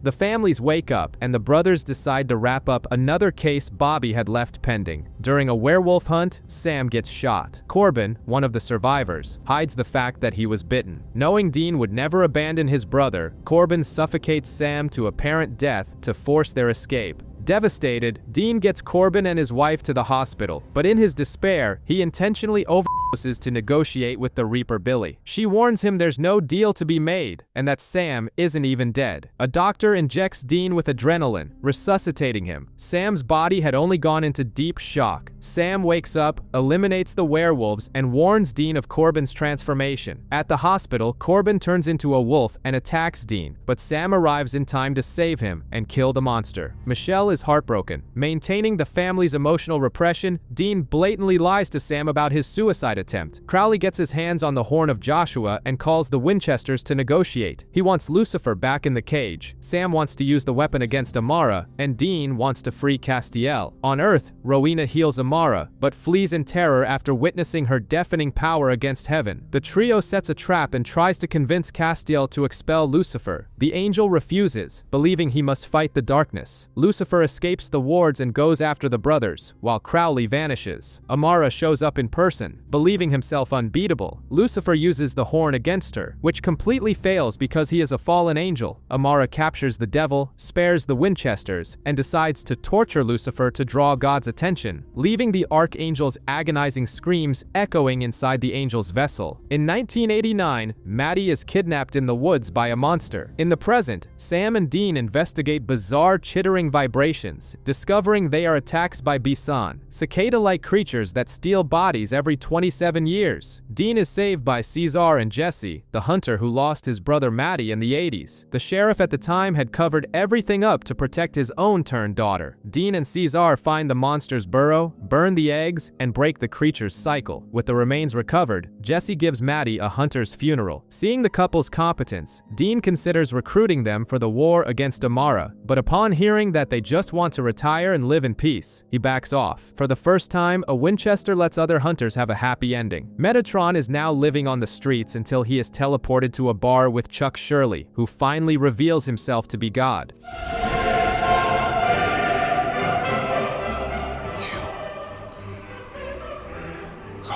Chuck chooses him as the editor for his autobiography, admitting sympathy for Lucifer and saying he is tired of the Winchesters' drama. He explains that he walked away because the darkness only destroyed creation. Metatron courageously accuses him of being a coward for ignoring human beauty and resilience. Furious, Chuck goes back to writing. Meanwhile, Amara's lethal fog decimates a town. Sam is infected, but Dean is immune and screams for the entity to stop. Chuck finishes his book, and a miracle occurs. The fog dissipates, and the dead are resurrected. Dean's amulet glows brightly. Following the divine GPS, they step into the street and come face to face with Chuck, who tells them they need to talk. To prove his identity, Chuck teleports everyone to the bunker and summons the ghost of Kevin Tran, finally sending him to heaven. Metatron warns the brothers of the true plan. God intends to sacrifice himself to his sister. Amara's fog activates the new prophet Donatello. The group plans a rescue mission for Lucifer to use him in the fight. Dean serves as bait and confronts Amara, who offers him a cosmic union. Donatello, Sam, and Metatron free Lucifer from his torture. The escape goes south, and Metatron heroically holds the door, getting vaporized by Amara in a final sacrifice. Chuck teleports them to the bunker before Amara can destroy them. The most tense reunion in millennia takes place. God and Lucifer face off. Chuck heals his wounded son, while Dean tells Sam about Amara's disturbing offer. During family therapy at the bunker, Chuck admits fault for Lucifer's fall. With no time to get the other archangels, the team forms the ultimate alliance. God, Lucifer, the Winchesters, angels, demons, and Rowena's witches. The plan is to bombard Amara, weaken her, and seal her away with the Mark of Cain, which this time will be transferred to Sam. Amara breaches the location and walks into the ambush. The massive strike begins. Witch magic, heavenly smiting, and Hell's army. Hit with full force, Amara is gravely injured. However, when Chuck attempts to seal her, she accuses him of pure egoism. In a devastating counterattack, she resists the mark, neutralizes the alliance, seemingly kills Lucifer, and mortally wounds Chuck. Instead of finishing him off, she intentionally leaves God alive to watch the entire universe die before he succumbs. With Chuck wounded and the sun dying, the world is on the brink of the end. Lucifer has vanished and Castiel is back. The only way out is a suicide mission, killing the darkness, taking Chuck down with her. With the Reaper Billy, they collect ghosts to create a soul bomb hidden inside Dean's chest. Chuck teleports Dean to Amara. Instead of fighting, Dean senses her regret and bets on family therapy. He convinces her that revenge isn't worth it. The impossible happens. Amara and Chuck make peace. She heals him, removes the bomb, and they both leave Earth. As a reward, Amara promises Dean the one thing he desires most. At the bunker, Castiel is banished by Lady Antonia Bevel. From the London chapter of the Men of Letters, she blames Sam for the supernatural messes and shoots him. Far away, Dean finds his reward, Mary Winchester alive.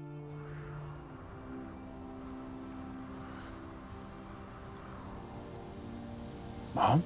Antonia drags Sam to a vet before throwing him in captivity. She reveals that the British men of letters keep the UK monster free, and now demand the names of American hunters to expand. Sam refuses. Her assistant, Miss Watt, resorts to physical torture, but the Winchester doesn't break. Tony drugs him, inducing hallucinations of loved ones dying. Sam attempts an escape, but fails. Meanwhile, Dean convinces Mary that he is her son, summarizing 33 years of tragedies. At the bunker, they find Castiel and notice Sam is missing. Dean calls Tony, who refuses to negotiate and sends Watt to kill them. The assassin almost wins, but Mary's instincts kick in. She kills her with Castiel's angel blade, proving she's a hunter. They track Sam to Missouri. In the underworld, Lucifer jumps from body to body, burning through his vessels too quickly. Crowley tries to use this weakness to reclaim Hell, but to no avail. Sam's interrogation remains relentless, but Castiel tracks down the farm. Dean tries to go alone, but Mary insists on tagging along. The breach fails. Dean is captured and tortured in front of Sam. Proving her worth, Mary creates a perfect distraction, giving Dean the opening to knock Tony out. Mick Davies, another man of letters, arrives with Castiel playing good cop. He says Tony crossed the line and proposes a partnership with American hunters, but no one buys it. Sam and Mary's reunion is emotional. She breaks down upon seeing John's journal. Faced with Tony's blind arrogance, Mick reveals he has called in Arthur Ketch, a name that makes the British woman tense up. Far away, Crowley interrupts one of Rowena's dates to use her against Lucifer, now in the body of washed-up rocker Vince Vincente. Crowley attempts to break the vessel and send him back to the cage, but fails miserably. He flees, leaving Rowena as the devil's new prisoner. In Minnesota, a couple freezes to death in an abandoned house. Sam is surprised when Mary insists on hunting with them, realizing that his mother is trying to bury her emotional turmoil. They discover that several children died there. They salt and burn the bones of the first ghost, thinking the case is closed. But Mary realizes the child spirits are still trapped. The culprit is the father of the first dead girl. His ghost controls the children, possesses Mary, and attacks Dean. Sam burns his bones just in time, freeing the spirits. Despite the victory, Mary confesses her grief for John and for the childhood versions of Sam and Dean. Feeling out of place, she makes the painful decision to leave the bunker to try to find herself. In parallel, Castiel and Crowley join forces to hunt Lucifer. The devil demands that Rowena use magic to strengthen his vessel. Pretending to help, the witch casts a spell that accelerates its decay and banishes him to the bottom of the ocean. Victorious, she promises to help the duo in the next showdown. Dealing with their mother's absence, Sam and Dean investigate bizarre deaths in Iowa, where victims are whipped by invisible forces. The connection is a religious family whose daughter, Magda, supposedly died of pneumonia. Dean suspects witchcraft, but Sam investigates the house and discovers Magda alive in the basement. She has psychic powers, and her extremist family tortures her, believing her to be evil. The deaths were accidents caused by her desperate telepathic cries for help. When the mother realizes the secret is out, she serves a poisoned dinner so they can all die together. The father drops dead. When the girl almost uses her powers to take revenge, Sam calms her down, proving she isn't the monster they made her believe she was. The mother is arrested, and Magda catches a bus to start over in California. The happy ending, however, is cut short by Ketch. The British operative executes Magda with a single bullet to finish the job, proving the ruthless coldness of the men of letters. Depressed over his mother's departure, Dean focuses on a case in Ohio, spontaneous human combustion linked to a Nazi pocket watch. The investigation leads them to the Thule Society, focused on mission Das Blut. The watch holds the soul of Adolf, and the Thule wants to resurrect the dictator in the body of Ellie, a direct descendant. The Winchesters capture Christoph, son of the Nazi commandant Nauhaus. Under threat, he spills the plan. However, the Thule kidnaps Ellie, and Nauhaus decides to execute his own son. Christoph escapes and sells out the base's location in exchange for protection. The duo breaches the site right at the end of the ritual, but with a twist. Nauhaus used the girl's blood and stole her place as the vessel. Possessed, Adolf now acts like a hyperactive lunatic. The Thule capture the brothers, but a bleeding Ellie shoots a Nazi. Taking the opening, Dean steals a gun, punches Adolf in the face, drops a Heil this, and shoots him in the head. Dean's depression evaporates. In the Impala, he relentlessly repeats that he killed Adolf and demands pie, making Sam fully aware that he will never hear the end of it. In 1980, Mary saves a young Asa Fox, who grows up to become a hunting legend. In 2016, he ends up dead, gathering hunters at his wake, including Sam, Dean, Mary, and Sheriff Jody Mills, who had a romance with Asa. Family tension worsens when a guest turns up dead.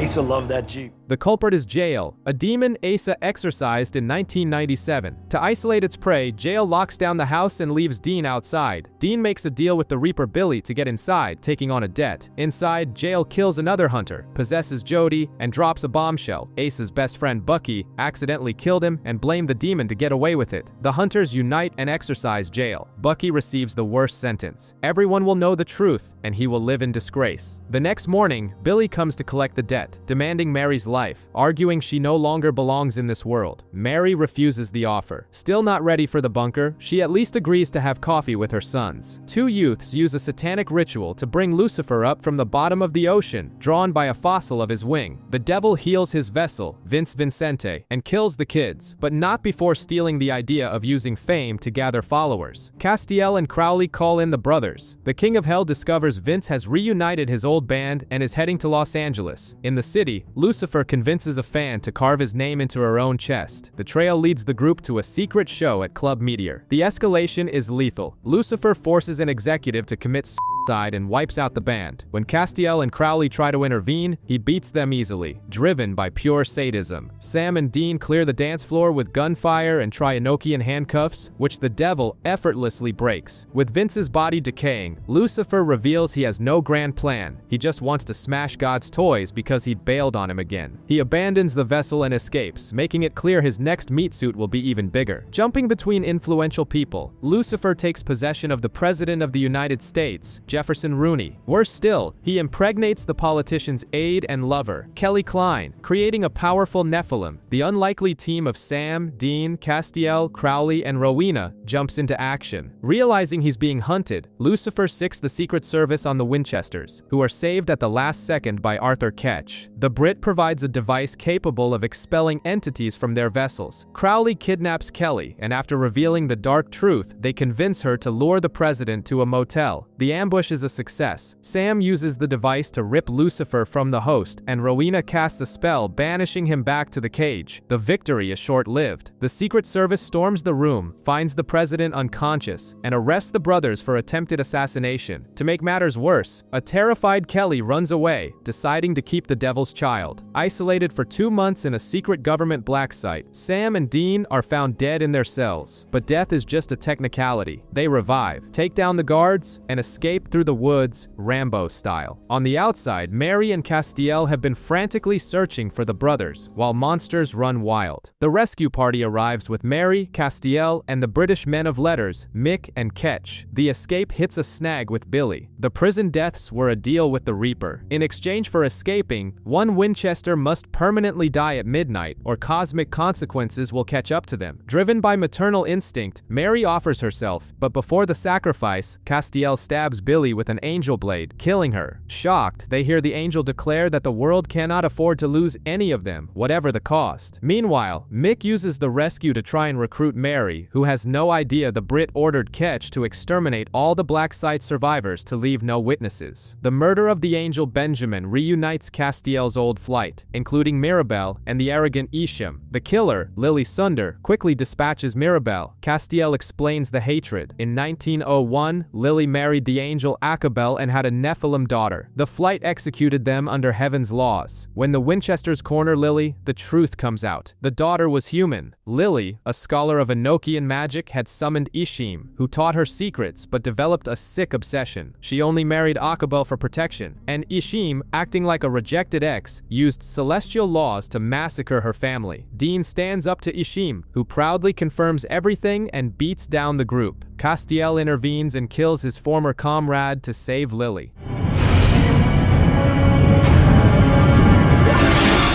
Aimless after completing her centuries-old vengeance, Lily listens to Castiel's apologies, and he accepts that she may kill him in the future if she deems it necessary. The trio leaves, reflecting on the looming threat of Lucifer's child. Trying to stick to the routine, Dean gets hit in the chest with a hex and wakes up with no memory of the night before. Sam explains they were investigating the bizarre death of an accountant stuffed with money. With the amnesia worsening to the point of threatening his vital functions, Rowena warns that they must kill the witch responsible. Retracing their steps, they find the culprit Gideon, already dead by Dean's own hand. The spell, however, remains active. Rowena identifies the magic of the Lachlan's, an ancient druid family, and warns that only their black grimoire will reverse the condition. Sam goes after the survivors, Catriona and Boyd, but is captured for a ritual to resurrect Gideon. Rowena intervenes but almost gets killed. The day is saved by an amnesiac Dean who, guided by sticky notes left by Rowena, shows up armed with witch-killing bullets and wipes out the Lachlan's. Rowena cures Dean with the book. He regains his memory, only forgetting the period when he forgot everything. Grateful, the brothers promise her a favor, but take the dangerous book away. A simple ambush turns to chaos when the target, a yellow-eyed demon, shrugs off attacks from the Winchesters, Castiel, Mary, and the hunter Wally. Acting secretly, Mary steals an object from the location. The demon impales Castiel with a lance and kills Wally. The group escapes, and Crowley delivers a warning. It was Ramiel, a prince of hell. Worse, the weapon used was the lethal lance of Michael. Ramiel comes to collect the stolen object, initiating a fierce battle. Sam manages to grab the lance itself and kills the prince. In a rare helpful moment, Crowley snaps the weapon, breaking the spell and saving Castiel. Far away, Mary demands answers from Arthur Ketch. The British men of letters knew exactly who the target was and wanted to recover the stolen artifact, the Colt. Meanwhile, in hell, Crowley's colossal secret is revealed. Lucifer didn't return to the cage but is being kept as a chained pet in the palace. Crowley's ego dictates the rules as he boasts about trapping Lucifer in Nick's vessel using magic from the original cage. The devil hardly cares and strikes back, revealing that his son survived on Earth. While Mary continues to be manipulated by Ketch, Sam and Dean investigate deaths tied to a sunken ship, and Gavin, Crowley's time-displaced son. The ghost is Fiona, Gavin's fiancée, who was a and went down with the ship. To save the present-day victims, Gavin takes a noble stance and asks Rowena to send him back in time to die alongside his beloved. The deaths are erased, and Crowley is furious to learn his mother helped her grandson die. Coldly, Rowena makes him taste vengeance for forcing her to kill an innocent. Back at the bunker, Mary confesses her alliance with the Brits. Simultaneously, Kelly Klein is cornered by angels and saved by Dagon, another princess of hell, who offers her absolute protection, much to the satisfaction of an imprisoned Lucifer. The mood is heavy in the bunker. Dean accuses Sam of giving Mary a pass for her choices and storms out. Sam takes the opportunity to visit the temporary BMOL base, where Mick and Mary explain an operation to wipe out the local vampires until they reach the alpha vampire. Meanwhile, Dean is approached by Ketch and accepts an invitation to hunt. While investigating, they discover that vampires are now hunting hunters. The British base suffers a violent invasion. Cornered, Mick grabs the recently recovered Colt, but it lacks the original ammo. Sam guides him to craft bullets using an old recipe of Bobby's. The alpha vampire himself breaches the room, aided by a traitor. Sam points the empty Colt and stages a fake negotiation. In a theatrical move, Mick slides the crafted bullet to Sam, who lands a lethal headshot on the alpha before he can react.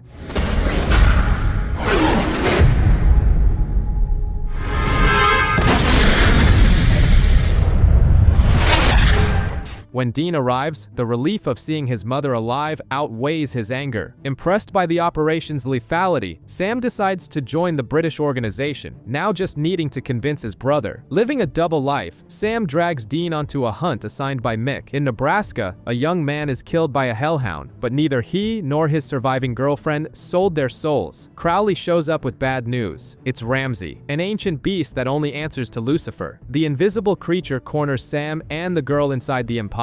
With great effort, the Winchester kills the monster. Riding the come-down of adrenaline, Sam confesses he is working with the Men of Letters. Surprisingly, Dean agrees to give the organization a chance. In the underworld, it is revealed that Ramsey's escape was a distraction orchestrated by demons to free Lucifer. The devil tries to take the throne, but discovers Crowley has warded Nick's vessel with cage spells, making him completely submissive. In heaven, Castiel discovers Dagon's involvement, and faced with an offer to return to paradise in exchange for hunting the Nephilim, heads off to meet the leader, Joshua. Mick tags along with the Winchesters to gain field experience investigating werewolves. Hunter Claire Novak is also in town, working solo. Loyal to ruthless British protocol, Mick executes a bitten survivor right in the hospital, infuriating the brothers. Karma is instantaneous, as Claire ends up bitten too. The only cure requires the blood of the werewolf who attacked her, Justin, a bartender trying to repopulate his former peaceful pack, which had been brutally massacred by Mick's very organization. The Winchesters raid the hideout and secure the cure. The girl survives and finally calls her adoptive mother Jody, accepting that she has a family. The impact of massacring innocents hits Mick hard. Seeing the fallout of his inflexible rules firsthand, he realizes the monster world isn't black and white, and the Winchesters decide to give him a second chance. The weight of the strict Men of Letters doctrine haunts Mick, who as a child was forced by the organization to kill his best friend. The ruthless Dr. Hess demands the Winchesters fall in line, sending her pupil Rennie to shadow the team. With the lead on Dagon, the hunters set an ambush using the Colt. The Princess of Hell appears, and ally Eileen tries to shoot her, but misses and accidentally kills Rennie. The British code demands Mick execute her on the spot. He raises his gun, but persuaded by the Winchesters, yields and lets her go. The decision cost him dearly. Dr. Hess arrives furious. Mick gathers his courage and defends the American hunter's methods, but Ketch executes him with a shot to the head. Without hesitation, Hess orders the extermination of every hunter in the country. Far away, Lucifer feigns submission while his demons break his wards, and Kelly receives the worst verdict from Dagon. Giving birth to the Nephilim will kill her. Lured by a fake email from Mick, the brothers head out to investigate disappearances in Wisconsin. It's the bait Ketch needed to break into the bunker and bug the place. In town, they discover one person is killed every year. The macabre tradition belonged to the wealthy family of Sheriff Barrett, who sacrificed people to the god Moloch. However, Barrett locked the creature up to starve in 1997. The one who resumed the killings out of greed was his half-brother Pete, who kidnaps Dean to serve him as a feast. Sam arrives just in time, takes down Pete, and wipes the ancient god out of existence with a shot from the Colt. Back at the bunker and oblivious to the bugs, the brothers reflect on the legacy they will leave and carve their initials into the table. The moment is interrupted by a call from Ketch, announcing he is their new supervisor, ushering in the suffocating reality of being spied on in their own home. Desperate about the destruction her son will bring, Kelly commits suicide, but is resurrected by the Nephilim itself, convincing her the baby is good. Castiel returns to the bunker playing a double game. While pretending to support Sam's idea of extracting the child's grace, he steals the Colt to execute the mother. However, upon cornering Kelly, the angel can't bring himself to shoot and runs away with her.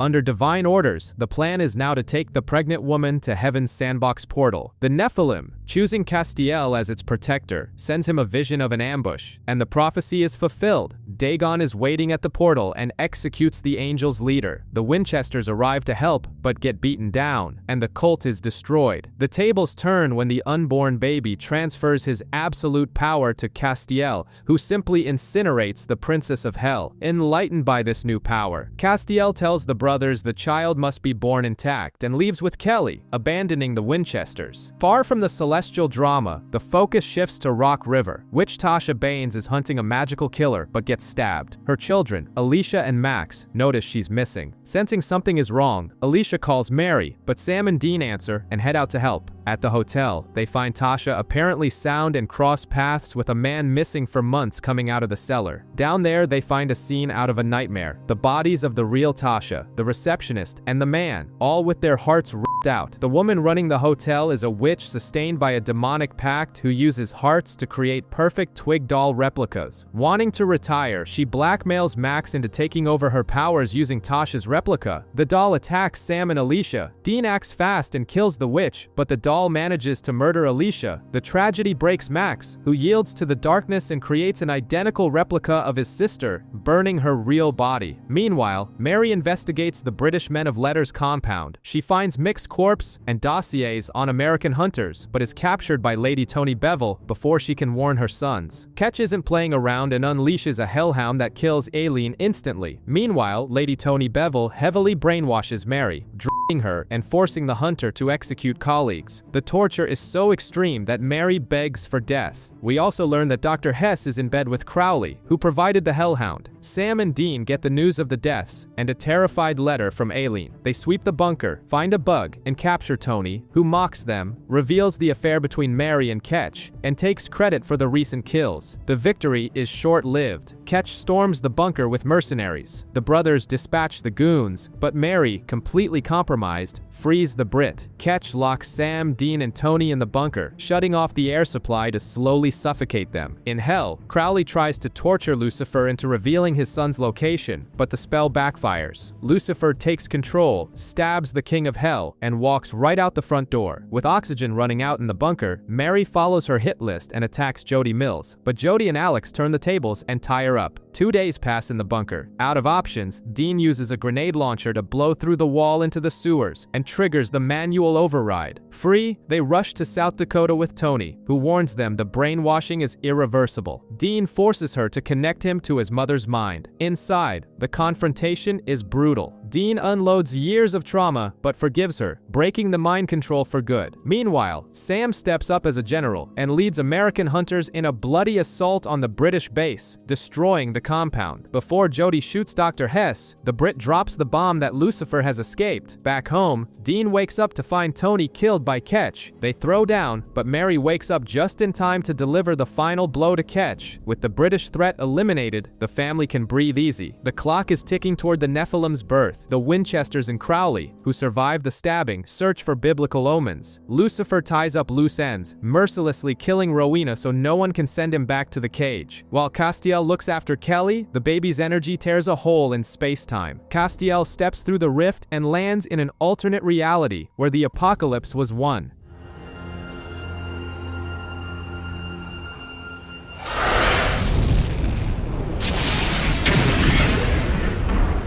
As Kelly goes into labor, the boys find them. On the other side of the rift, they bump into an alternate Bobby Singer who hands them an angel-killing gun. Crowley's insane plan requires luring Lucifer to the other world and sealing the rift by sacrificing his own life. Dean distracts the devil. Sam and Crowley prep the spell, and Crowley makes the sacrifice. However, Lucifer makes it back before the rift closes and kills Castiel. Mary charges at Lucifer and beats him back into the rift, but gets dragged in with him. Dean is left in shock by the angel's sacrifice. Inside the house, Sam finds Kelly dead and, in the shadows, not a baby, but a teenager with glowing eyes. Jack has just been born and looks like a confused teenager. Dean tries to shoot him, but Jack unleashes a sonic scream that knocks the brothers out. He wanders to a police station, acting with pure innocence. When they catch up to him, Dean wants him dead, but Sam sees a scared kid. Jack reveals his mother made him grow fast and that Castiel was supposed to protect him. 3 angels appear, wanting to use the boy's limitless power. The Winchesters kill and banish the enemies, but Jack takes an angel blade to the heart and remains unharmed. Dean agrees to take him to the bunker only until they figure out how to kill him. With Chuck ignoring their prayers, the mood is bleak. They give Castiel and Kelly a hunter's funeral, also saying goodbye to Crowley and Mary. Except, in the alternate reality, Lucifer is keeping Mary alive, as he has plans for her. On the road, the trio runs into Donatello, who, despite lacking a soul, was drawn by the boy's power. They try to give Jack warding tattoos, but his body rejects the damage and expels the ink. Dean sees this as proof of his monstrous nature. Sam sees it as a lack of control. In the underworld, Asmodeus takes the throne of hell and, disguised as Donatello, tricks Jack into freeing the Shadim, the darkest of creatures. The charade falls apart when the brothers and the real prophet arrive. Asmodeus attacks, but Jack loses his temper and banishes the demon. At the bunker, Dean keeps things ice cold, promising to end the kid at the first mistake. In the alternate reality, Lucifer plans to use Mary as a bargaining chip, but they run into the Michael of that world. Michael beats the devil to a pulp, keeping him alive as a prisoner. Psychic Missouri Mosley warns that a wraith with an appetite for psychics is hunting her family. Dean and Sheriff Jody protect her son James and granddaughter Patience. The wraith kills Missouri, who accepts her fate without a fight. James had cut his mother out of his life, and Patience didn't even know about her gift until she was attacked and kidnapped by the monster. The girl's premonitions kick in. She sees the wraith kill the group. With the early warning, they turn the tables, and Dean dispatches the monster. Jody lets the girl know the door to the hunting world will always be open. Far away, Sam tries to mentor Jack, but the training fails, and the boy believes he is destined for evil. The final blow comes when Jack overhears Dean blaming Sam for Castiel's death. Understanding their grief, Jack focuses all his energy and whispers the angel's name. The impact is so massive that Castiel suddenly wakes up, all alone in the empty. Sam convinces Dean to test Jack in the field, hoping he might be able to open a rift to save Mary. They investigate brutal murders committed by deceased loved ones and track down a therapist, Mia. They pose as patients, leading to a very real argument between the brothers about grief. They discover Mia is a shapeshifter, but she only takes the form of the dead to provide emotional closure. The killer is her ex-boyfriend, Buddy, also a shapeshifter. Buddy knocks out Dean and Jack and shoots at Sam, but Jack uses his powers to deflect the bullet and slam Buddy against the wall, allowing Sam to finish the job.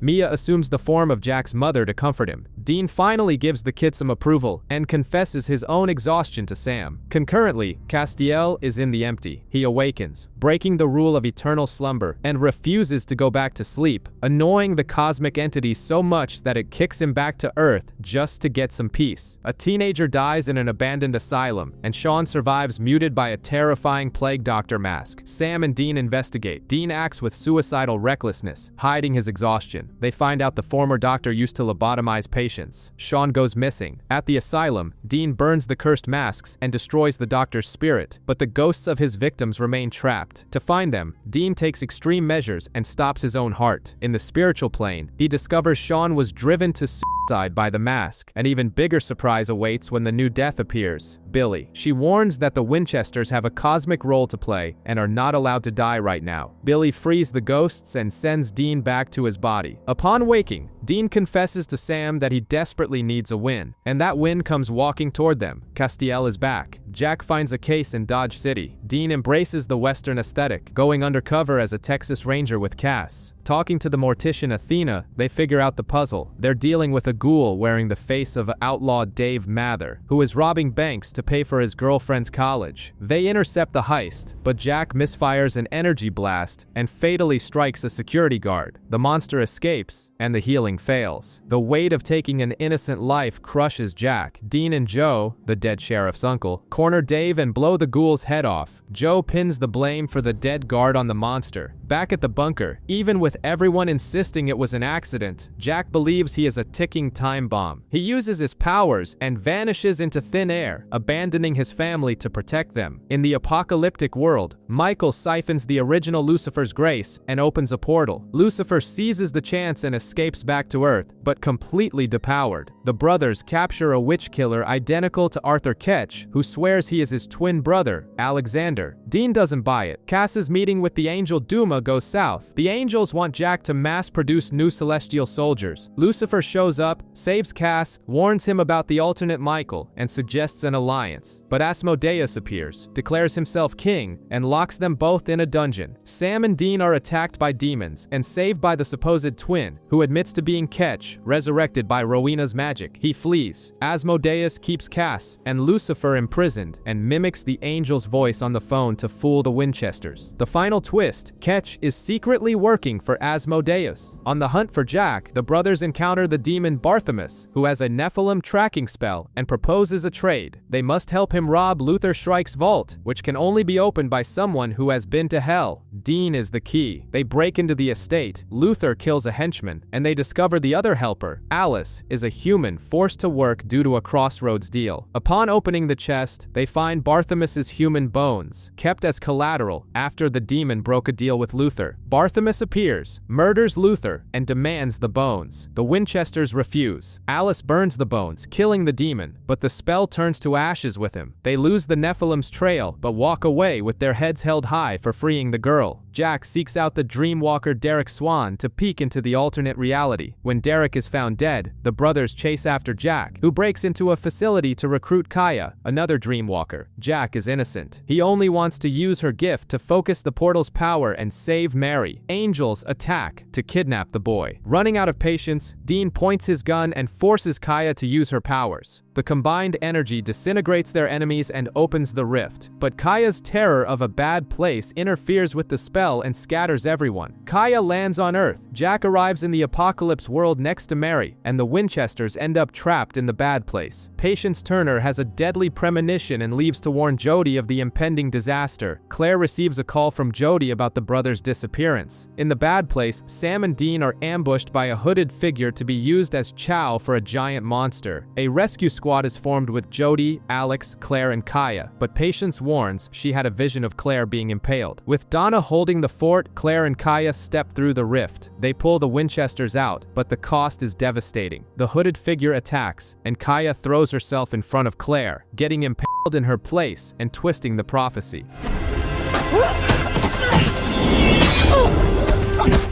The aftermath is bitter. Claire vows revenge, and a new rift opens on Earth. The hooded figure reveals her face, and it is an alternate version of Kaya herself. Donna's niece is kidnapped, and Sam and Dean help search for the serial killer, the Butterfly. Dean's interrogation reveals that there is no serial killer, but rather a dark web operation trafficking human body parts for monsters. The FBI agent in charge of the case is the ringleader. He kidnaps Sam to auction him off. During the rescue, Officer Doug is bitten by the vampire Marlin. Dean and Donna act fast. They use Marlin's blood to cure Doug, kill the vampire, save the niece, and Dean eliminates the federal agent before Sam is c***ed up. Despite the success, Doug is terrified of the supernatural world and breaks up with Donna. The blow sinks Sam into extreme pessimism about the tragic fate of everyone around the Winchesters. Dean falls victim to Jamie Plum's love spell, making it easy for her and her sister to steal the Black Grimoire. The hunt brings the return of Rowena, resurrected and desperate for the book to restore her powers and break her binding to the Grand Coven. She confesses to Sam her paralyzing fear of Lucifer. The witches use the book to resurrect their mother, her, only creating an enraged zombie. The brothers and Rowena defeat them. Understanding her desperation, Sam allows her to rip out the magic page. Far away, Castiel and Lucifer swallow their hatred to escape Asmodeus' dungeon. The plan works, but upon crossing the exit, Lucifer tries to demand a piece of divine grace. Castiel doesn't hesitate. He draws his angel blade and stabs the weakened devil. Castiel warns that Lucifer is on the loose. They use Donatello to translate the demon tablet and find the portal spell, unaware that Asmodeus has hypnotized the prophet. Lucifer, nearly human, starts draining angels and allies with the angel Anna-El, Sister Joe. He promises to restore the angel's wings and tries to reclaim heaven. Ketch admits to working for Asmodeus but proposes an alliance with Sam and Dean to stop Michael's invasion, and the brothers accept due to a lack of options. Ketch reports his failure to Asmodeus, who remains unfazed. He has an archangel blade up his sleeve and reveals his prisoner in the dungeon, the archangel Gabriel, whom everyone thought had been dead for 8 years. The tablet's power completely corrupts Donatello. He provides fake ingredients for the spell and tries to kill the team. Fed up, Castiel forcefully rips the truth from the prophet's mind, leaving him brain dead. The list requires Archangel Grace, fruit from the tree of life, the seal of Solomon, and the blood of a most holy man. In the Apocalypse world, Jack and Mary escape Zachariah's illusions and find Alt Bobby. Mary discovers that her alternate version never made the deal with Azazel, meaning Sam and Dean were never born to stop the apocalypse. Zachariah attacks the human camp, but Jack smites him effortlessly. Earning everyone's respect, the Nephilim decides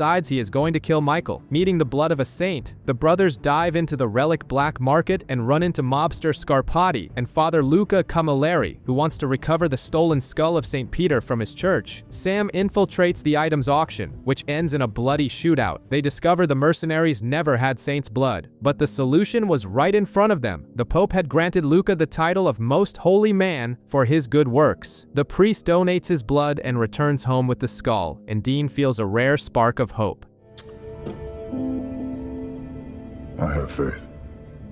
The Winchesters and Castiel are sucked into an animated episode of Scooby-Doo thanks to a cursed TV, but the cartoon turns into a real-life nightmare with bloody murders committed by a real ghost. They team up with Mystery Inc. and solve the case. The ghost is the spirit of a dead boy being forced by a corrupt businessman to scare away shop owners. To protect the innocence of Scooby and the gang, they fake the classic guy in a mask ending. They return to the real world, free the boy, and send the businessmen to jail. With the fruit of the Tree of Life now in hand, the portal is about to be opened. With 2 parts of the spell secured, the search for the Seal of Solomon leads the Winchesters to the dusty archives of the Men of Letters in a secret Rhode Island base. Breaking in, they find Sandy Porter, a woman who hasn't aged since 1925. The rescue turns to chaos when a mysterious group invades. Sam discovers the truth. Sandy is Yokoth, an interdimensional god brought through by a rogue member in the past, and the invaders are descendants of the Order trying to keep her contained. The deity's plan is to use Dean as a vessel for her mate. With the invaders' help, the brothers banish Yokoth and retrieve the seal. Meanwhile, Arthur Ketch discovers Asmodeus is injecting Gabriel's grace to inflate his powers. Seeking redemption, Ketch takes a beating but escapes with a terrified Gabriel and the Archangel Blade, handing them over to the Winchesters. The rift to the Apocalypse world is opened, but it will only last 24 hours. Dean and Ketch cross over, while Sam stays behind to watch over a completely unstable Gabriel. On the other side of the rift, Dean and Ketch track Mary and Jack, but find a group of angels holding the alternate version of Charlie prisoner. Haunted by the death of his original Charlie, Dean ignores tactics and rescues her. Charlie reveals that Mary and Jack are leading the resistance. Out of time, Dean returns to Earth, but Ketch stays behind to help lay the groundwork. In the bunker, Gabriel confesses to faking his own death to flee his responsibilities in heaven. Therapy is cut short when Asmodeus breaks in to recapture him. The trauma awakens the Archangel, who incinerates Asmodeus and flees once again, leaving the Winchesters without the power to keep the rift open. Far away, Lucifer discovers that being the ruler of the universe is frustrating, and his attitude pushes Anna-El away. Castiel seeks help in heaven and discovers Naomi is alive, having recovered after faking her death during the fall of the angels. The news, however, is disastrous. There are fewer than a dozen angels left. If Gabriel doesn't return, heaven will crumble. Pragmatically, Naomi locks the portal, warning it will only reopen when the problem is solved. On Earth, Rowena uses her new powers to kill Reapers, aiming to force the new death, Billy, to resurrect Crowley. Consumed by guilt over her son's terrible life, the witch attacks Billy, wasting her energy on a futile assault.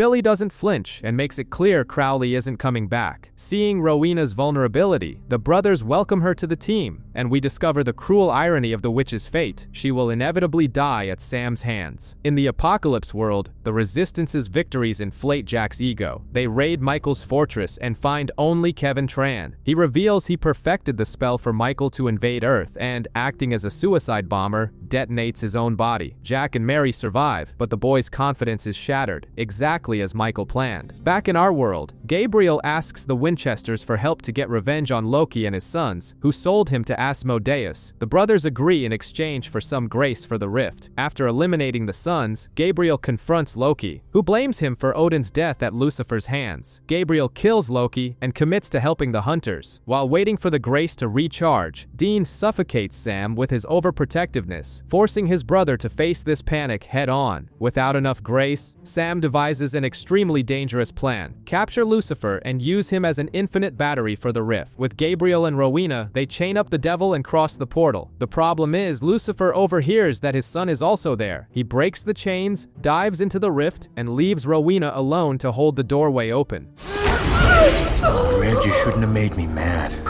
Step into my office.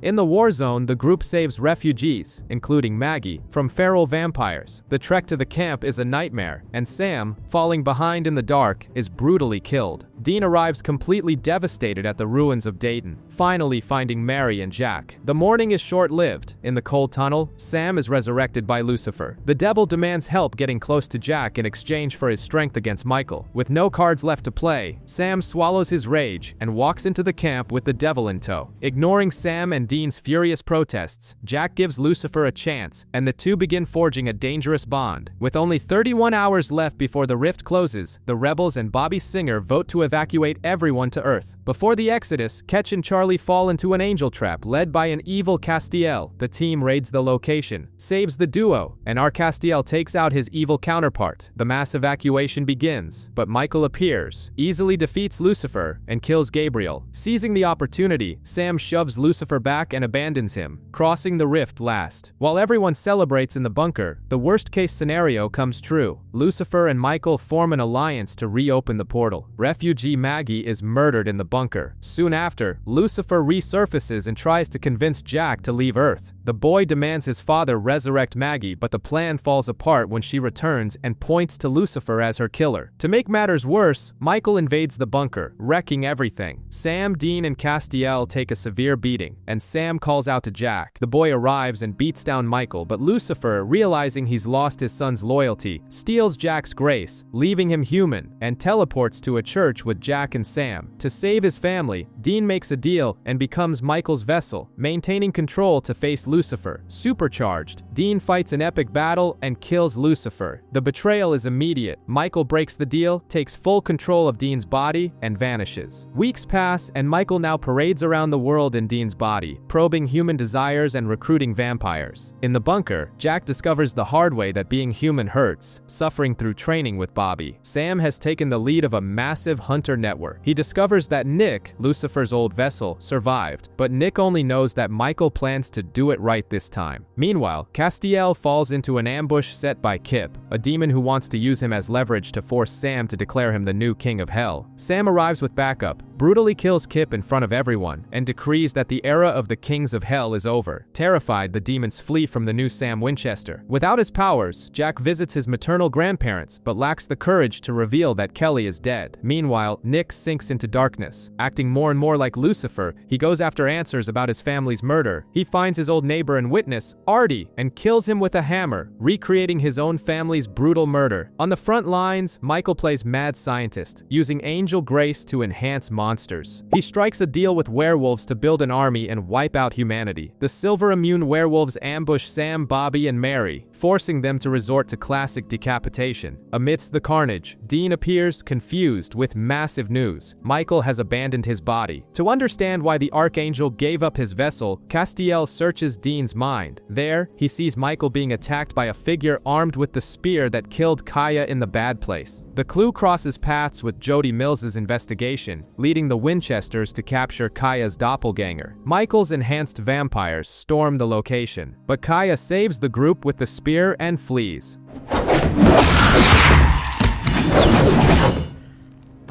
In the aftermath, Dean confesses to Sam his immense guilt over the trail of blood left by the Archangel. At the bunker, Jack helps Laura, a cursed young girl who is aging to death. Using only magical logic, he breaks the curse and brings the girl back to life without celestial powers. Castiel is proud, but Jack hides the fact that he has started coughing up blood. Sinking into guilt, Dean refuses to leave his room. Sam lures him out with a Halloween case involving a robbery at an Ohio comic book store, where the thief was attacked by a Thundercats action figure. The duo investigates Samantha and Dirk's store. The case gains traction when a flying chainsaw confirms it's a poltergeist. The former owner, Jordan, died of cancer and is controlling the objects. The chaos splits up. Sam and Samantha get locked in fighting a giant Hatchet Man display, a slasher film villain, forcing Sam to improvise a bomb to blow the door open. At the hospital, Dean has a classic fight with the ghost in the morgue, buying time for Sam to burn the spirit's tether. Dean thanks him for pulling him out of his rut and laughingly discovers the childhood trauma that makes Sam hate Halloween. Maggie vanishes on her first solo hunt. Sam and Dean track her location and find Mary and Bobby investigating the same house, where the owner is in a coma. The place, crawling with manifestations, raises suspicions that the patient is a psychic-altering reality. While Sam rescues Maggie in the attic and Mary and Bobby deal with the cruel vision of Bobby's dead son in the woods, Dean uncovers the truth. The problem is the nurse, Neil. He is a djinn enhanced by Michael, serving as a trap for hunters. Because Dean is bizarrely immune to Neil's powers, he kills him easily. Shaken by the illusions, Bobby is taken by Mary to a retreat at Donna's cabin to find a new purpose. Trying to prove his worth, Jack insists that Dean investigate a mysterious murder. They discover Harper, a necromancer librarian who lures boyfriends just to feed her zombie ex, Vance. Dean and Jack destroy the zombie, but the girl escapes with a sick new obsession for Jack. The boy's attitude convinces Dean to accept him as a hunter. Far away, Sam and the alternate version of Charlie hunt an insect monster in Tennessee. The girl confesses she can't stand the hunter life and wants to disappear, but Sam manages to convince her not to jump ship. The real problem, however, becomes impossible to hide. Right in front of Dean, Jack has a violent fit, coughs up blood, and collapses on the floor. The diagnosis is a bombshell. Without his grace, Jack's human and angel natures are at war, destroying his body. Desperate, Sam seeks out the shaman Sergei, while Dean takes on the mission of helping the boy enjoy his final days, teaching him to drive the Impala. Sergei gives Castiel some of Gabriel's grace for a healing spell. Rowena performs the ritual, but Jack only gets worse. Sergei coldly admits it was just an experiment, and Rowena warns there's nothing more to be done. As the family deals with the grief, Nick sinks into darkness. He tortures ex-cop Frank and discovers he murdered his family while possessed by the demon Abraxas. Nick crushes Frank's head. Missing Lucifer, he prays to the Archangel, awakening a skeletal figure in the empty. Jack dies. Unable to accept it, Sam seeks out the old Lily Sunder. She agrees to resurrect Jack using soul magic, but demands they guarantee her entry into heaven. The god Anubis weighs her soul and decrees she is bound for hell, but Dean convinces her to help anyway. In heaven, the entity from the empty hunts Jack's soul. Castiel breaches paradise and sacrifices his own life to the empty, agreeing to be taken only when he experiences true happiness. Grateful for him saving heaven, Naomi reveals Michael's location. On Earth, Lily's magic works and resurrects Jack, but the strain causes her to have a fatal heart attack. The plot twist, her selfless sacrifice shifts the cosmic balance, granting her entry into heaven to reunite with her daughter. The plan of attack against Michael advances. The undercover Garth discovers that the Archangel, now in a female vessel, wants to turn Kansas City into his personal horde, but Garth ends up swallowing the enhancements to maintain his cover. The team splits up. Sam and Jack search for a hyperbolic pulse generator, while Dean and Cass acquire alternate Kaya's spear. The Archangel destroys the generator, kidnaps Jack, and uses mind control to turn Garth against Sam. Sam knocks out his friend, rescues Jack, and regroups the team. I got it.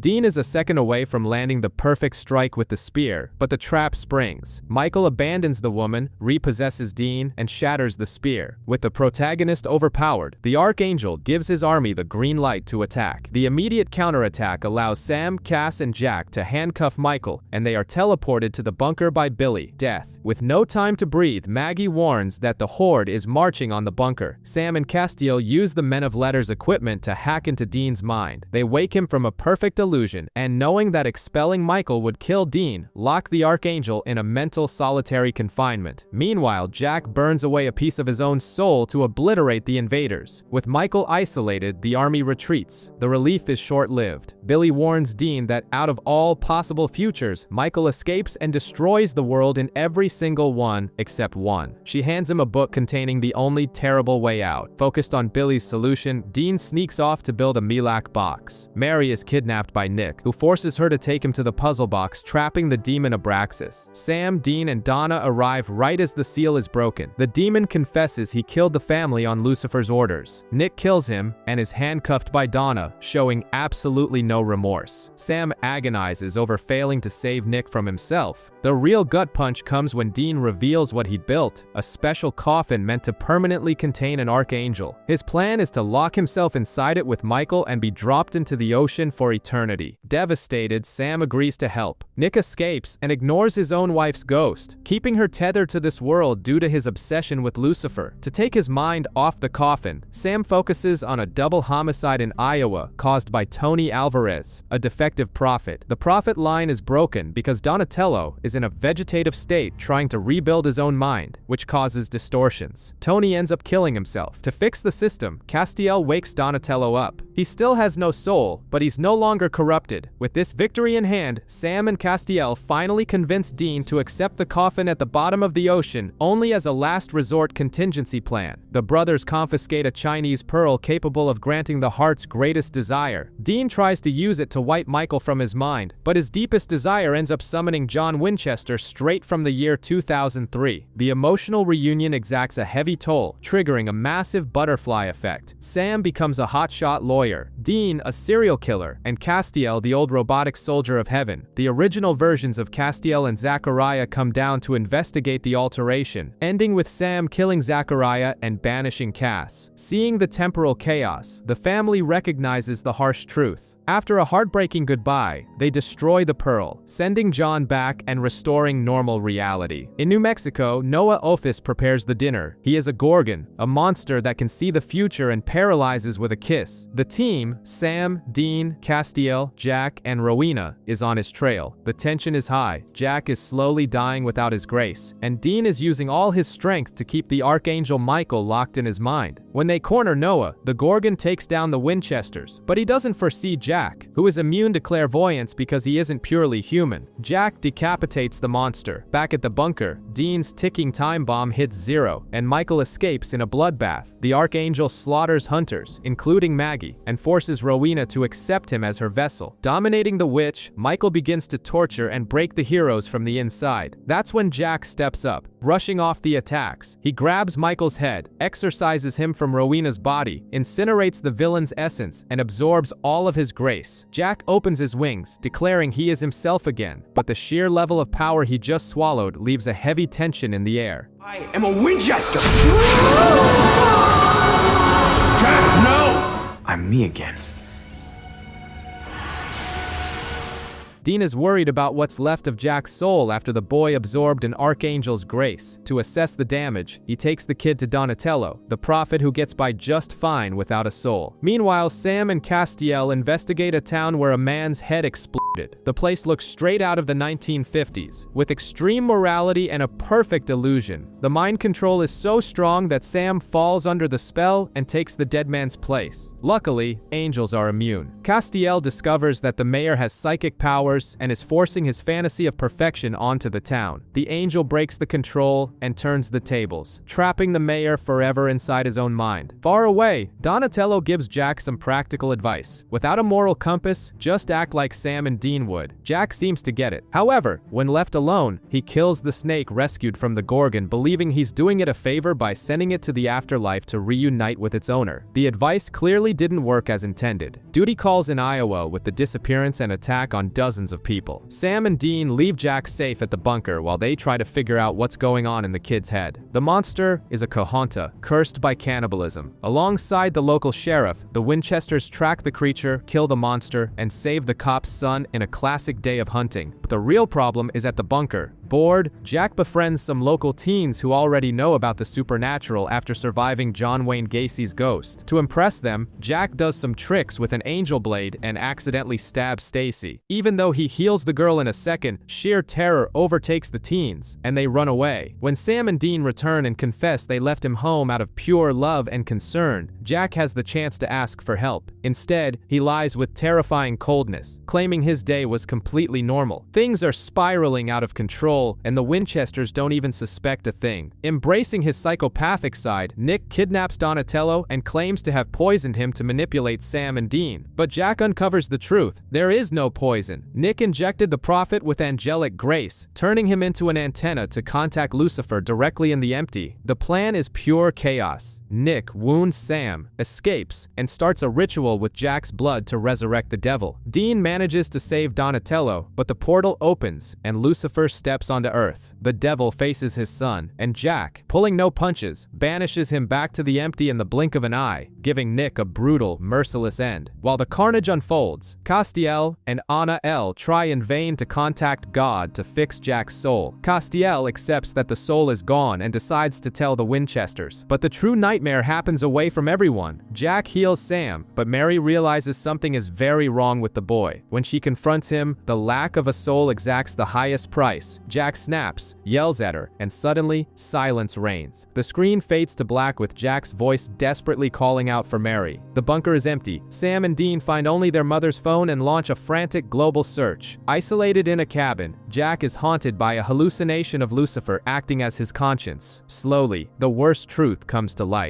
Jack accidentally killed Mary in a moment of impulsiveness. Castiel arrives and confesses he had suspected the danger of Jack's soullessness ever since he, mercifully, killed a snake. Dean is furious about the lie, and things hit rock bottom when Rowena confirms Mary is no longer on Earth. Desperate, Jack tries to force a resurrection spell with Mary's ashes using the Book of the Damned, ignoring the witch's warnings. Sam and Dean arrive in time to see the sky open and the spell fail. A body drops, but it's just an empty shell.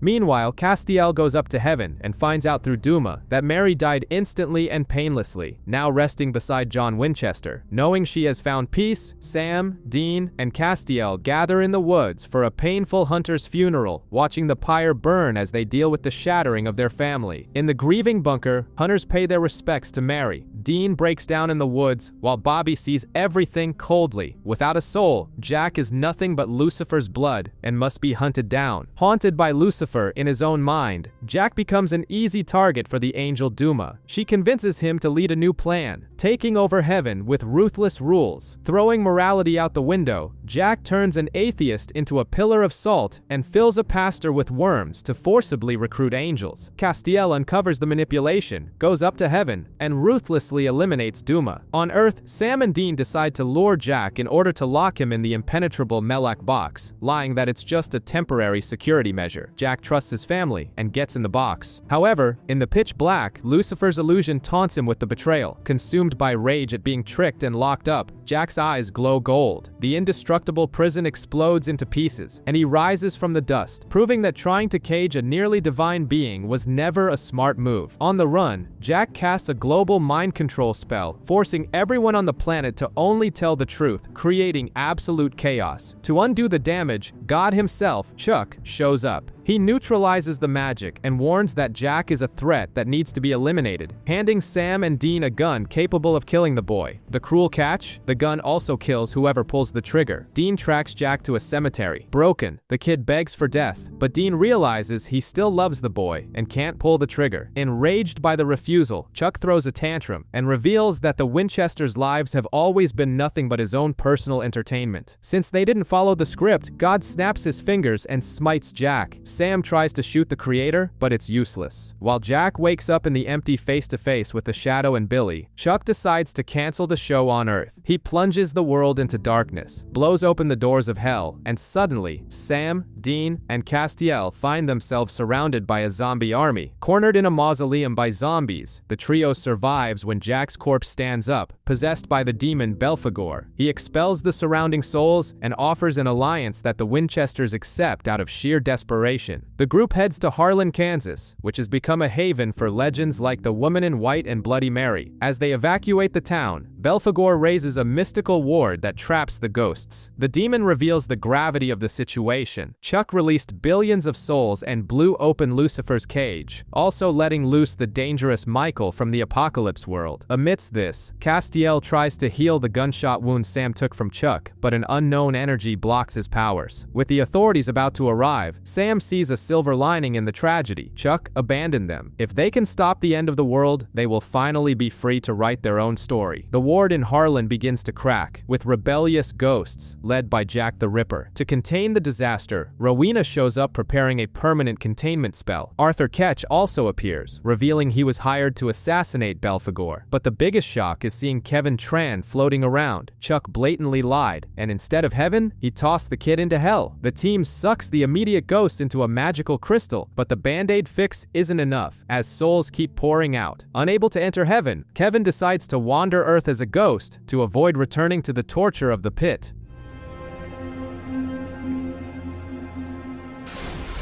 In Nevada, Chuck seeks help from Amara. Weakened by Sam's gunshot, the Almighty has lost his privileges, but his sister notices his narcissism remains intact and refuses to help. She walks away, leaving Chuck trapped on Earth, powerless, and mysteriously connected to Sam. The apocalypse looms and Rowena's magic can't hold the rupture. Belphegor plays his trump card: go down to hell, retrieve Lilith's crook, suck in the souls, and seal the breach. Castiel goes with him. Down below, the demon Ardot intercepts Arthur Ketch, brutally murdering him. She then tries to kill Belphegor and reveals the truth. His plan is to use the crook to absorb the souls and become the new king of hell. Belphegor kills Ardot and tries to pull off the coup, but Castiel smites him without hesitation, obliterating the crook along with him. With no plan B, Rowena makes the heaviest decision of her life. She finds a sacrificial spell where she will absorb the souls by dragging them into the pit. The cost? She must be killed. She forces Sam to stab her. Rowena falls into hell, saving the world. Back at the bunker, the grief is suffocating. Dean throws all the blame on Castiel. The Angel, already exhausted, losing his powers, and fully aware that Dean hasn't forgiven him for Mary's death, reaches his breaking point. He turns his back and walks away, leaving the brothers completely alone. Sam's mind crumbles under dark nightmares where he, addicted to demon blood, commands the darkness and murders Dean and Benny. Even shattered by mourning Rowena, he follows Dean on a case in Iowa. A dead girl and a kidnapped one lead them to Billy, a recently turned vampire who lost control. His parents were just trying to cover up their son's tragedy. With rare clarity, Billy recognizes what he has become and turns himself in to be killed by the hunters, relieving his parents of the guilt. In the woods, Dean tries to use the kids' attitude to justify their need to keep fighting, but pessimism swallows Sam. Far away, Chuck is going through a creative crisis and seeks the validation of Becky Rosen. She inspires him to start writing again, but God's draft is so disturbing it horrifies Becky. Faced with the criticism, Chuck simply snaps his fingers, erasing her and her family from existence. The author is ready for his dark final chapter. In Sam's nightmares, he now dreams of coming back from the dead, possessed by Lucifer and burning Dean alive. Hiding his panic, he heads out with his brother to hunt mountain lions in Colorado. They find a survivor, Ashley, who points them to the trail of werewolf brothers Andy and Josh May. After ambushes and lost weapons, Josh tries to kill Dean, but his brother Andy shoots him to save the hunters. Destroyed by killing his own flesh and blood, Andy commits suicide died. Ashley says thank you, bizarrely trips on some deer antlers, and dies. She immediately stands back up. She is actually Lilith, resurrected by Chuck to fetch the equalizer gun. She confesses that the werewolf brothers' tragedy was just foreshadowing for the ending God has in store for Sam and Dean. Sam shoots the demon, but Lilith is now too powerful. She melts the gun with her bare hand and vanishes. At the bunker, the realization hits. The wound mentally linked Sam to Chuck, and the cruel nightmares are God's rough drafts to destroy them. Dean, stunned, asks the inevitable question, how do you fight God? Thanks to the rupture in hell, Aileen Leahy's soul has escaped and is seeking refuge, terrified of turning into a vengeful spirit. Dean suggests using Rowena's magic to contain her, but Sam finds a resurrection spell. The magic attracts two selfish local witches. Sam, Dean, and Aileen's ghost get into a brawl. Mastering the late witch's teachings, Sam uses her own magic against the enemies and takes one of them out. Elsewhere, Castiel tries to take a vacation from hunting, but gets pulled into rescuing a teenager. He discovers the local sheriff is a djinn, executes him, and realizes his duty is to fight. Castiel is back in the game. At the bunker, the ritual is completed. Aileen comes fully back to life. Fueled by the victory, Sam begs Dean for only one thing, to stop giving up and get back in the fight. I need my brother.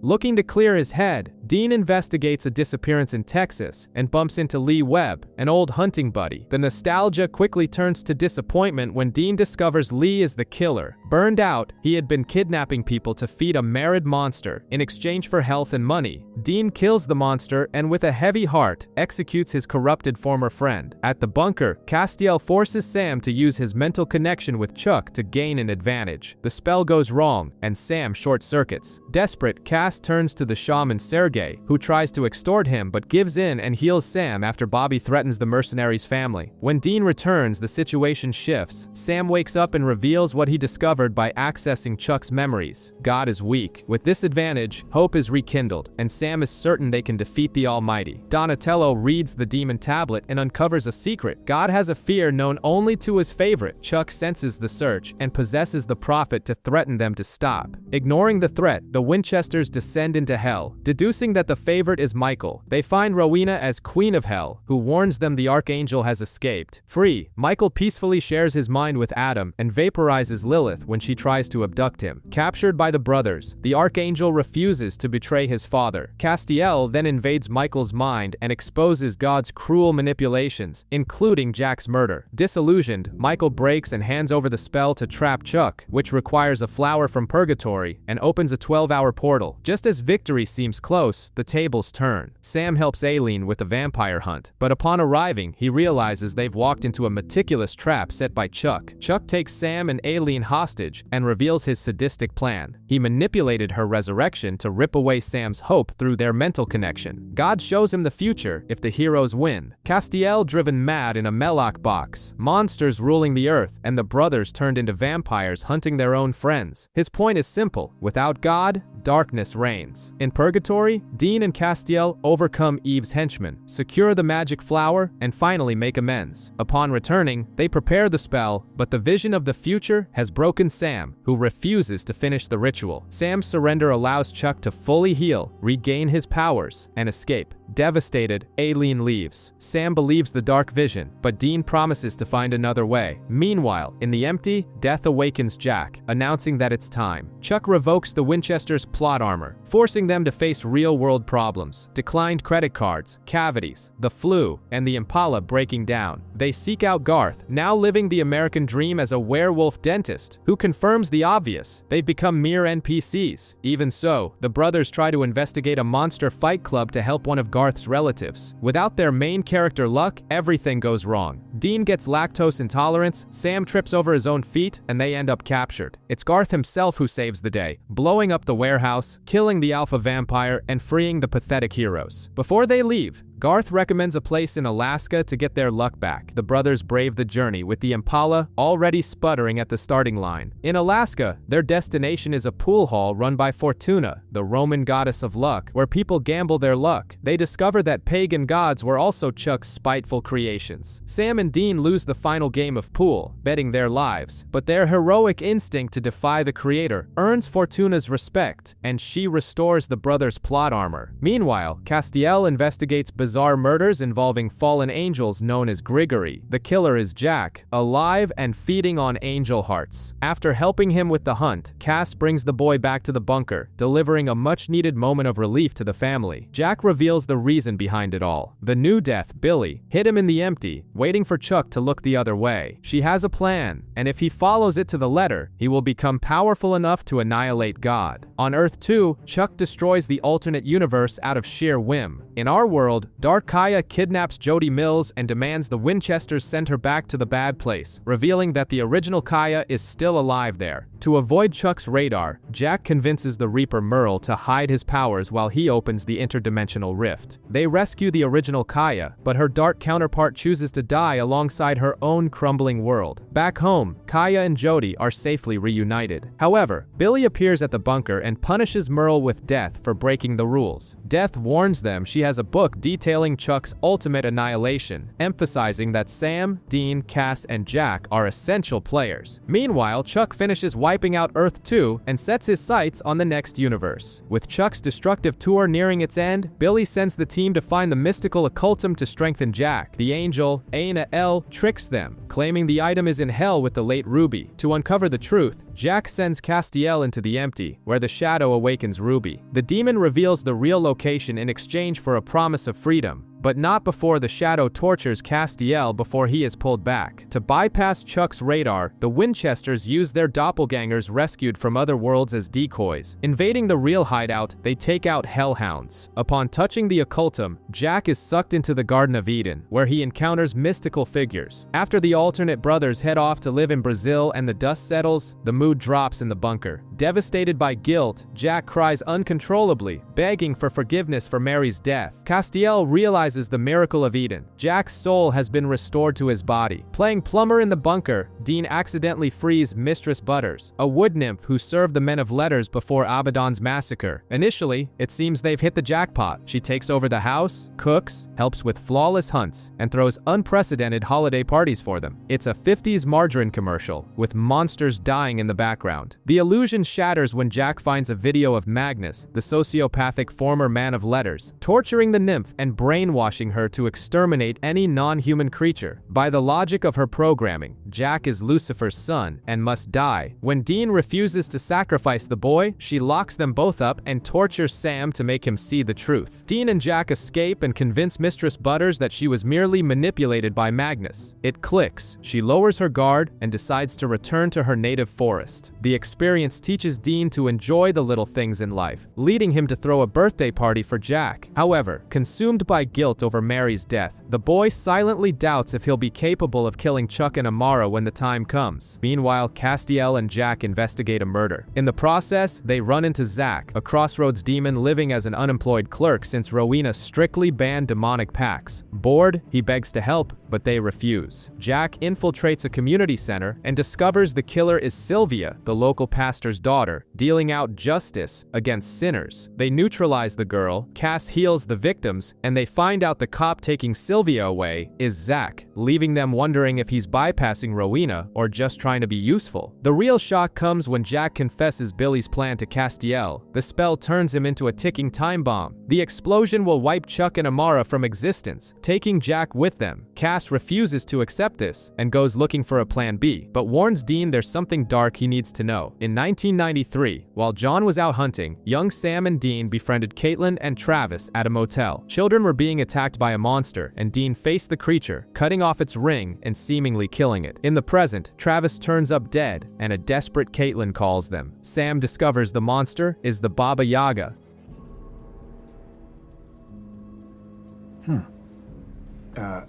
Baba Yaga, a witch who feeds on children's fears using hallucinations. Travis had fixed the old ring, accidentally resurrecting the witch. Dean destroys the artifact for good and eliminates the threat. The monster, however, is the least of their problems. Billy visits Dean, warning him that Chuck has destroyed the multiverse and is on his way. She has already given Jack his final mission, and, according to Chuck's book, her own role is over until the grand finale. The weight of reality crushes the team. Dean reveals Jack's suicide mission to Sam, confirming Cass's suspicion. To Dean, Billy's plan is the only logical way out of the apocalypse, but Sam is furious and devastated over the boy's sacrifice. The tension between the brothers reaches its peak as time runs out. With Chuck back, the race is on. Dean and Jack follow Billy's map to Adam, the first man. After a test, Jack receives one of Adam's ribs. The artifact is meant to fuse with his soul and grace, turning him into a cosmic black hole capable of swallowing any divine entity. As they prep the weapon, Sam encounters the shadow of the Empty in Death's library and discovers that Billy is manipulating everything. She wants Chuck and Amara dead so she can take over as the supreme cosmic power. Sam convinces the entity they are allies and flees with Chuck's Book of Death. Simultaneously, Amara traps her brother in the bunker so the Winchesters can spring the trap. However, Chuck reveals he manipulated space and time just to watch Sam and Dean kill each other in the climax. Realizing Dean used her as bait, Amara breaks down emotionally and allows Chuck to absorb her, boosting his power. But the script fails. Sam arrives in time to talk Dean down, stopping him from triggering Jack's mission. Furious at his disobedient toys, Chuck leaves. The exact second he vanishes, Jack's body glows intensely. The countdown has reached 0, and he starts to detonate. Billy teleports Jack to the Empty so he can survive his own detonation, enraging the entity of the realm by breaking its silence. On Earth, Billy negotiates bringing Jack back in exchange for Sam giving her Chuck's book. However, upon grabbing the book, she tries to flee with the boy. Dean attacks Billy with her own scythe. She escapes wounded, leaving behind the weapon, the book, and a now powerless Jack. Suddenly, refugees from the apocalypse world turn to dust. Sam, Charlie, Bobby, and Donna rush to protect survivors, while Dean and Castiel hunt Billy down, believing her to be the culprit. But the truth comes to light. It is Chuck erasing every living being on the planet, sparing only the Winchesters, Castiel, and Jack to watch. Cornered by a lethally wounded and vengeful Billy, Dean and Castiel are out of options. Castiel realizes that only the entity from the Empty can stop her, but to summon it, he must experience true happiness, fulfilling their old deal. Sacrificing himself, Castiel finally confesses his love for Dean. A portal opens, and the Empty swallows Castiel and Billy into the darkness. Sam and Jack realize they are in an empty world, while Dean doesn't answer the phone, devastated after losing his best friend. Chuck reappears to celebrate his victory, condemning the Winchesters and Jack to live on a dead planet. To prove his pettiness, he disintegrates a stray dog they just found. Seeking a way out, Jack tracks down Michael, who fails to open the Book of Death. Lucifer then shows up, lying that the Empty sent him. He turns the Reaper Betty into the new Death so she can read the book, then kills her, revealing he is back in God's service. The reunion ends when Michael kills Lucifer with an archangel blade. With the book open, the brothers find a spell against God. However, Michael betrays them, hoping to become the favorite son again. Chuck arrives, vaporizes Michael, and mercilessly beats Sam and Dean. Except the brothers are just buying time. Every punch and energy blast from Chuck is absorbed by Jack, whose process of becoming a cosmic bomb has turned him into a black hole for power. When Chuck tries to snap the brothers out of existence, he fails. Jack steps up and drains him completely. Sam and Dean reveal they used Michael's betrayal as bait to lure Chuck. Reduced to an ordinary human, the creator receives the worst punishment, being left alone to grow old and be forgotten. Jack, the new god, restores the world and departs for heaven, promising not to interfere. Free at last, Sam and Dean can finally write their own story. 6 months later, the brothers are living a normal routine in the bunker. Dean has even adopted Miracle. The dog Chuck had disintegrated, but kidnappings by masked vampires reopen an unsolved case of John's from 1986. Using their father's journal, they raid the nest and even run into Jenny, a vampire from their earliest hunts. A fight breaks out, and the Winchesters wipe out the monsters. As the dust settles, the unthinkable happens. Dean is shoved against a pillar, and a piece of rebar pierces his back. With no magic or cosmic deals left to save him, Dean shares a devastating goodbye. He tells Sam that it's okay, asks his brother to keep living, and passes away right then and there.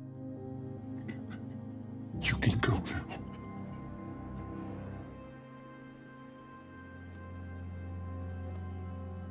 Dean wakes up in a different heaven, greeted by Bobby Singer with a beer. Bobby explains that Jack and Castiel have revamped Paradise. No more isolated memory loops. Everyone is together now. Dean gets into the Impala on an endless, peaceful road. On Earth, Sam keeps his promise. He quits hunting, starts a family, and names his son Dean. He grows old, lives a full life, and dies peacefully of natural causes. Opening his eyes in heaven, Sam finds himself on a familiar bridge. Dean gets out of the Impala, smiles, and the brothers hug one last time. The road has come to an end.